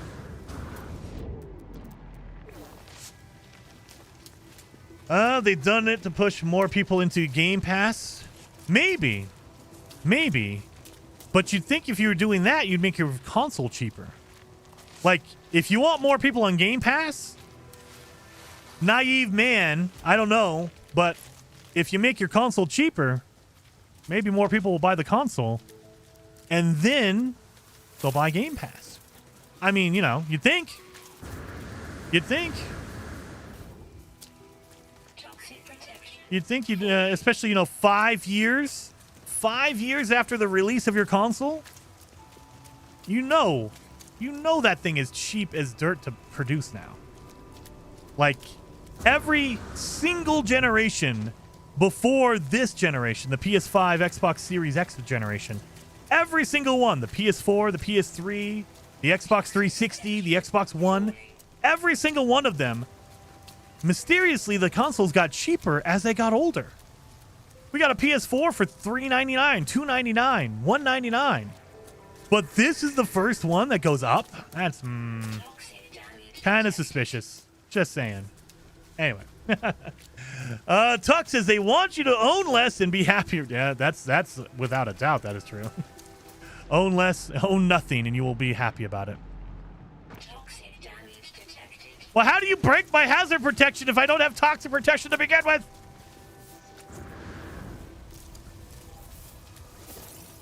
All right. We have to fix the toxic protection before we can actually use it. There. Now it's time to find a cave. That way I don't die. So if you want to find a cave, look for anything that's buried in caves. There's a buried cache here, and it gives me a reason to dig down anyway.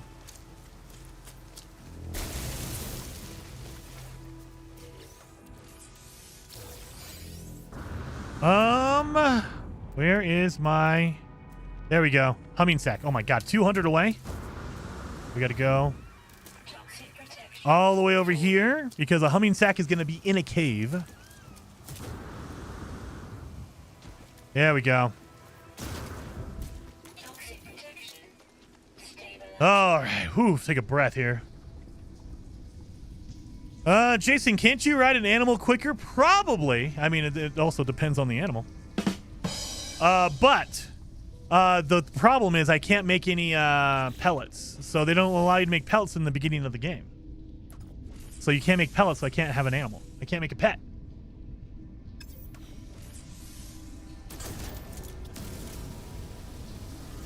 Xbox Prime Gaming said Xbox lost me forever when they made Xbox Live mandatory. PC has no extra fees. Suck it, consoles. I mean, I get that. But if you're a console kid like me, you're a console person, console guy, it's like, okay, I'll pay the extra, whatever fee per month because the console itself is cheaper traditionally than a PC. And all my buddies, I can go home, I turn on the game. I don't have to worry about if my refresh rate or whatever. It's a simple, cheap way of playing video games. You want to just get down on some Call of Duty with your friends? Absolutely awesome. Now, they're making it to where it's like, well, I mean, what's the point? It's not cheaper. You might as well just go for PC.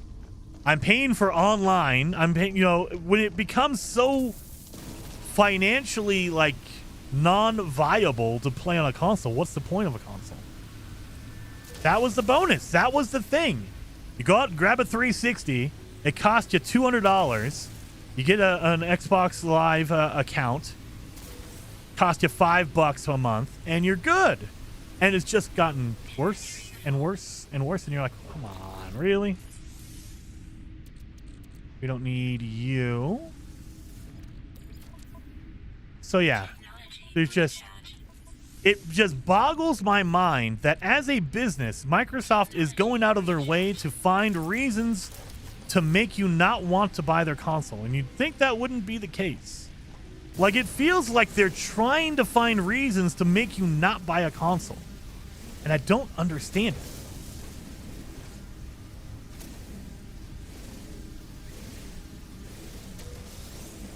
Xbox killers buy PC build. I mean, for me, I love having I have a PlayStation, I have an Xbox, I have my PC, I have my Nintendo Switch. I like having a console for the convenience, and some people, they only game on console. I'm like, all right, cool. I want to play with my one of my friends. He only plays on PlayStation. I'll jump on the PlayStation. I don't care. I don't care about having this or that or the other. It's more about it's the convenience You're of it. It's supposed to be cheap, dang it. You are a scientist, not an economist. That's true. That is true. What if I have a scientific degree in the economy? Is that how that works? I think that's how that works. I'm a scientist working on the economy, right? Just get a Steam Deck. That's all you need. I mean, at this point, if someone would ask me, hey, look, I want to get into games. It's been a while. I used to game when I was younger. I got into my job, and now I'm going to back into it. I would tell them, hey, get a Steam Deck. It's cheaper than a PC, but you get all the benefits of a PC. It's not as powerful. You're going to be turning down settings, but you're getting the PC experience. And then, if you really want to go on PC. Like, honestly. Most games are going to be shared across console and PC. I have no doubt that within the next 2 years, Sony is going to go full on PC. They're going to say, look, all of our games release on PC same day as a console. They keep denying it, but 2 years ago, they were saying nothing goes to PC. And then it's, well, it'll go to PC like a couple years later. And now it's, well, it'll go to PC like 6 months later. And then we get Helldivers, which came out on PC same day. So I have a feeling they are slowly creeping their way towards same day PC, just like Xbox. And at that rate, why would you have either one? Just go PC, because you're buying a PS5 Pro for $800. Get a PC.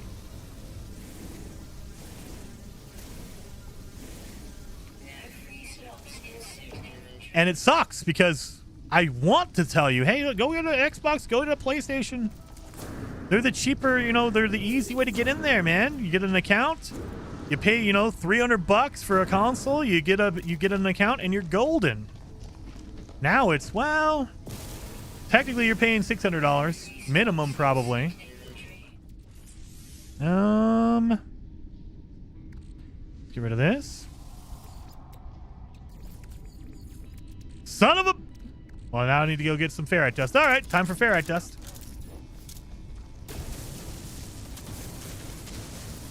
If there's electricity in 2 years, I mean, yeah. I heard about... What the hell happened in Europe? I heard there was a power outage, not like in one country, but like in multiple countries. What the hell is that about? That's weird, and that's scary. Like, I couldn't believe... Like, that's crazy. James says, I've spent more money on my WoW subscription than on the game itself. That's kind of where they want to go. Everything, they need to make everything into a subscription. That way you keep paying for it forever. They don't want to do this one-time payment deal. I mean, come on.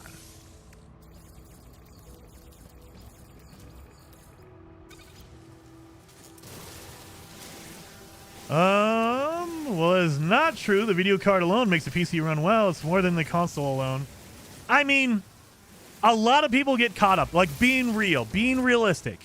A lot of people get caught up and they think that they need a 5090, and you do not need a 50. I'm running a 4070 right now. You do not need a 5090 to play games. Everyone thinks you need to drop $2,000 on a video card. Don't fall for that trap. You do not need to spend $10,000 on a freaking PC. No, absolutely not, and you shouldn't. If you're out there buying a 5090, it's because you have so much extra money that you'd be like, oh, well, it doesn't matter. Or you get given one or something. There's no game that requires a 5090. There's nothing out there that says, well, 5090 minimum. Don't do it. Don't do it. Still no ship? Nope. Wolfston, but we're 2 hours away from our other one. We're getting there. We're getting close.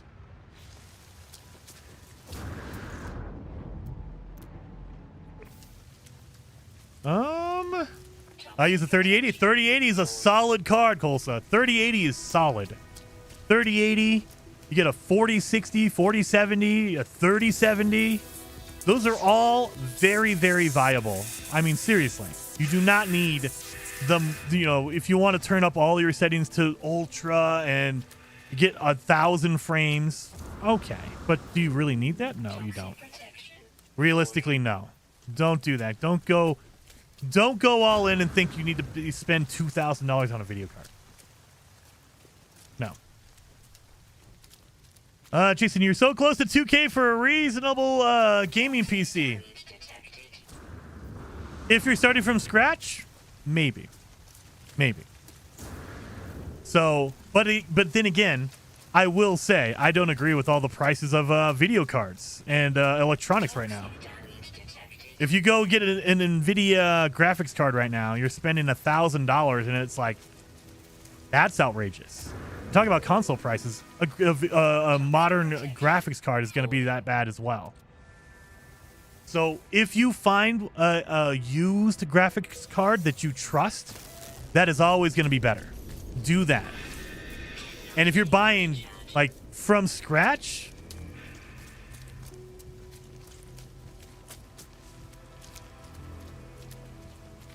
probably $1,500. They're shutting down the grid Cascade before we got to Germany. I have no idea what's going on. All I heard was there power outages out in Europe, and I was like, good lord. And it wasn't just like a block. Like in the United States, you'll get a power outage in a state after like a major weather event. You don't get just, well, all the power is out in like multiple states. That is like, what the hell's going on? A 1060 works okay for me. Dude, I've seen guys running a 1080 like rig, and they've been like, dude, I've been running this thing for a decade. I'm never going to change. And it's like, okay, take care of your stuff. You can run that thing forever.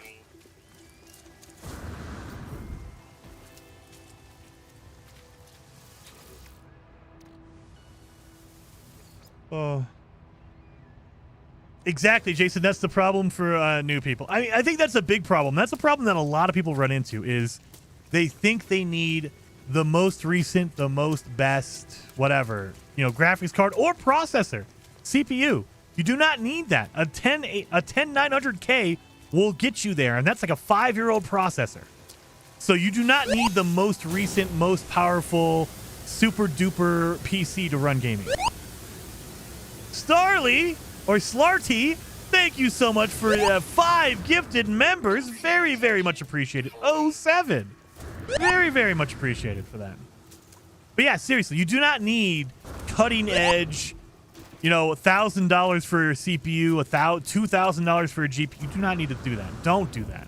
I would highly, highly recommend not doing that, especially right now. Everything is outrageously, stupidly priced just because they can. Not because it's worth it, not because it costs that much, because they can. And that's just, no, don't do that.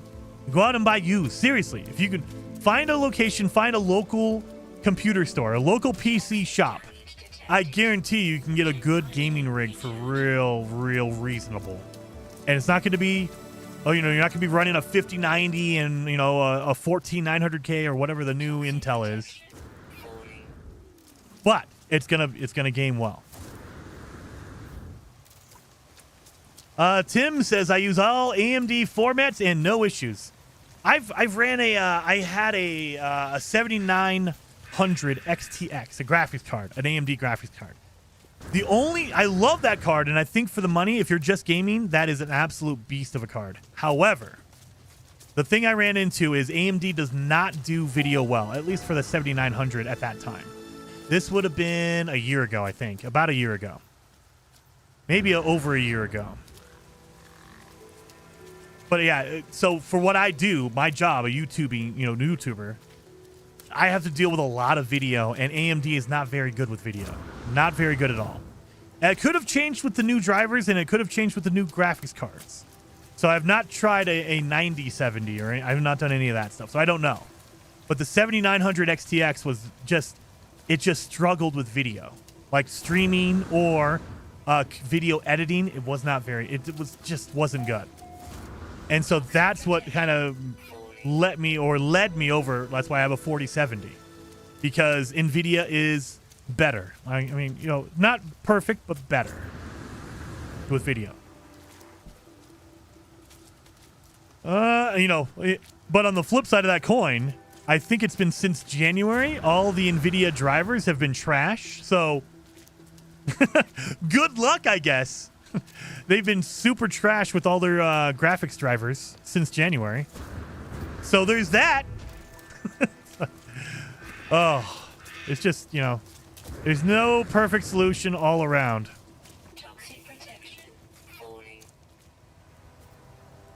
He supposedly killed 15 Sentinels. I have no idea how that happened. Oh, Tranquila. So I've turned off the Sentinels.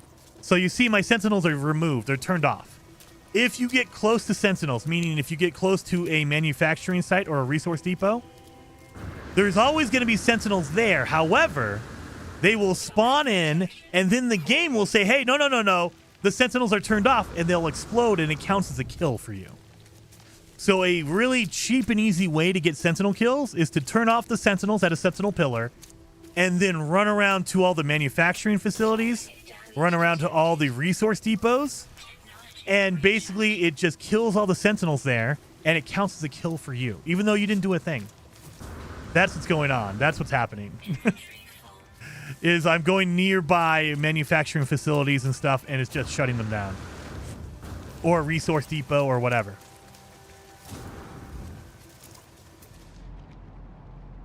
Or a Sentinel pillar. Oh, wait a minute. There's a unknown building over here. Let's see. It's an antenna. I already see it. Yep, antenna.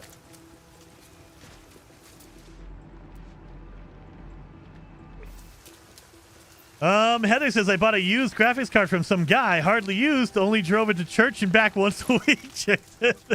That is true. That is so true. That is so true. And that guy was so helpful. He also tried to help you out with your display ports right before the beginning of the stream. I remember that too, right? He was helping you out with your streaming stuff. And maybe adjusted your stream 5 minutes before the stream happened. Maybe not for the best, but who knows? Who knows? Slarty says my H isn't working. Uh-oh, for what? You need an execute drop pod? I do need that, for sure. I have one, but then if I get one more, I get two, technically. I mean, I can get rid of the Maribel. We don't need that crap. We don't need Starship launch fuel. Why am I holding on to that? I don't even know.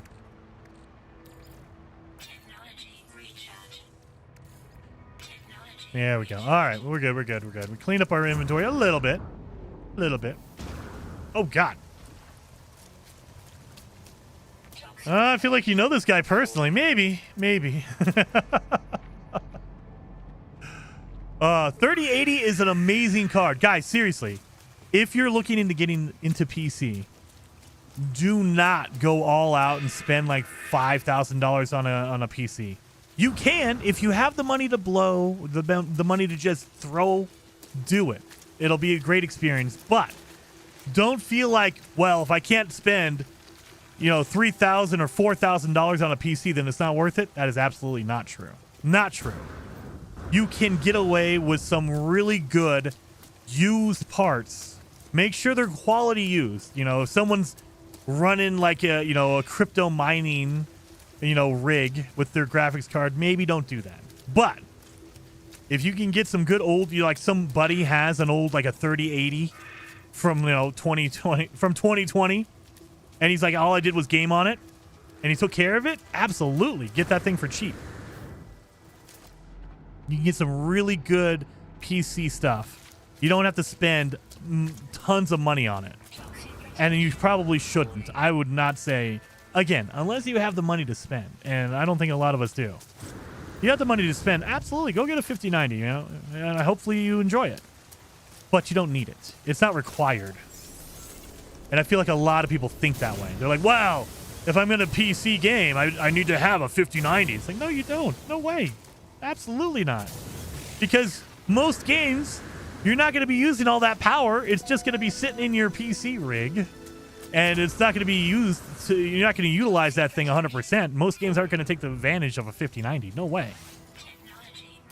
Now, some games might because they're poorly optimized, but that's not the fault of the graphics card. That's the game being crashed.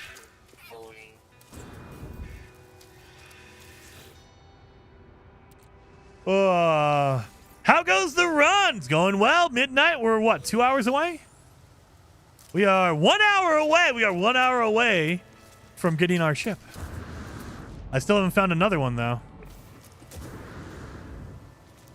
Dab says, Jason, I have a 7900 XTX and an EVGA GeForce RTX 3080 Ti for the win. That's the one I had. I love that thing. Which would you use? I would use, well, it depends on what game you're playing. So, I think those are neck and neck, Dab. For me, those are neck and neck. If you're going to go ray tracing, like if you're playing Cyberpunk with really good ray tracing on, 3080. Because the one weakness that AMD has is ray tracing. They don't do ray tracing well. The newer cards, the 9070, the 9070 XT does well. Does really, really good. The 7900 XTX, way better at rasterization. So if you're playing old school games that don't have ray tracing, 7900 XTX all the way, 100%. 100%. You know, if you're not doing any video editing, if you're not doing anything with video, you're not recording stuff, you're not streaming, 7900 XTX all the way. If you're doing anything with ray tracing, if you're doing any kind of video stuff, 3080. I would say 3080. And just don't use any new drivers, especially with a 3080. I would stay with like a driver from 2024. Don't use any modern drivers for NVIDIA. They suck. Absolutely suck.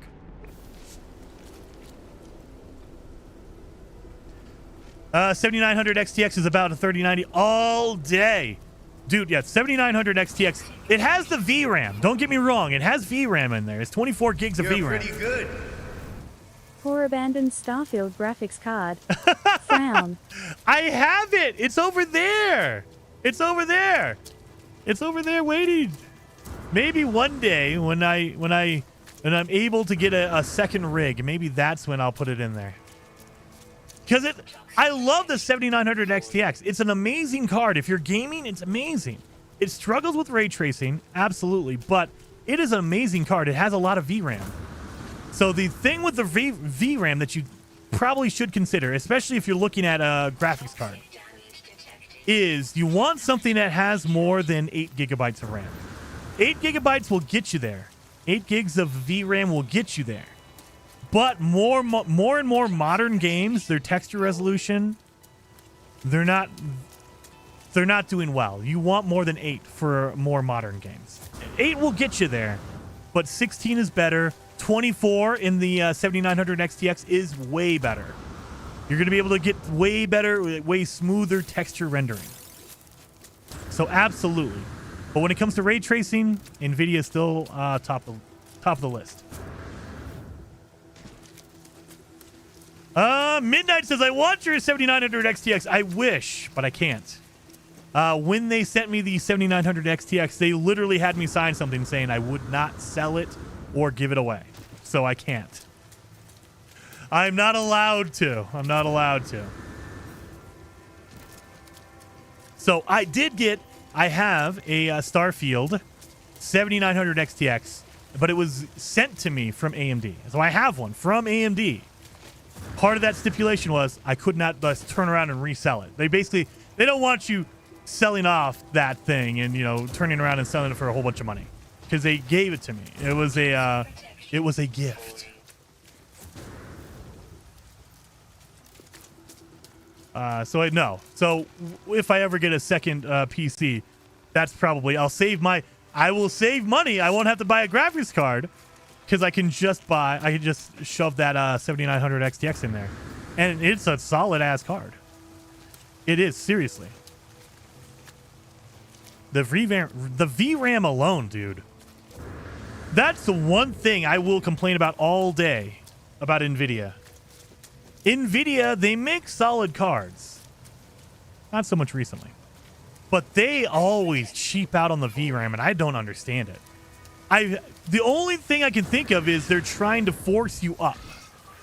Like, they know that a game is probably going to require more VRAM, and so they want you to go up to the more insanely, stupidly priced card. Because they know you want 16 gigs of RAM, 24 gigs of RAM. I think the 5090 has 32 gigs of VRAM. That's insane. You don't need that much, but it's nice to have. So, yeah. I'm a solid ass card. I am, Ty. I am. 4070. Telling you, I run a 4070. Like, I think I can go to my options and it'll tell you. I have a 4070. Yeah, I have a 4070 Ti Super, guys. You don't need a 5090 or whatever. I run most of my games. I stream and I play my games on the same PC. So it's double hard. Like, if I'm not streaming, I can get better frame rates. So you don't need to go out and buy a 5090. It's ridiculous. Is it nice to have? Absolutely. If you can afford it and if you don't need the money or whatever, absolutely, a 5090 is right there. It's awesome. Do you need it to run games? No, not at all. There is no requirement for that, so don't think you have to. If you're going to go PC gaming, don't do that. That's ridiculous. Bit mining didn't help prices on the cards either. Dude, Tim, I got double lucky. My rig, I built it in 2019. It was October of 2019. I got a 3080 at MSRP. And then in 2020, everything went out the window. They were selling 3080s for like $2,000. Absolutely stupid. But I got my PC built, no problem. And then this time, I had my 7900 XTX. I was playing with it. I love it. It's just the video editing. I do a lot of video editing. It wasn't working for me. So I was like, okay, I need to go back and get an NVIDIA card. So I looked and I got a 4070 Ti Super, the card I have now. I got it last year, MSRP, no problems. And then all of a sudden January hits and everything's out the window again. Everything's out the window again. Cards are like $2,000, which is stupid. Never pay $2,000 for a graphics card. And I'm like, I got lucky twice. I can't believe that. That is insane how lucky I was to get my 4070 last year. Like, if I would have waited till this year, because I was almost waiting. I was like, you know what? I'll wait. You know, I don't need a new graphics card. I'll just deal with the 7900. It's fine. Nope. If I would have waited till this year, I would not have gotten a graphics card. I would not be buying a graphics card right now. If you're spending $2,000, no. If you can find a cheap one, find a cheap one. If you can find a graphics card, get a 4070 for like $800, $700. That's still too much for me, but that's realistic. If you're spending $2,000 on a 4080, don't do it. Don't do it. A 4070 Ti Super over here is $500 secondhand. Dude, Andy, that's a deal. That's good. Do it, man.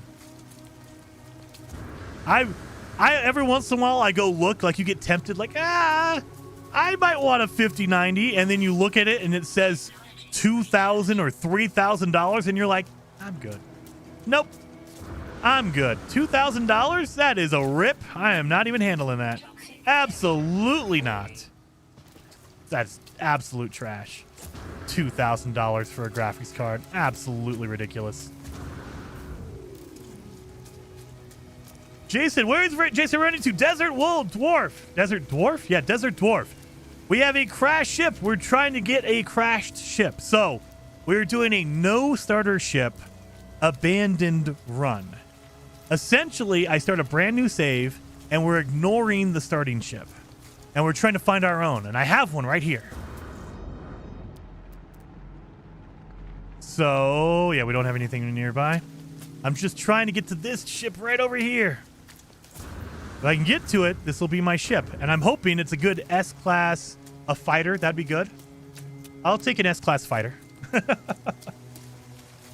Oh, see, the whole truth says if it costs that much, 5-year warranty and water block, dude. Minimum. And yeah, I mean, there are people who are going to buy it for that much, a $2,000 graphics card. And there are reasons to do it. Like if you're in a business, if you're running a business and you make money doing it, okay. If you do visual effects, if you do graphics, whatever, you do video editing, it makes sense. If you're going to make that money back, okay, it makes sense. If you're just going to be playing games, you don't need a 5090. What the hell? No. A 5090 is way overkill for most video games. I would say all video games, really. But yeah, if you're making money on it, sure, okay. You can justify the cost. If it's a business cost, okay. If you're going to cut videos, if you're going to do video effects, if you're using Blender, whatever the heck you're doing, if it's going to be a video, like a VRAM intensive thing, whatever you're doing, makes sense. You're going to make that money back. Okay.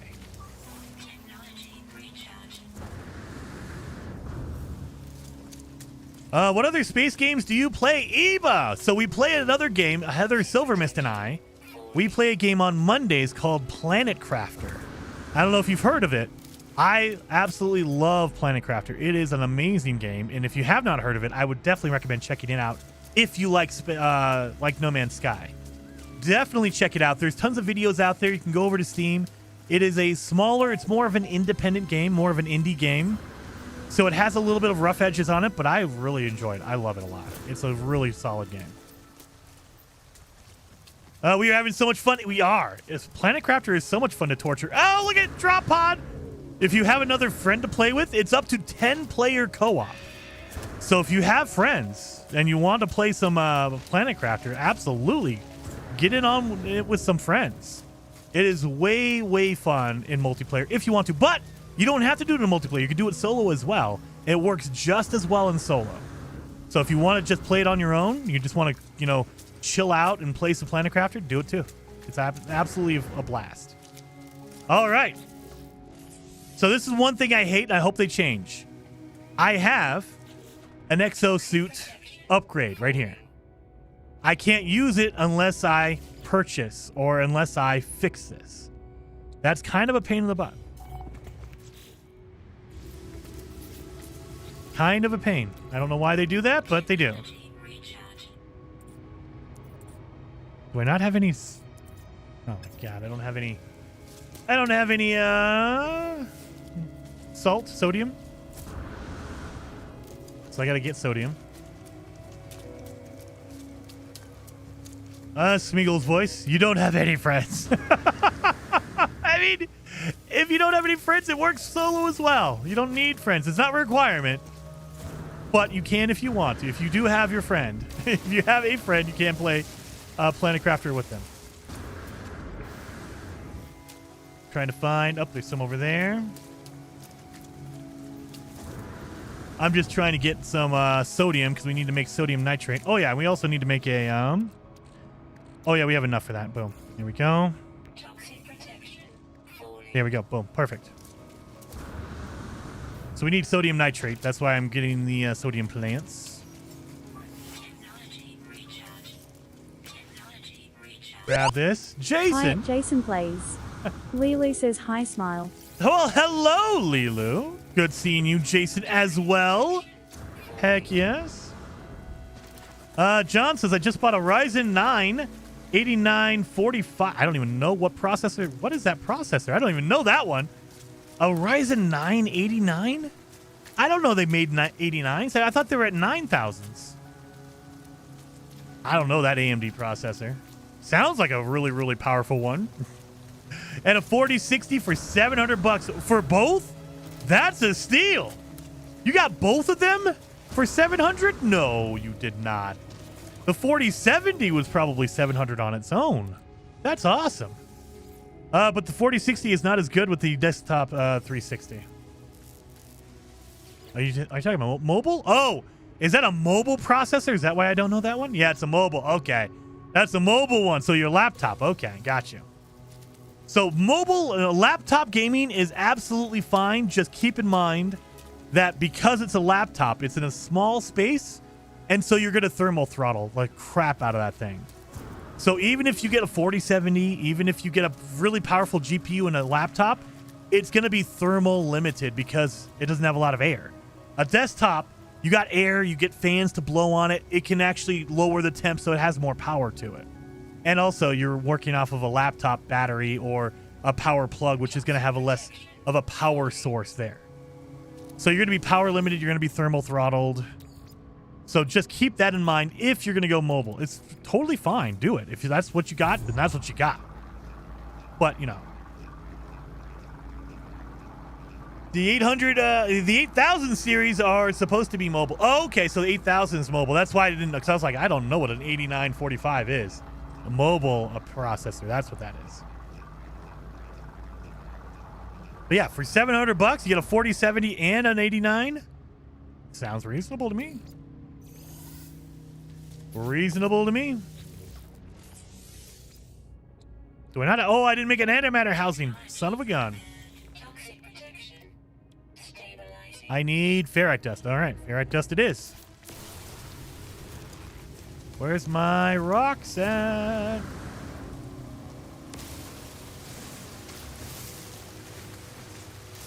Little tiny rocks everywhere. All right.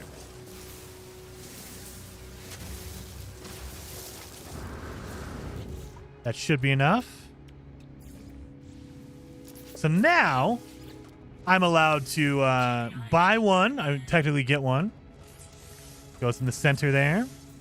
And then now I can use this again for my exosuit upgrade.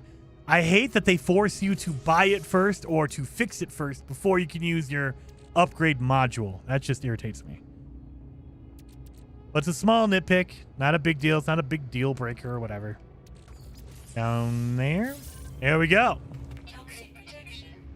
Stabilizing. Beautiful. We don't need all that gold. Get out of here.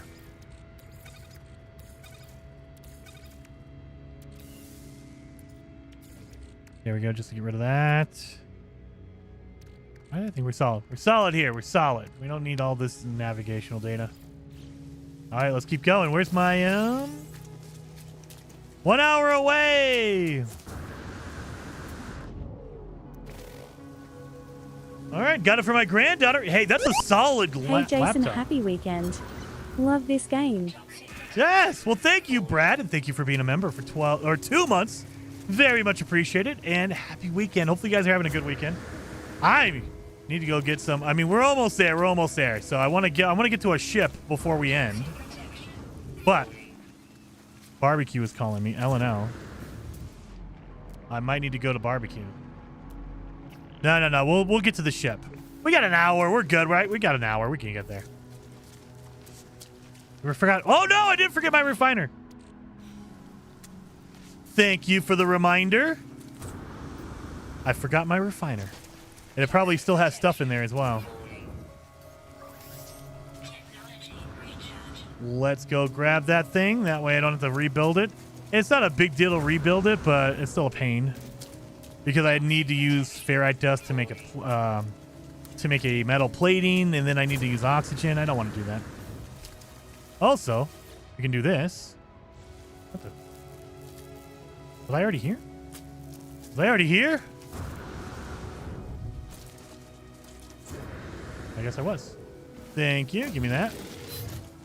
Oh, yeah, my carbon. Heading towards 1 a.m. here. I know. It's getting late for me, too. I'm like, oh, God. I got to go. I got to get some barbecue. Imagine going all this way and then there's a ship like 15 minutes away from the beacon. Oh, no. Don't say that. Don't say that.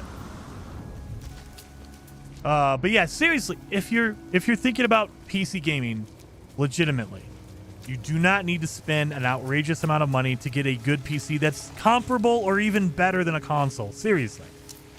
You don't need a 4090 or a 5090 to beat a PlayStation 5 or an Xbox. You do not. Do not go down that route. Do not let people tell you that. Absolutely. I play with a 4070 and I get better, I get way better stuff, better performance and better graphics than my Xbox or my PlayStation. So you do not need to get an outrageous like $10,000 PC setup. Don't do it. Don't do it.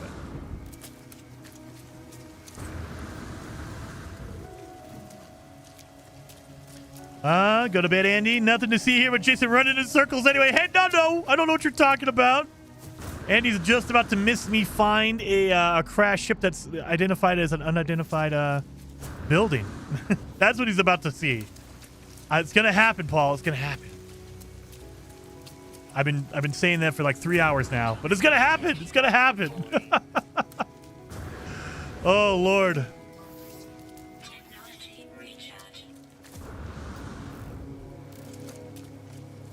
Paul, that's all that Jason does. Nuh-uh. I died earlier. I got whipped in the face and I died. So there's that. I did that different. See, the whole truth says look for PC building 330 to 600. Your money in PC will last 6 to 7 times longer than a laptop or a console. Dude, 100%. And it's going to be intimidating at first. But if you invest in a PC, you can always upgrade it later on. Like the best investment for me, for my brain, is getting a lower end PC right now. And then if you want to later on, you feel like, hey, you know what? I probably do need a better graphics card. You can go out, buy one, and put it in there yourself. PC, the processor is a little bit more complicated. Graphics card is the easiest thing. You unplug and plug in. That's it. Processor is a little bit more intimidating. You want to make sure you're confident, but it's not hard. It's just scary. Believe me, it's scary, but it's not hard. But you can totally do that. And the beauty part of that is, I'm playing on Steam right now. I can fire up a game from 2012 and play that right now. I can fire up Alpha Protocol and play that right now. One of the best games of the 360 generation. I can play that right now. If you want to play the original Oblivion, the original release Oblivion from 2006, you can play that right now on your PC. So that is the best part. You have a library that doesn't go away. It's not one of those, well, sorry, it's locked on the PS3 and you can't play it anymore, or we'll wait for the remaster and then you can play the new version. It's like, no, I bought that game. I bought Alpha Protocol and I'm going to play Alpha Protocol, damn it. Seriously, if you have not checked out Alpha Protocol, it is one of the best games. It is terrible performance-wise. It is buggy as hell, but it is one of the best games ever made on the 360. Another one that you guys probably never heard of, Binary Domain. I can play that right now on Steam. Binary Domain is so good. Go out there and play some Binary Domain. It's on the 360. I do not think it's backwards compatible. It might be if you have an Xbox Series X. I don't know if it's backwards compatible. I think it might be. But yeah, both of those. Solid games. If you really want to go old school, go find Brute Force for the original Xbox. Brute Force. That's another good one. Exploding Cacti says, I can vouch for the good power supply. Mine is about 10 years old now and has been through a lot of usage and still going strong. Absolutely. Absolutely. Most of the things you get on your PC, we're talking your fans, we're talking your power supply, that will go through different things. Like, as long as your graphics card and your processor are fully powered, so if you're getting like a 5090, you're going to have to plug it into like a generator. But if you are reasonable about it, you get a good power supply, that thing will last you a long time. And the same thing goes for a graphics card. You do not need to update a graphics card every generation. That is stupid. Don't do that. If you get a 4070, you're good for a while. If you get a 3080, you're still good now. You don't need to get a 5080. You don't need to get a 4080. A 3080 is just fine. You know, you get a good processor. A 10900K is solid. That'll get you through most games today. So you don't need to upgrade every single cycle. It's always nice. Don't get me wrong. It's always nice if you can, but it's not a requirement. Whereas if you're playing on Xbox, you're playing on PlayStation 5, and the PS6 comes out. Like right now, if you're playing on PS4 right now, there's games that are coming out that are not coming out for PS4. That sucks. If I'm playing on PC, my games from 10 years ago are coming out and they're playing right now. Where is this freaking place? I just killed 5 more Sentinels and I don't even know where they are. Technology recharge. Don't even know it. Sentinels are out here somewhere. Toxic protection. Falling. Endera Gaming says, I just got a new PC at the beginning of the year. That is expert timing on your part, Endera. Seriously, right before the all the tariffs hit, right before all the price just insanity because they can. Dude, after the 50 series came out, graphics cards just went through the roof for no reason. No reason. And it's like, why? Oh, because they can. Okay. We're going to charge $2,500 for, $2,500 for a 5090. Oh, by the way, that's only if you get lucky. Actually, they're $3,000. And now they're $4,000. It's like, what the hell? No. Maybe killing Sentinels is a regional thing. Mendahar, in my experience, it's only if you get within 200 units of a location. Like, you can see as you get closer. Like, I've seen it where I've turned off the Sentinels, and then I see a Sentinel pillar, like, 500 feet away, and you see the Sentinels flying around. And as you walk towards it, slowly they just start disappearing because you get closer. I think it's 200, maybe 300 units away. So it means I was close to a location. I just couldn't see it. Oh, well. Now they claim it's due to AI. Dude, I know. Bitcoin mining did it. Now it's AI. And that's kind of what we went back to earlier. I never, ever trust the company that's screwing me over to tell me the real reason why they're doing it. Honestly. Really. It was AI before. It was Bitcoin mining. It's tariffs here, except for there's no tariffs in Europe. So why is the price going up in Europe? It's never, ever makes sense. It's always another reason that's not my fault. It's not big company's fault. Don't be mean to Xbox. Don't be mean to Nvidia. It's not our fault. It's someone else's fault. We just happen to be collecting record profits. I mean, it's just so weird. I don't understand it. Really? Really? So yeah, I don't know. I get a bad taste in my mouth when a company comes out and they do something like raise prices or whatever, and then they say, oh, I mean, we're really listening to the market conditions and we understand. No, you don't. You don't give a damn. You just want more dollars. That's all you care about. That's all you want.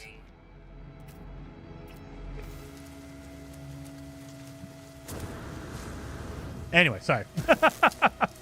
You say Xbox, Nvidia, all I hear is micro. Dude, it's all of them. And I don't want to single out one company because they're all guilty. Company is as company does. Pick any company, and I guarantee you there's going to be some nefarious thing on it. It is very, very rare. I'm sure you can find the needle in the haystack of the one company that does good. I'm sure it's out there. I mean, I would point to Valve, but I'm not even certain about Valve. I'm sure Valve has some shady thing that they do, and I just don't know about it. But 99.9% of the time, I am never going to trust the company to tell me why the real reason they're going to, raise prices or whatever. They're screwing me over, but it's not my fault. Really? Mm-hmm. I don't believe you for a second. So my gut always, and I know I'm jaded because I've worked in bad companies, and by bad companies I mean really, really bad companies that suck. And so not every company is going to be like that. There's going to be that one that's out there that's beautiful and amazing and the best company ever.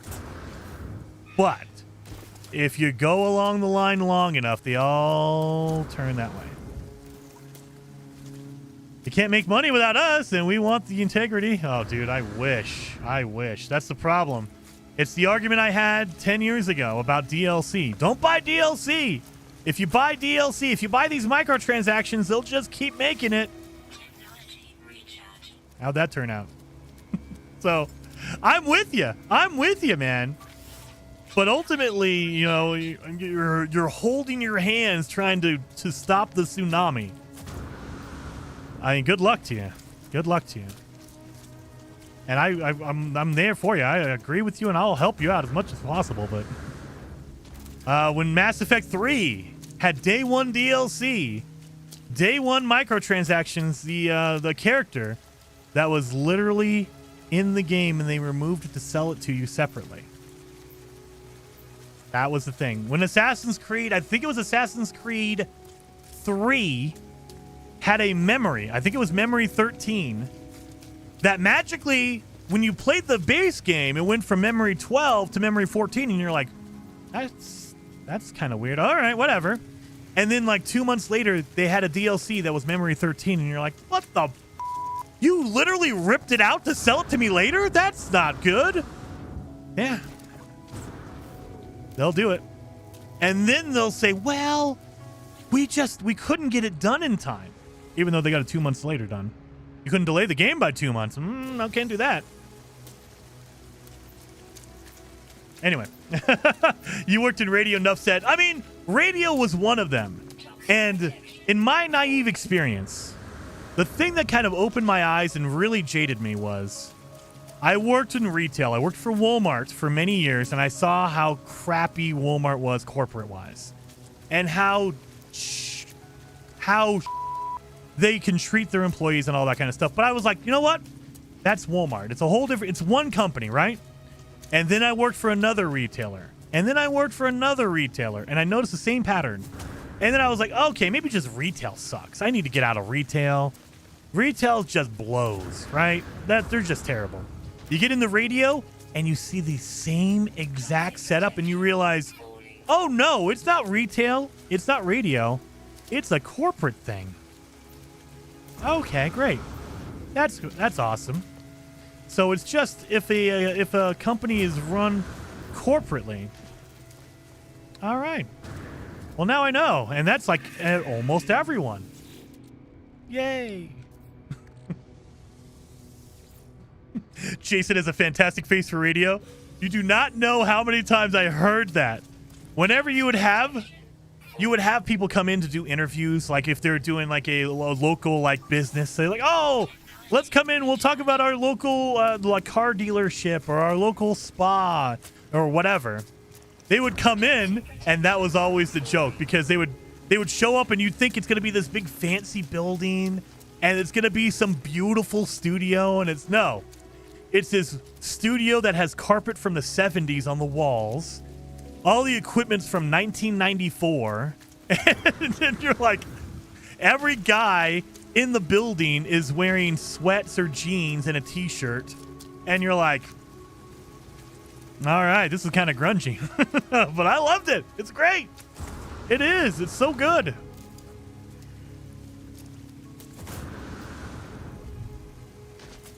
We have under an hour, 54 minutes. So this is where I can finally show you. So it says 54 minutes, but that's if you just walk. Like, there you go. If I do this the whole time, it'll take me 54 minutes to get there. But if you run, you'll notice those seconds go a little faster, right? So now those seconds aren't really seconds. They're like half seconds. And then, even better, if I use my jetpack, look at that. So if you jetpack jump, you are going faster than the actual timer itself. And if you get into an exocraft, even faster. Even faster. So that's why it said 4 hours. It didn't take us 4 hours. It's taken us about 3 hours to get there. A little more than 3 hours.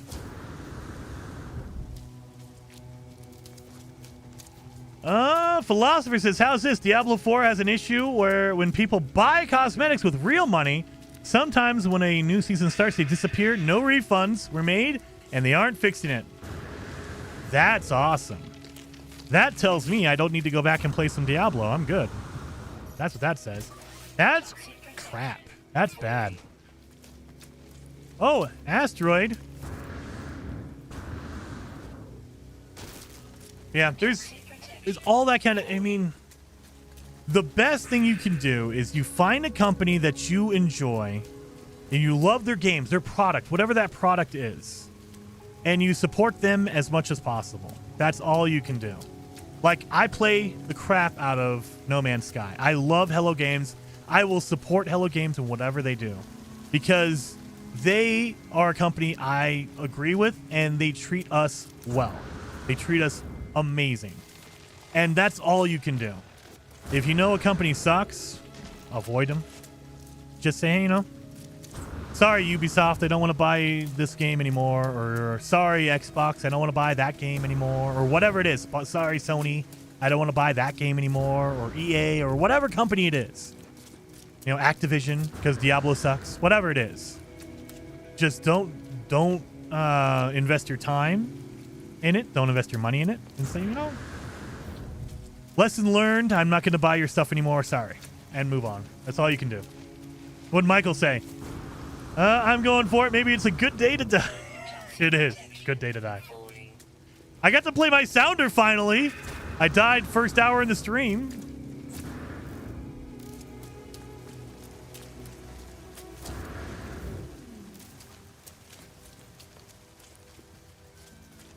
I do the same thing for WoW. I mean, and there is also, we all have our vices. I have bought every Metal Gear Solid game in existence because I love Metal Gear Solid. And I have been more aggravated with Konami than I've enjoyed it.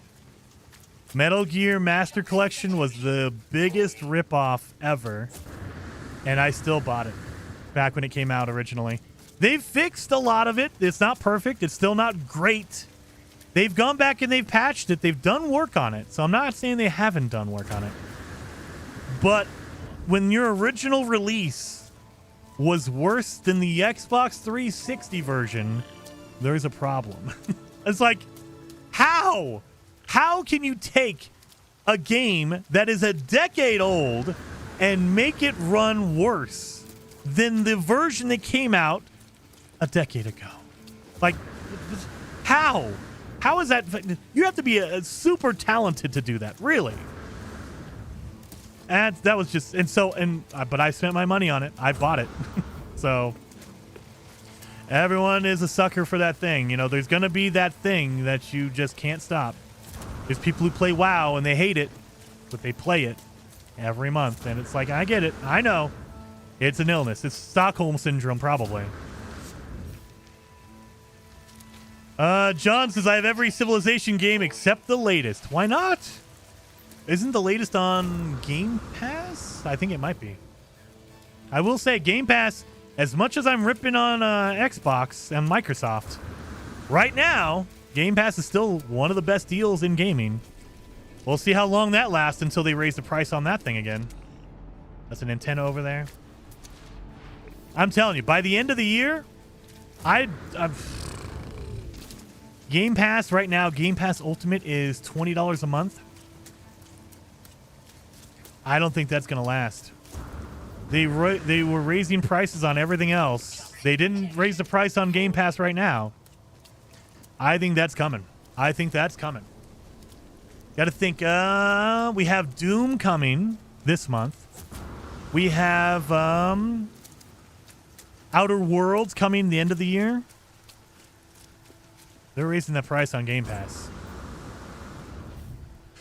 Yeah, because it's Microsoft. Why would they allow themselves to be thought of as a good company? I mean, you can't let that go on.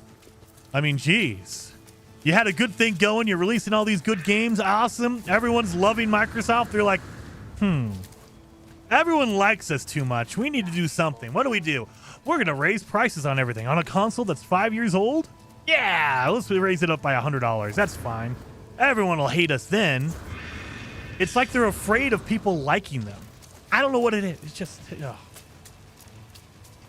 Old Explorer says, Jason, are you going to be streaming the new Doom? I will be streaming it. Xbox Game Pass is still a thing. At least for now, as long as Microsoft allows it. So yes, I plan on streaming the new Doom. Absolutely, I plan on doing that.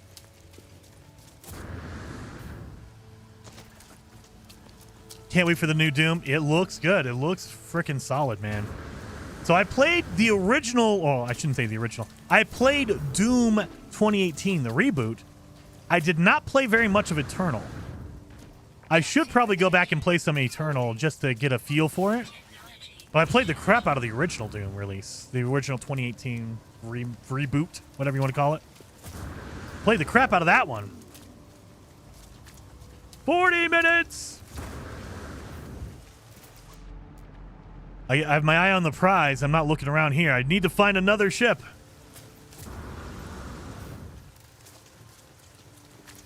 Oh, I cannot wait, Paul. Or, Old Explorer. Yes, I can't wait to. And then Paul says, Game Pass is great. When is Starfield out? I heard it's going to be mind-blowing. It's solid. It's a solid game. I have my gripes with it, but I like Starfield for what it is. There are some aspects. I hate the procedural generation of it. I hate the leveling system of Starfield. Especially now, going back to Oblivion. Dude, Oblivion, that is absolutely no question where Bethesda peaked, at least for me.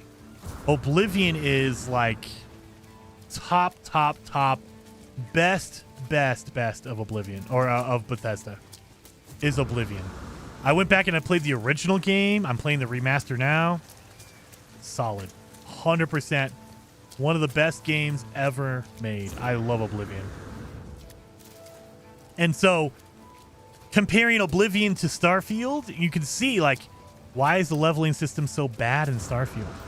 The procedural generation, I'm really convinced if they would have taken out the procedural generation in Starfield, everyone would have never complained about the loading screens. How many people are complaining about the loading screens in Oblivion? It has the same amount. It's just they don't force you into seeing them as much because in Starfield, every area was a small little confined space because they're all procedurally generated. In Oblivion, you have a huge map, and so when you go into a building or you go into a city or you go into a cave, there's a loading screen. Nobody's complaining about the loading screens in Oblivion. That's the difference. And I really, if they would have just said, look, if Todd would have controlled himself and said, we're not doing 1,000 planets, that's dumb. We're going to do 10 planets, and every planet is going to have an Oblivion-sized map on it. You're going to load down on planet A. It's going to have an Oblivion map that you can go and explore the entire area, and there's going to be a ton of stuff to do. Nobody would have complained about that. Nobody. Well, I take it back. Somebody would have found a way to complain, but it would not have been a big deal versus what we got with Starfield. I'm convinced. How many people? Nobody complained about Skyrim's loading screens. Nobody complained about Oblivion. It was only when it came to Starfield. And that's the reason is I'm convinced. It's the procedural generation of you land on a planet and it has to load up a little tiny square for you to go into. And the loading screen is there. Anyway. Back in my day. I know I'm complaining. I'm an old man. I'm sorry. Todd is the epitome of game developer delusion. Troll high on drug and interviews. Dude, I love Todd Howard, and I think he deserves the fame and the notoriety that he has, the accolades that he has. But I do think there's an element of he needs to have his face out there for whatever reason. And I think the best version of that is when Indiana Jones was at the Game Awards and Todd Howard showed up. And you're like, did Todd work on the game? No. Did he like develop? Was he the game director? No. He's just the face of Bethesda, so he wanted to be out there. And it's like, dude, let the team that made Indiana Jones, let Machine Games get their moment in the spotlight. He couldn't do it. And it's like, Todd, I mean, I get it. I love it. And he should get all the recognition and all the accolades for Oblivion Remastered. Absolutely. He was a big part of Oblivion Original. Okay, I get it. Indiana Jones, sir? Come on. Come on, dude. Let them have their moment. Anyway. Oh no, unsolved. Don't do it. See the whole truth. I love Todd Howard. I love Oblivion. I think it's my favorite game, like of all time. It's right up there. It's just Todd. Come on, dude. And I don't know what it is. It's this thing where he feels like maybe someone pushes him out there, but I don't think they do. I think that is a Todd thing. Like he wants to be out there. I could be wrong. I could be absolutely wrong. I don't know Todd Howard personally, so I don't know. It's just the feeling I get from it. I broke my thing again. I don't have any pug name. I don't have a wiring loom. Mother trucker, man. Druzen says Starfield could get there, but they have to invest time and bring it up to speed. If they can do that, Rock, not just 2 cents. I think it could. Do I think they are going to? No, I don't think they are. I think that we're going to see a lot of, we saw a lot of quality of life stuff.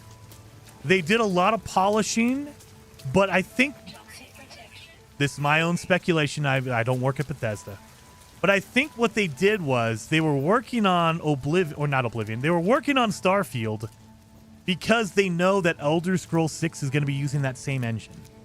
And so they were basically getting the practice in on Starfield. That way, I keep saying that. That way, Elder Scrolls 6 is a better game because they did all the work, all the practice on Starfield. I think that we haven't seen anything for Starfield in a while. I think they're slowly moving off of. They're like, okay, we could do some here and there. We can patch some stuff, but it's time for Elder Scrolls 6 now. So let's move off into that. And we're going to take all the lessons we learned from Starfield. I'm hoping they back off procedural generation. Don't do that. Take the Oblivion, take the Skyrim formula, and just move that into Elder Scrolls 6. And use that Starfield engine, the Creation Engine 2. And they've worked on it. They've optimized it, so now it actually runs at more than 10 frames a second. And they've added in a lot of quality of life stuff, like eating food off tables, things like that. The menu system is better. All that kind of stuff is better. Not great. The leveling system is still terrible. I still hate the leveling system in Starfield. I hate it. But I think they're not going to change any of that. They're just going to use the knowledge to improve Elder Scrolls 6. That's, I think, what really we're going to see. Anyway, all speculation. I have no idea. I could be completely wrong. I hope I'm not, though. If they do Elder Scrolls 6 in the same exact way they did Starfield, I'm going to be playing Oblivion Remastered for the rest of my life. Pretty sure. I mean, I'm going to do that anyway, but that'll be the only game that exists now. All right, there we go. Humming sack over here.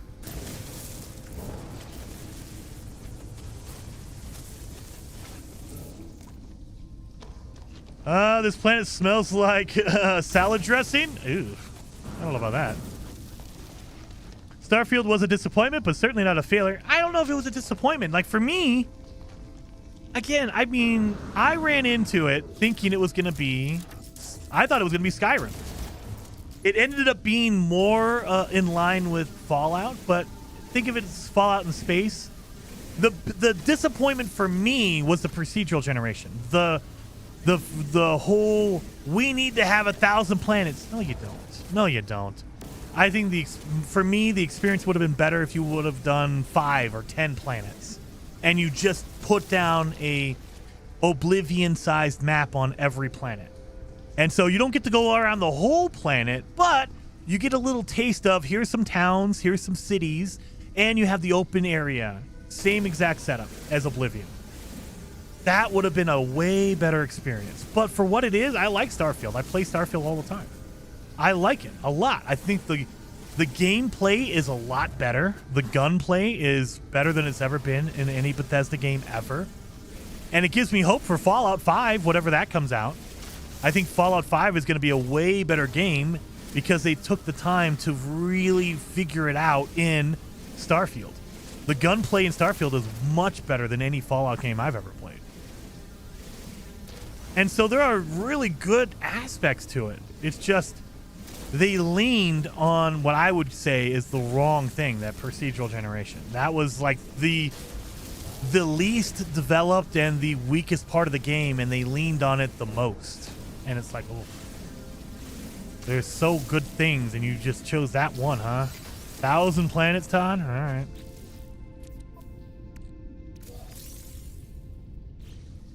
They certainly improved the gameplay with patches. Absolutely. And then the fact that they've added in the difficulty sliders in Starfield are way better than anything that's been in any other Bethesda game. I love all of the stuff they've done. Has been really, really solid, really, really good. And again, it gives me hope for whatever Elder Scrolls 6 ends up being. I hope it's a better game because of that experience they got. The feedback they got from Starfield, I hope they use it and they internalize it and they use it for Elder Scrolls 6. I really do. I'm afraid there's a little part of me that thinks that the team didn't take everything to heart, and Elder Scrolls is going to suffer a little bit for it. But between Starfield and the fact that everyone is loving Oblivion, I'm hoping that kind of reframes it and goes, okay, people want this kind of RPG, this Oblivion style. They don't want what we were trying to do with Starfield. It was a cool adventure. It was a cool test. but don't do it again. Please don't do it again. Anyway, I've only played Fallout 4, but I liked it. Fallout 4 was solid. I think they implemented what's called the VAT system because the gameplay, the gunplay, was very weak. I think that if you made a Fallout 5 with the Starfield gameplay, gunplay, you wouldn't need VATs at all. It's a solid. You wouldn't need to rely on it. You could have it and it'd be cool, but I wouldn't use it as much because in like Fallout, the gameplay, it was rough. They weren't doing shooters. And so now that they've been bought up by Microsoft, I remember Todd in an interview with Todd, he said they had the guys from id, the people who make Doom, came over to Bethesda and said, hey, let's help you out with your gunplay. And it shows because it's much better. Is it on the level of Doom? Absolutely not. But it's much better than anything Bethesda's ever done. All right. We don't need that. We need some, we're going to need a lot more ferrite dust. But we have all our battery stuff. Let's go. We are 27 minutes away from our ship.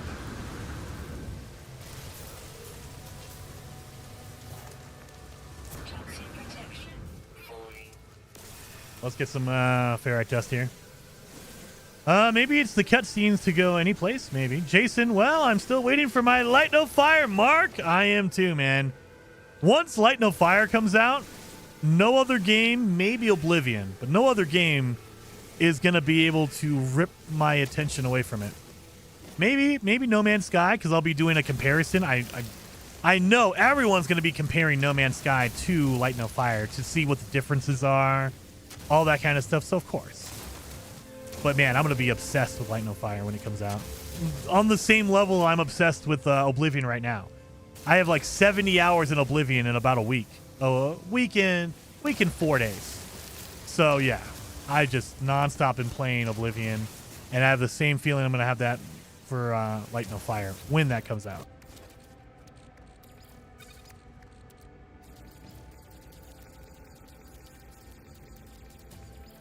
Man, I was so close. Raven Ragnar says, can you explain the magic difference between Oblivion and Skyrim? So, in Oblivion, the magic is more... I want to say the magic is more customizable in Oblivion versus Skyrim. In Skyrim, they give you the magic and you use it. In Oblivion, if you want to go down that road, you can make your own magic spells. So that's the difference. Now, in gameplay, it's a little bit more limiting because, like in Skyrim, you can dual wield. So if you want to have a sword and magic in your left hand, you can do that. If you want to put a sword in your left hand and magic in your right hand, you can do that. In Oblivion, you can only use a weapon or a magic. You can only use an offensive ability, offensive, in your right hand. Your magic, your weapon, whatever it is, and you can only pick one or the other. You can't, like, wield a sword and magic at the same time. You can kind of heal, but you're using your heal as you're wielding your sword. So there's more customizability in the Oblivion architecture. You could go. You literally go to through the Mages Guild. You can go and develop your own magic. You can make your own spells, and you become OP as hell. And I think that's why they kind of removed it for Skyrim, because you'll see people running builds in Oblivion where they do like a one-touch kill, where they literally made their own spell and all they have to do is touch an enemy and they die instantly, no matter what the enemy is. They're doing like 10,000 damage. You're never going to see that in Skyrim unless you're doing mods or whatever. In vanilla Skyrim, not going to happen. There's no Southpaw in Oblivion, yeah. So Oblivion's gameplay is a little bit more limited, but the feature set in Oblivion is much better. So they allowed more variety, more customizability in Oblivion versus Skyrim.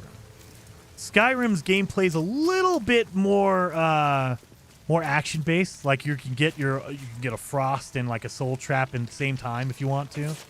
You can do a whole bunch of stuff with that. You can dual wield basically. But there's no building your own spells. There's no I would say that the Mages Guild, the storylines are a little bit weaker in Skyrim versus Oblivion. Oblivion, there is man, dude. The Dark Brotherhood, the Thieves Guild, all that stuff is way better in Oblivion versus like Skyrim. So, yeah, I would say more customizable stuff in Oblivion, but in second to second use, I think it's more fun in Skyrim because again, you can dual wield. You have a lot more control over what you're doing with it, versus in Oblivion, you have more power to influence it, but it can get out of hand. Like if you know what you're doing, you're going crazy with it. But if you don't know anything about the magic in Oblivion, you're like me and you're just healing, and that's it.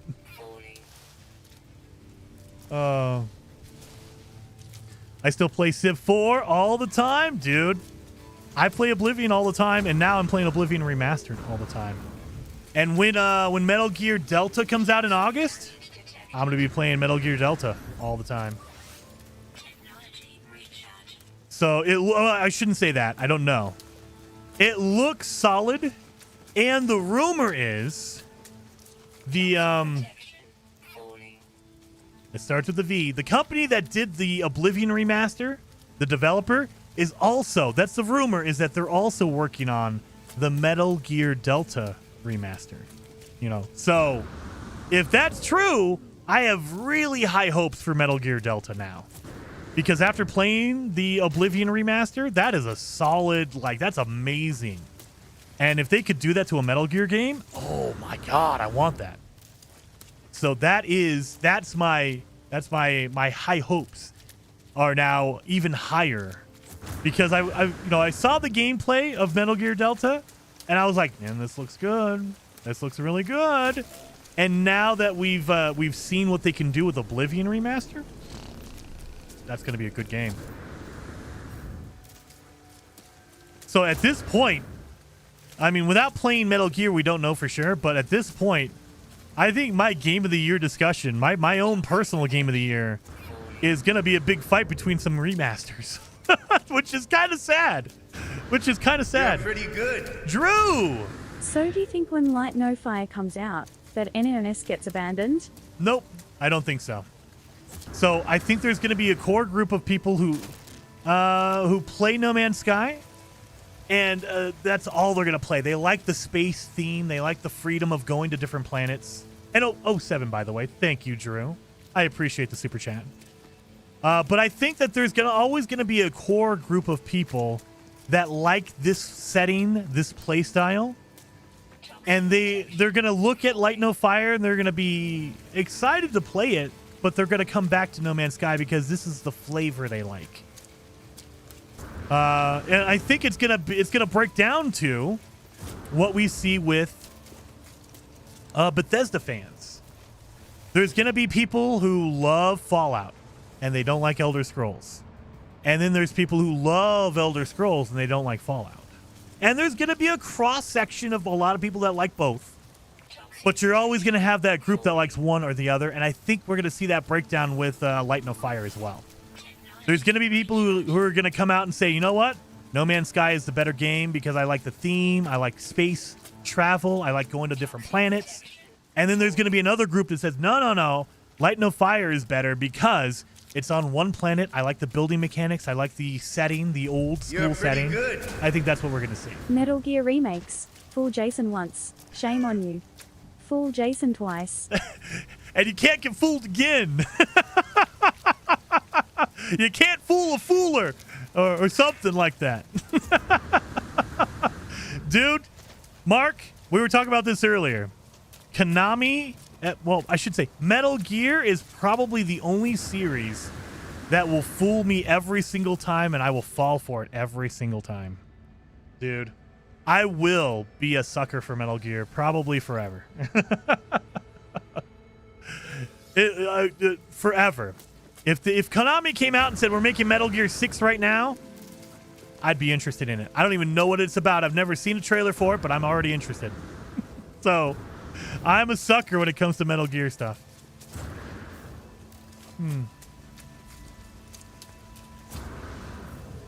What is the real pitch on Light No Fire? I think for a lot of No Man's Sky players, it is the thought that, or the thinking that Hello Games has had a decade of practice with No Man's Sky.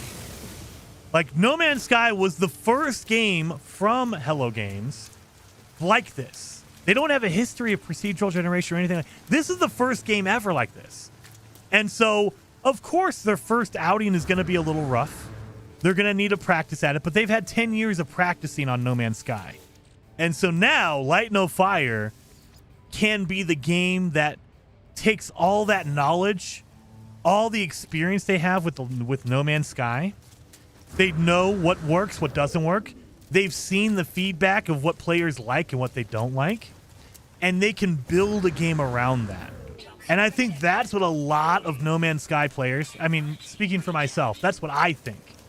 I think that is what we're going to see with Light No Fire. It's going to take all the knowledge, all the experience, all the practice that they've had with No Man's Sky for a decade, for 10 years, and they can put it all into one game and say, hey, look, we tried this with No Man's Sky. We know it didn't work, so we're not going to put it in Light No Fire. Or we did this in No Man's Sky. Everyone loved it, but we kind of had to bootstrap that thing in there. Multiplayer being one of those things. Multiplayer in No Man's Sky is very finicky. Very, very, very iffy. But people like multiplayer. And so if you could build a game from the ground up, knowing that's going to be in there, it's already in, you don't have to, like, strap it on. Dude, maybe they can make a better multiplayer in Light No Fire. And that's the hope I have. And I would venture a guess that most No Man's Sky players are thinking somewhere similar to that. It's like, look, they're taking all these lessons. They're going to make a way better game. And it's going to be something that they've worked on for 5 years. Well, 2023, so 7 years now. They've been working on Light No Fire for 7 years. Going to be solid. And again, it might not be everyone's cup of tea. Like the example I would use is Bethesda. Some people like Fallout. Some people like Elder Scrolls. And you're going to have the people that are in between that like both. They just like Bethesda games. And then you're going to have the diehards that, nope, I only play Fallout. I hate that magic and all that other BS and Elder Scrolls. Nope. And then you have the other side of, I don't want to deal with shooting or guns. That's stupid. I just want an RPG, old school fantasy setting. And you're going to see that, I think, in the No Man's Sky community. There's going to be people who jump over to Light No Fire, and that's all they play because they've been waiting for that, and they love it.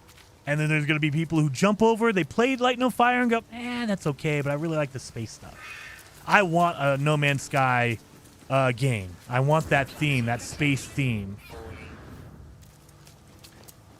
To who gifted me a member 2 hours ago? Thank you, Black River. Heck yeah. Griefers, something may be wrong with us. Yeah. I mean, there's always going to be that.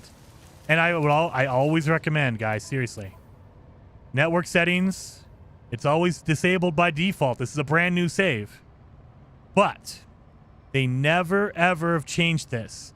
PvP is always turned on, and I don't know why. It should be off by default. It should be no one by default. I don't know why it's not. I hope that they kind of adjust that in a future update. Turn off PvP by default. Because I don't know how many people don't realize that they can go into the space anomaly and just have a bad time because people exist. People exist. People will be people forever. Anyway. Drew says, I agree so much, and I'm guessing the updates are seen in No Man's Sky as part of the development of Light No Fire. Excited to see what happens. Oh, and on the flip side of that coin, I don't think that when Light No Fire comes out, Hello Games is going to abandon No Man's Sky. They're not going to say, well, sorry, Light No Fire is out, so we're done with No Man's Sky. I don't think they're going to do that either. I think that they have a team dedicated to No Man's Sky, and they also have another team dedicated to Light No Fire. I think that's going to persist for a long time. How long? I don't know. But I don't think they're going to immediately just drop No Man's Sky and say, well, sorry, we're done with that trash. It's time to move on to Light No Fire. No, we're going to see updates that probably will slow down. I have a feeling they will get slower. Like, we're not going to get an update every couple of months like we are now, because they're probably going to want to focus and try to get Light No Fire going.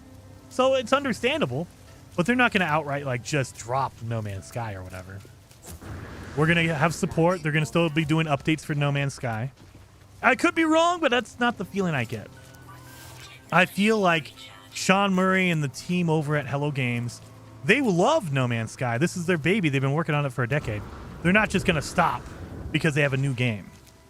It'll slow down. That's understandable, but I don't think it's ever going to stop. Maybe one day, years from now, they'll finally say, you know what? It's been a decade, it's been 12 years, whatever. It's time to let No Man's Sky just rest and be what it is. We've done what we can. We've added as much as we can. We consider it finished now. All right, guys, this is the big question. We're 1,000 feet away from our ship. What do you guys think it's going to be? We should do a vote. We should do a vote now. We should do a vote. Let's see what you guys think. You got to lock it in. So,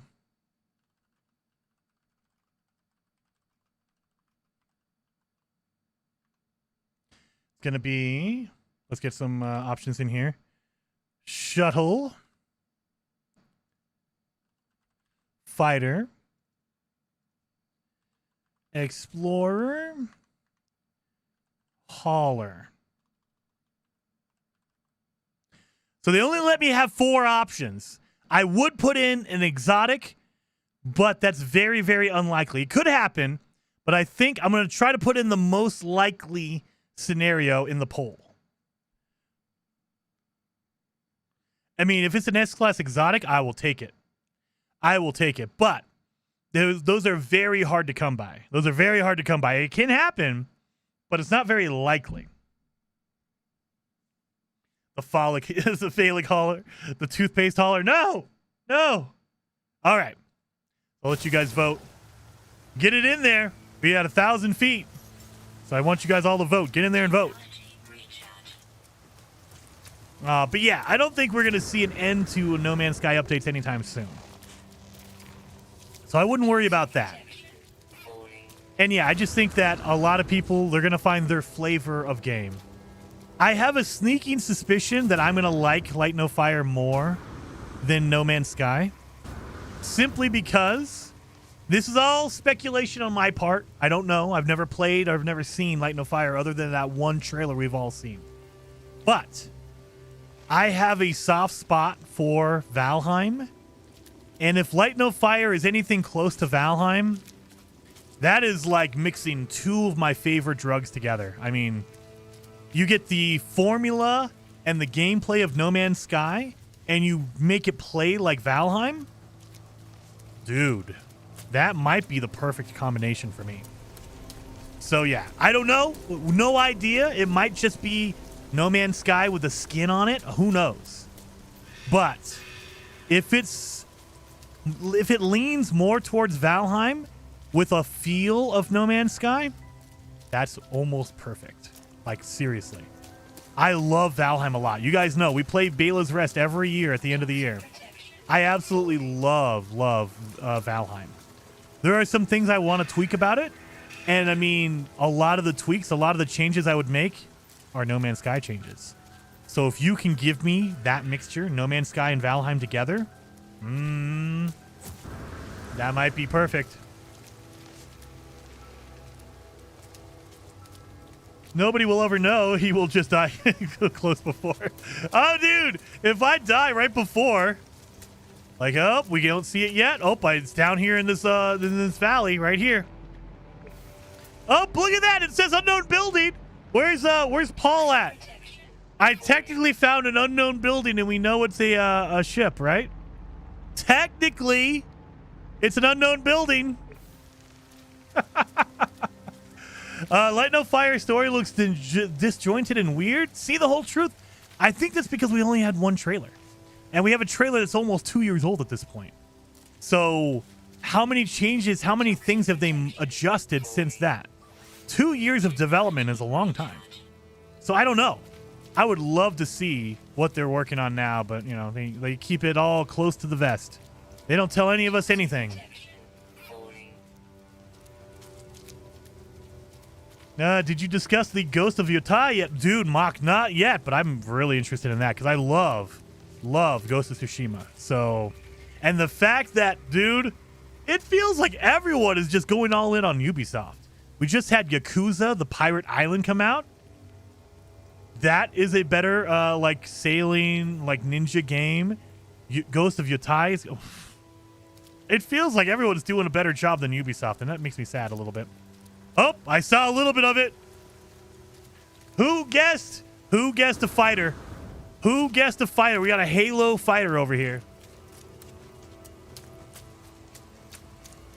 Look at this. We got a Halo fighter. Now, what class is it? I'm going to guess it's a C class. Maybe a B class, but I'm going to go with the odds. I'm going to say it's a C class fighter.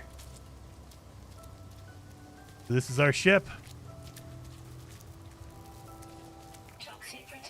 What are you guys thinking? C class, B class? B class, let's see.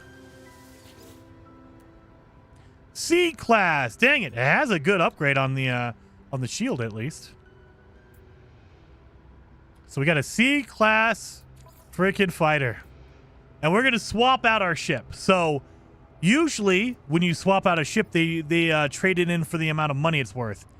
A crashed ship is absolutely free, so it doesn't cost you anything anyway. Like if I claim it, it's free. So I'm not getting any benefit from it. I'm just trading out my old crappy ship for this cool fighter. I wish it was an S class. That would have been awesome. So now, hermetic seal. We need a hermetic plating. And we need dihydrogen jelly. All right. So we need a jelly and we need a metal plating. So let's go get some hermetic or dihydrogen for our jelly. And we need ferrite dust to make our plating. We got it. We got a fighter, a C-class fighter, but that's okay. We will move on from this one because we will find a Sentinel ship that will replace this in no time. All right. Give me my stone here. Give me that. For C-class, I think it's cool. It is a pretty cool ship. I don't generally like the Halo ships. They're okay. Not great. They're okay. And then a jelly. There we go.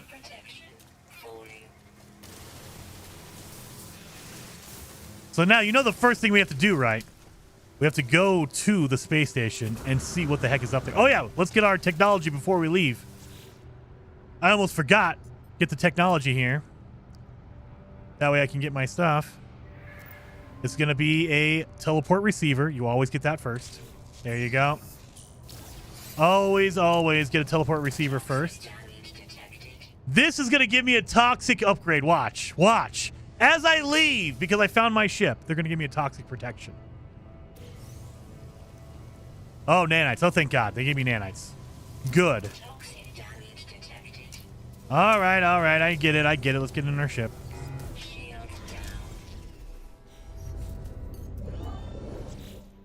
So, we should be able to fix everything now.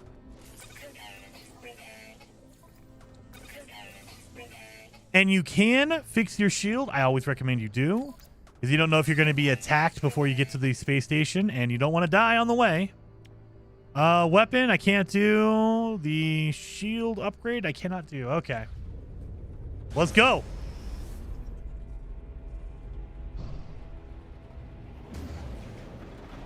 Let's go to the space station. We're in an abandoned run. So let's see what the space station has. Or doesn't have.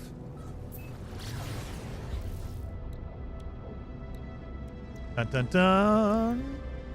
My God, look at all the stuff we can sell. I can upgrade my my ship. Who's gonna attack you in an abandoned run? That is a very good point. The dread pirate citrus. I'm just like, you know, I have problems trusting. I always think there's gonna be a pirate that attacks me. The sentinels can attack me. There you go. Ha ha. The sentinels are still here. So, blah. But yeah, realistically, there's no pirates. So, there's no outlaws. You don't have to worry about that. This looks like a regular abandoned system.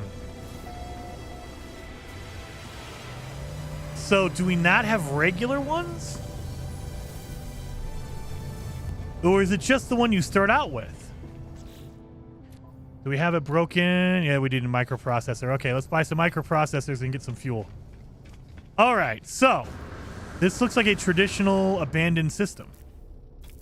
Like, I don't see any kiosks here. I thought it was going to be like a normal one. It's just we can go and interact with the kiosk. No? Galactic Terminal. No. Product received. Mm-hmm. Repaired.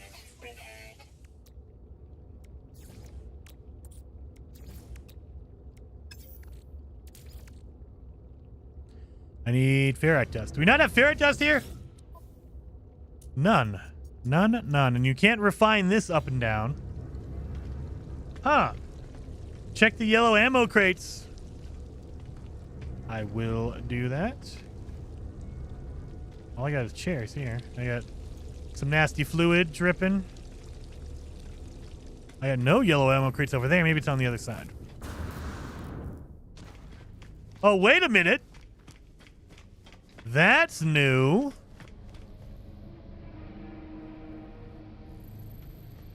Well, this is new. They didn't have this before. Is this what you guys mean? Because I don't like this at all. I don't like this at all. I don't like this at all. That is new. I know, that is new. So there is a ship upgrade station here. That was never there before. Do we have a multi-tool upgrade station over here?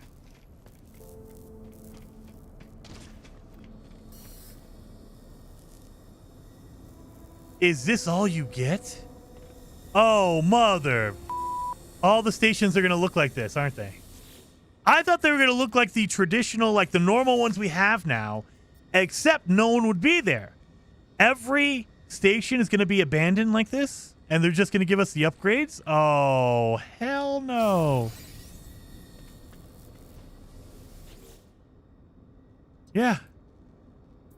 I can purchase a new slot for 200,000.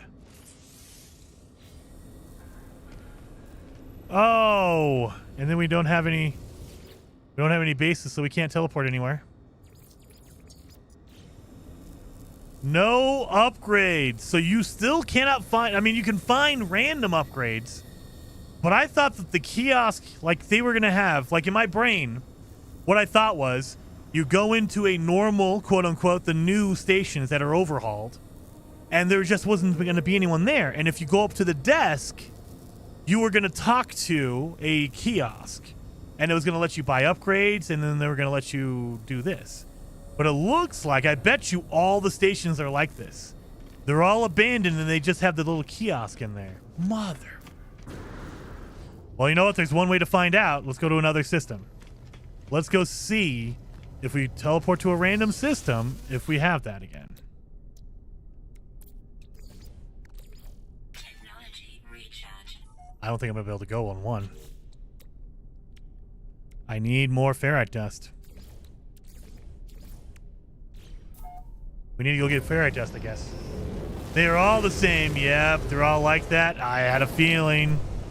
That's an unknown planet up there. What the heck is this? All right, bleak planet. Let's see if I can go. I don't think I can. I think it takes 20... What is this? Oh! Purple systems! Stellar manifestation, all array sectors are restored. Okay. Now, wait a minute. Can I go to a purple system without the drive? Atlantid for drive required. Do they give you the Atlantid drive as a recipe? Wait a minute. I don't have an Atlantid drive. You probably have to go to the Space Anomaly and buy it, right? You have to. Hyperdrive has no fuel. I need more than 16%. Okay. I think minimum you need 20% to even jump once. Well, let's get some ferrite dust. Isn't there a new kiosk down by the stairs? Yeah, that's our ship kiosk. So they've added a ship kiosk. They added the 3 kiosks that you can use. Your ship, your multi-tool, and your suits kiosk. Those are all added to the abandoned space stations. They never had those before. So that is new. But you cannot buy any upgrades. And they are blasting that music for our purple systems. Oh, look at the Diplos!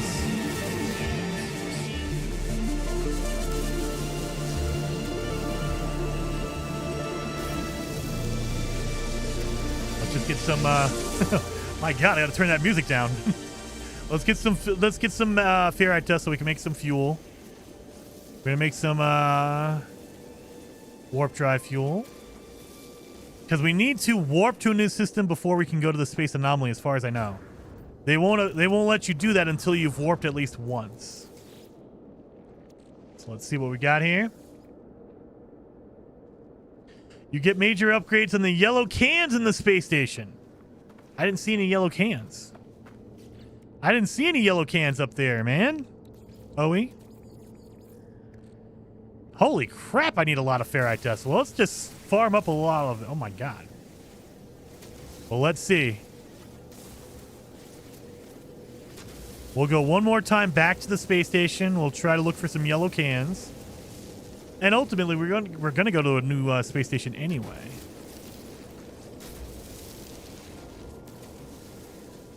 Get all this ferrite dust going.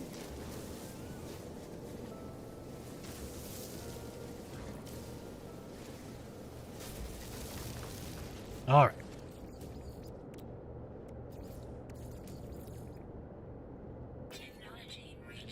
Ouch, 67. Good Lord. That's like 2 jumps, maybe 3.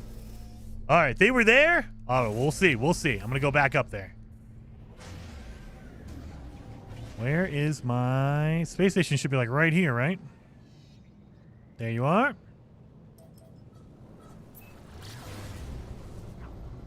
Ah, it should be all blurry.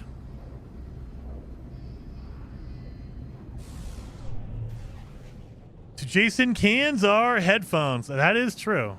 That's what you would call them back in the day. That's why I still wear my radio headphones from way back in the day, my HD 280s. Had these forever.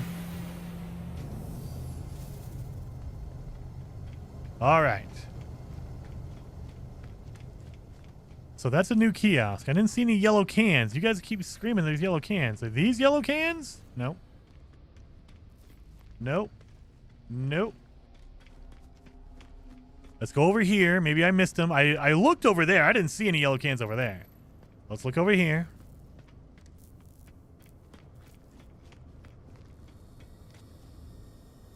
I don't see any yellow cans, you guys. There's no yellow cans in this whole room. None at all. No yellow cans, you guys. I got an emergency signal scanner out of that one. I got 2. Oh, God, really? I got a heat capacity. Thank you. There's no upgrades in there. You guys lie. I did not see those things at all. I did not see the yellow containers at all. Well, let's double check over here since I'm blind, obviously.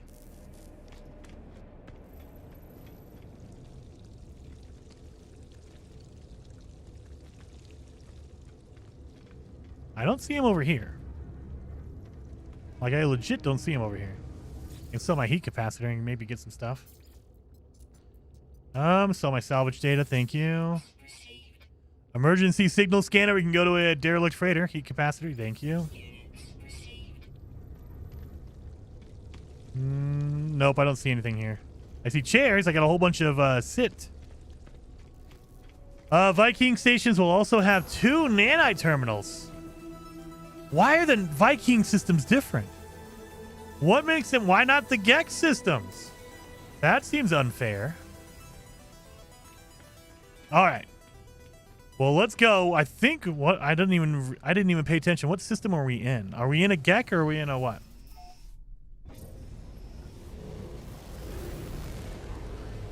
Let's see. We are in a... We're in a Gex system. That's unfair. Don't give it to the Gex. The next one is a Gex system. So let's actually not go there. Let's go around here. That's a Korvax. That's a Korvax. Korvax. Korvax. There's a Viking system. Let's go to Viking. Let's see if the Viking systems are separate or you guys are just messing with me. Why would they make the Viking systems different, though? That's the question. When the Gex system is obviously the better system, right? Because Gex are better. There's a frost planet over there I like. Look at that thing. All right. Well, let's go in here. Let's see if there's anything different here. You use salvage data to buy upgrades? Don't tell me that. I just sold my... Don't tell me that. I'm going to have to go digging for some salvage. Well, let's go see. Let's see. It looks the same. I don't see anything different here. We have the ship upgrade terminal right here. That's all the same.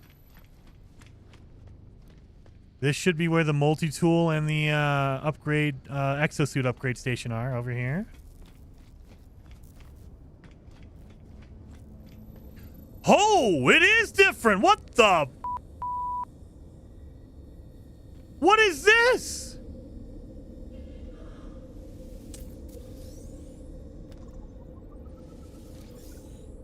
What is this? Why is it different? Now it just feels unfair.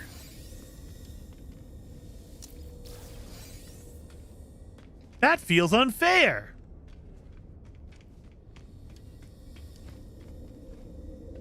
So we were in a Gek one. That just sucked.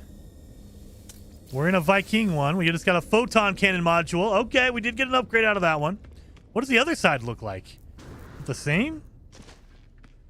Okay, before the abandoned mode was added, all these abandoned, star systems, these space stations, were all the same.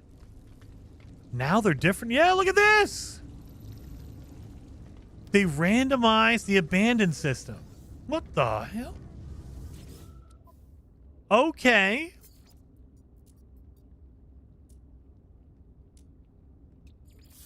Sell those. Encrypted data.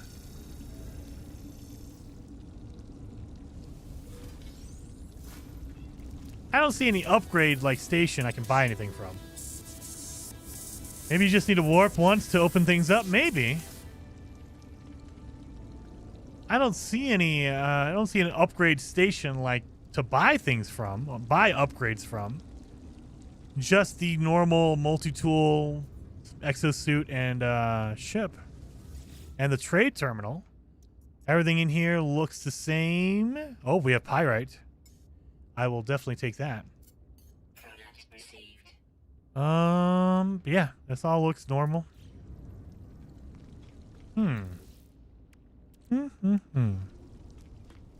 Just the new, the 2 nanite dispensers. Oh, got you. Those 2 nanite dispensers. Okay, so that's what a Viking system looks like. I just realized, what's my ship name?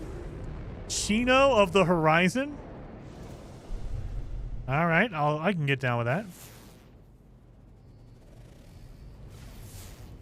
This one.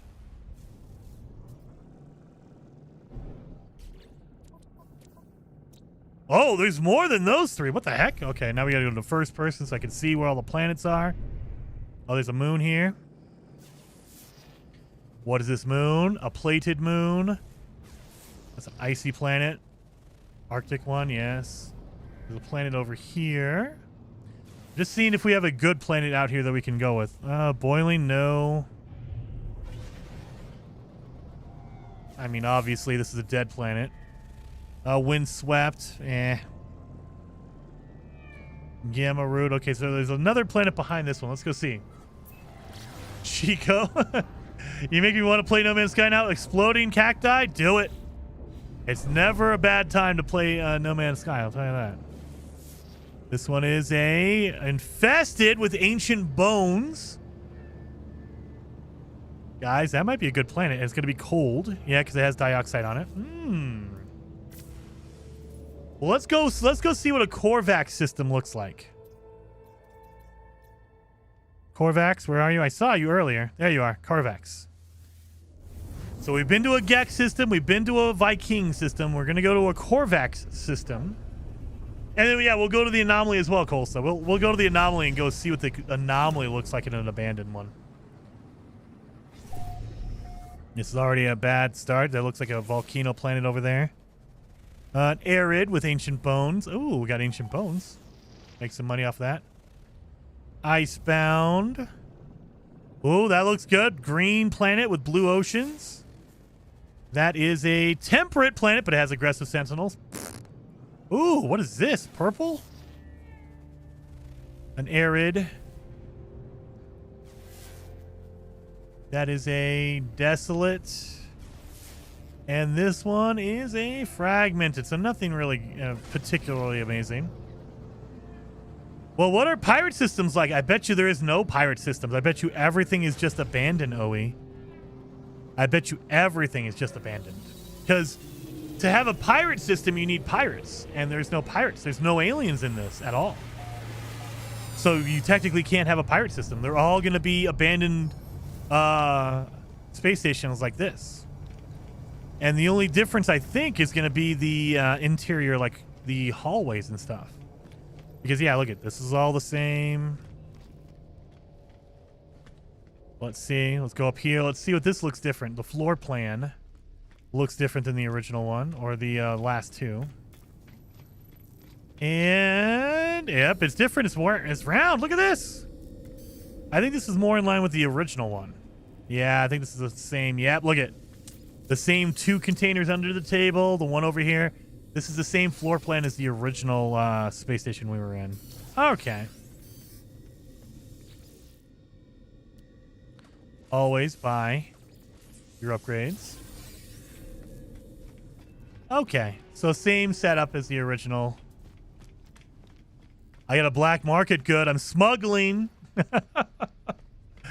Gek and Korvax are the same layout. Yeah, it looks like it.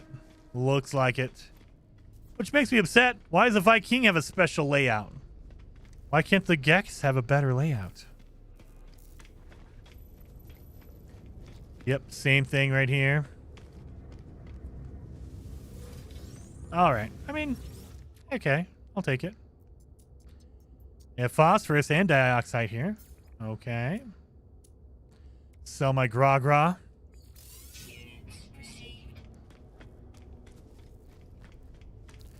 All right, well, let's call the anomaly. So in the Adrift expedition, the anomaly was barren. There was no aliens there, no travelers there. I think the Quicksilver companion was there, though. He was the only one that was active. I think the only other character was there was Polo, or Nada, excuse me, Nada. But Nada was deactivated, basically. He was turned off. Let's see if it's the same way. And please tell me they kept the creepy music. When you landed on the anomaly, the space anomaly in the Adrift expedition, it was creepy music. They kept it.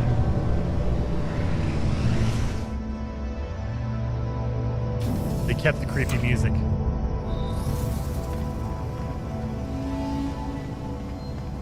Yes. Quicksilver robot is not there.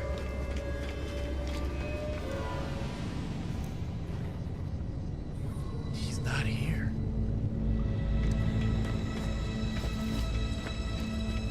I love that they kept the creepy music.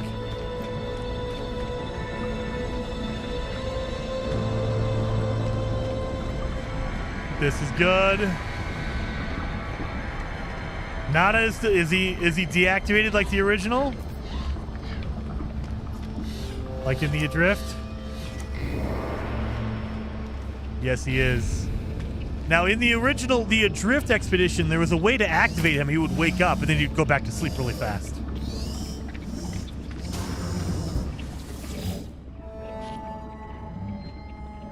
The robotic entity is frozen, an empty shell. They possess all the trappings of existence, but emit nothing but static. The entity, like the station itself, seems at once deeply alien and yet deeply familiar. An old friend at home. Or just another void. Yeah, I didn't activate. Dang it, I was hoping. Can I interact with any of these kiosks back here? No, you can't. You can get your construction upgrades. But I can't get my backpack refiner now. I can't interact with any of this. And a multi-tool. And not even that good one either.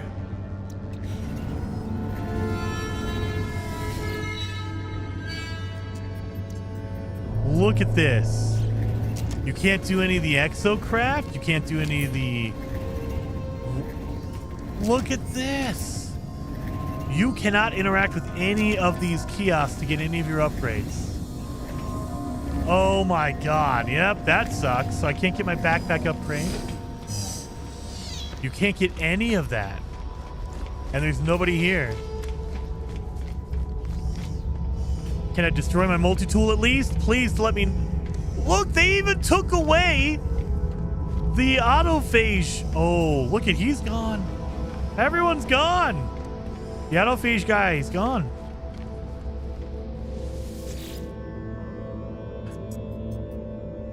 No, we're not gonna scrap that one. Do I have any room? Oh, yeah, I got plenty of room. Let's switch out to my broken one. So I'm gonna break this multi-tool. I don't have anything in here. We're gonna break this one. 700,000, I'll take it. So now I got a whole bunch of scrap and I got a mining beam module. I'll take that.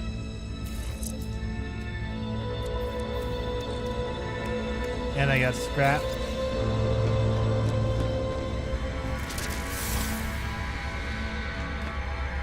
Wait a minute. Let's go check on the community bases.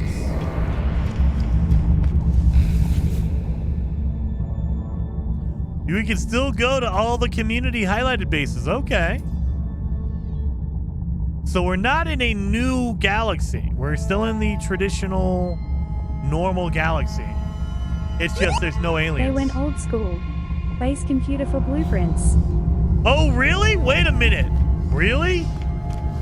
Oh, let's go build a base. Is that true? Midnight, are you messing with me? Or is that how we... Say, no. We talked about it in one of the expeditions. They gave us an upgrade kiosk that you can buy upgrades from. And I mentioned, I was like, they need to put this in the normal game, and they never did. Did they add it to the abandoned miles or the abandoned mode? Let's go. Let's go see. Let's go build a base. Gary says you have to build a new blueprint research station. They are identical to the Utopia expedition. Yes! All right, well, let's go do that then. Let's go right down here. Closest planet. Let's go. If that's the case, then I'm all for that. 'Cause then I can build my own base and do that. We're going to build it right here on top of this big old spire.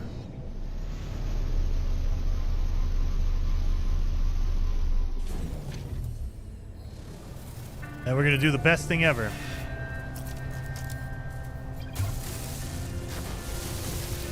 We're going to flatten everything like you should not do. Boom, boom, boom. You should not do this. All that terrain will regenerate and fill up my base. But I'm doing it because I think it's funny.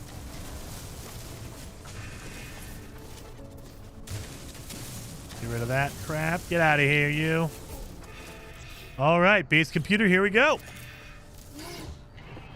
You can still get those upgrade kiosks from Quick Silver Guy. Maybe the salvage data to sell them? Ooh, maybe. I don't know. Well, let's find out. Oh my god, we were going for so long. It's 6.5 hour stream today.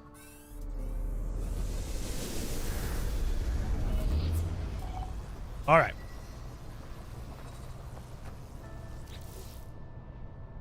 Immediately. You unlock them immediately. Look at that. Research station. We need magnetized ferrite. Son of a gun.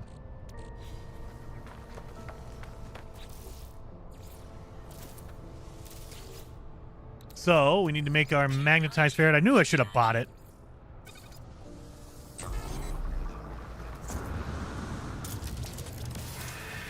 Of course, I picked the planet that has salt all over it and not ferrite dust, like I'm a fool.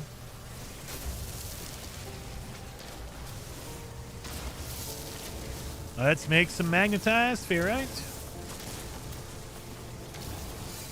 Oh, maybe we'll get some out of that. Of course not. Oh my god. I forgot. Yeah, I did all that flattening. I got all that silicate powder. There we go. Have a good night, Tranquila. Thank you so much for hanging out. I'm really, really excited about this. Okay, so upgrade stations. This is what we talked about. In that expedition, I said we should have that in the normal game. They kind of did that. It's not exactly 1-to-1 because you have to play in abandoned mode. I don't think that's in the normal one, right? I have not seen it added to the normal game. Maybe I'm wrong, though. It's been a while. I've only been doing speed runs, so I'm kind of losing my mind here. You're pretty good. Think we get another LNF teaser trailer this year? Ray, yes. And thank you for the super chat, by the way. Yes. So I think the earliest we're going to see it is in June. We have a lot of game showcases happening the first week of June. We have like the Xbox showcase, Summer Games Fest. We have Ubisoft, EA, Bethesda. All the game showcases are happening the first week of June. So if we do not see it there, I think the next time we see it is going to be the Game Awards in December. So if I had to put money on it, or I had to make a guess, either the first week of June or the first week of December, or whenever they hold the Game Awards this year. I think it's the first week of December. But that would be my guess. First week of June or in December. Good. Mike! OMG, just got online and see you playing Abandoned. I love this mode.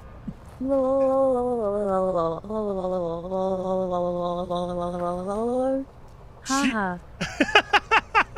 She will say that, but she won't talk about James Bond movies. I wonder why. Mike, thank you so very much. And yeah, dude, we're playing Abandoned, and we just got into building our own magnetized ferrite. Okay, good. Oh, look at that. There's different. Okay, wait a minute. No. Magnetized and chromatic metal. So, Exosuit Research Station. There you are. So, this is the same kiosks you would get at the Space Anomaly. So, if you want to research all your stuff, here it is. You can't buy upgrades, directly from it, but you can buy the blueprints still. Okay. Multi-tool, yes. And then Leonard with the 5 gifted members. Thank you so very much. 07 Leonard. Yeah, look at that. It's all the same. Okay. It's the same thing as the other expedition we had. I would assume it's all the same. Okay. Well, that is freaking awesome. So you cannot get it from the anomaly, but you can get it from here. So I wonder if I wanted to be cheap.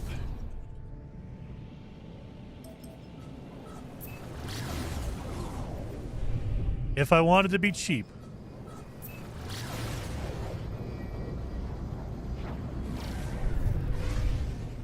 When it first came out, you could not get the new purple system drive or the aqua jets. Oh, dude, yeah. And so I would imagine, yeah, if you just put down the Starship upgrade kiosk, I bet you the purple drive is in that list as well.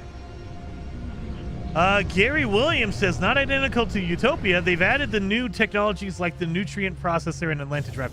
That's true. That's true. But it was, at the time of the Utopia, it was the full list. It wasn't just like a cut down, oh, you could only get the first or whatever. Like if you do the construction terminal, they only give you a little bit of the building blocks for your base. And you have to come up here to get the rest of them. I thought they were going to do something like that. Like build a construction type thing where it's like, oh, it's only the first level or it's only a few upgrades.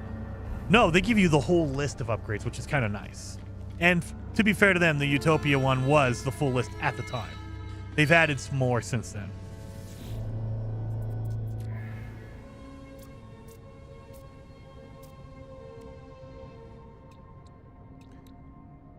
You can go all out. Look at this. Oh, yes. Oh, yes. Look at that. Boom. The Harbinger of the Stars. That's one of my favorite looking multi-tools. That's a really good one. Look at that. Let's see. Do I have all of my Quicksilver? Oh, yes.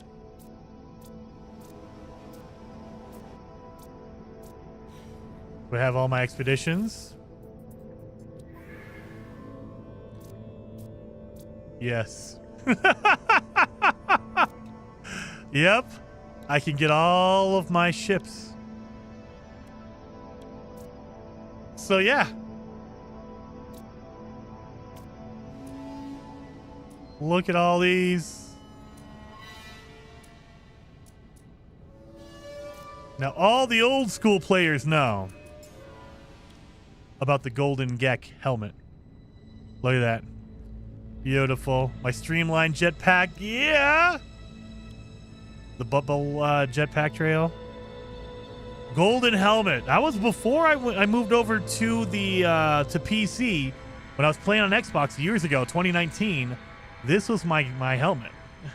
I did that for a long time. But yeah, look at all that. Yeah. Anyway, you can get all of it. So yeah, that's pretty awesome. So we made it. We got our ship. So now the next step in our next stream probably is going to be we have to get a better ship. We have to get a way better ship.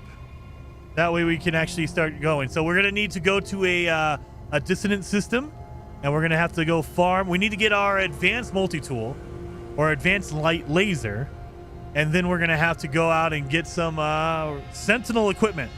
Sentinel multi-tool, Sentinel everything. So hopefully you guys had fun today. I had a blast in, experiencing the new version of the abandoned mode. I like it. I really do like it. So I can see using this for a fugitive run. Maybe some modifications, like not being able to build the upgrade kiosks. Or maybe allowing you to build one. Like you're only allowed to build one before they track you down or something like that. There is some cool stuff you could do with this. I love the fact that they overhauled the abandoned space stations to have the upgrade kiosks in them so you can go and upgrade stuff. That is freaking awesome. When is the next stream from Kimberly? So the next time I stream will be on Monday with Heather Silvermist. We will be doing Planet Crafter. But if you mean the abandoned, we'll probably be doing it next week Friday. unless there's a massive update, you guys know, if there's an update for No Man's Sky, I'm going to be covering the No Man's Sky update. But next week will probably be an abandoned mode, unless there's an update. And there's a 50-50 chance we get an update next week. So currently, let me upgrade here, or let me save. I got to make sure to save. So the expedition currently, not desktop, mode select. There you go. Is going to end in 4 days. So Monday is when it ends. If you've not gotten your expedition done, get your expedition done. Get it done.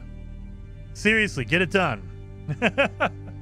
And so I have a feeling we might see an update next week. I think over the weekend, if I had to speculate, we're going to see an emoji from Sean Murray, and then we're going to get an update this coming week. But we don't know. We never know when it's going to happen. So it could be not. We don't know.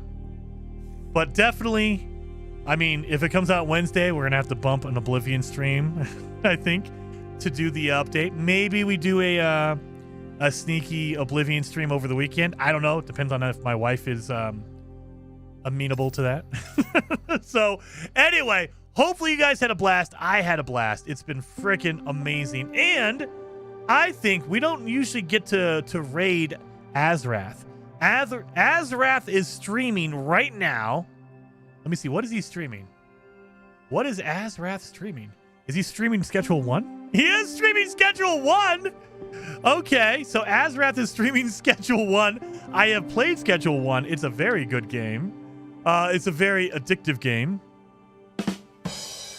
But show Azrath some love. We're going to go raid him. Let me get the link in the chat for you guys. And I will see you guys over there. If not, I'll see you guys on Monday with Heather Silvermist. We will be playing some more Planet Crafter as far as I know. Either way, hopefully you guys had fun. And I will see you guys next time.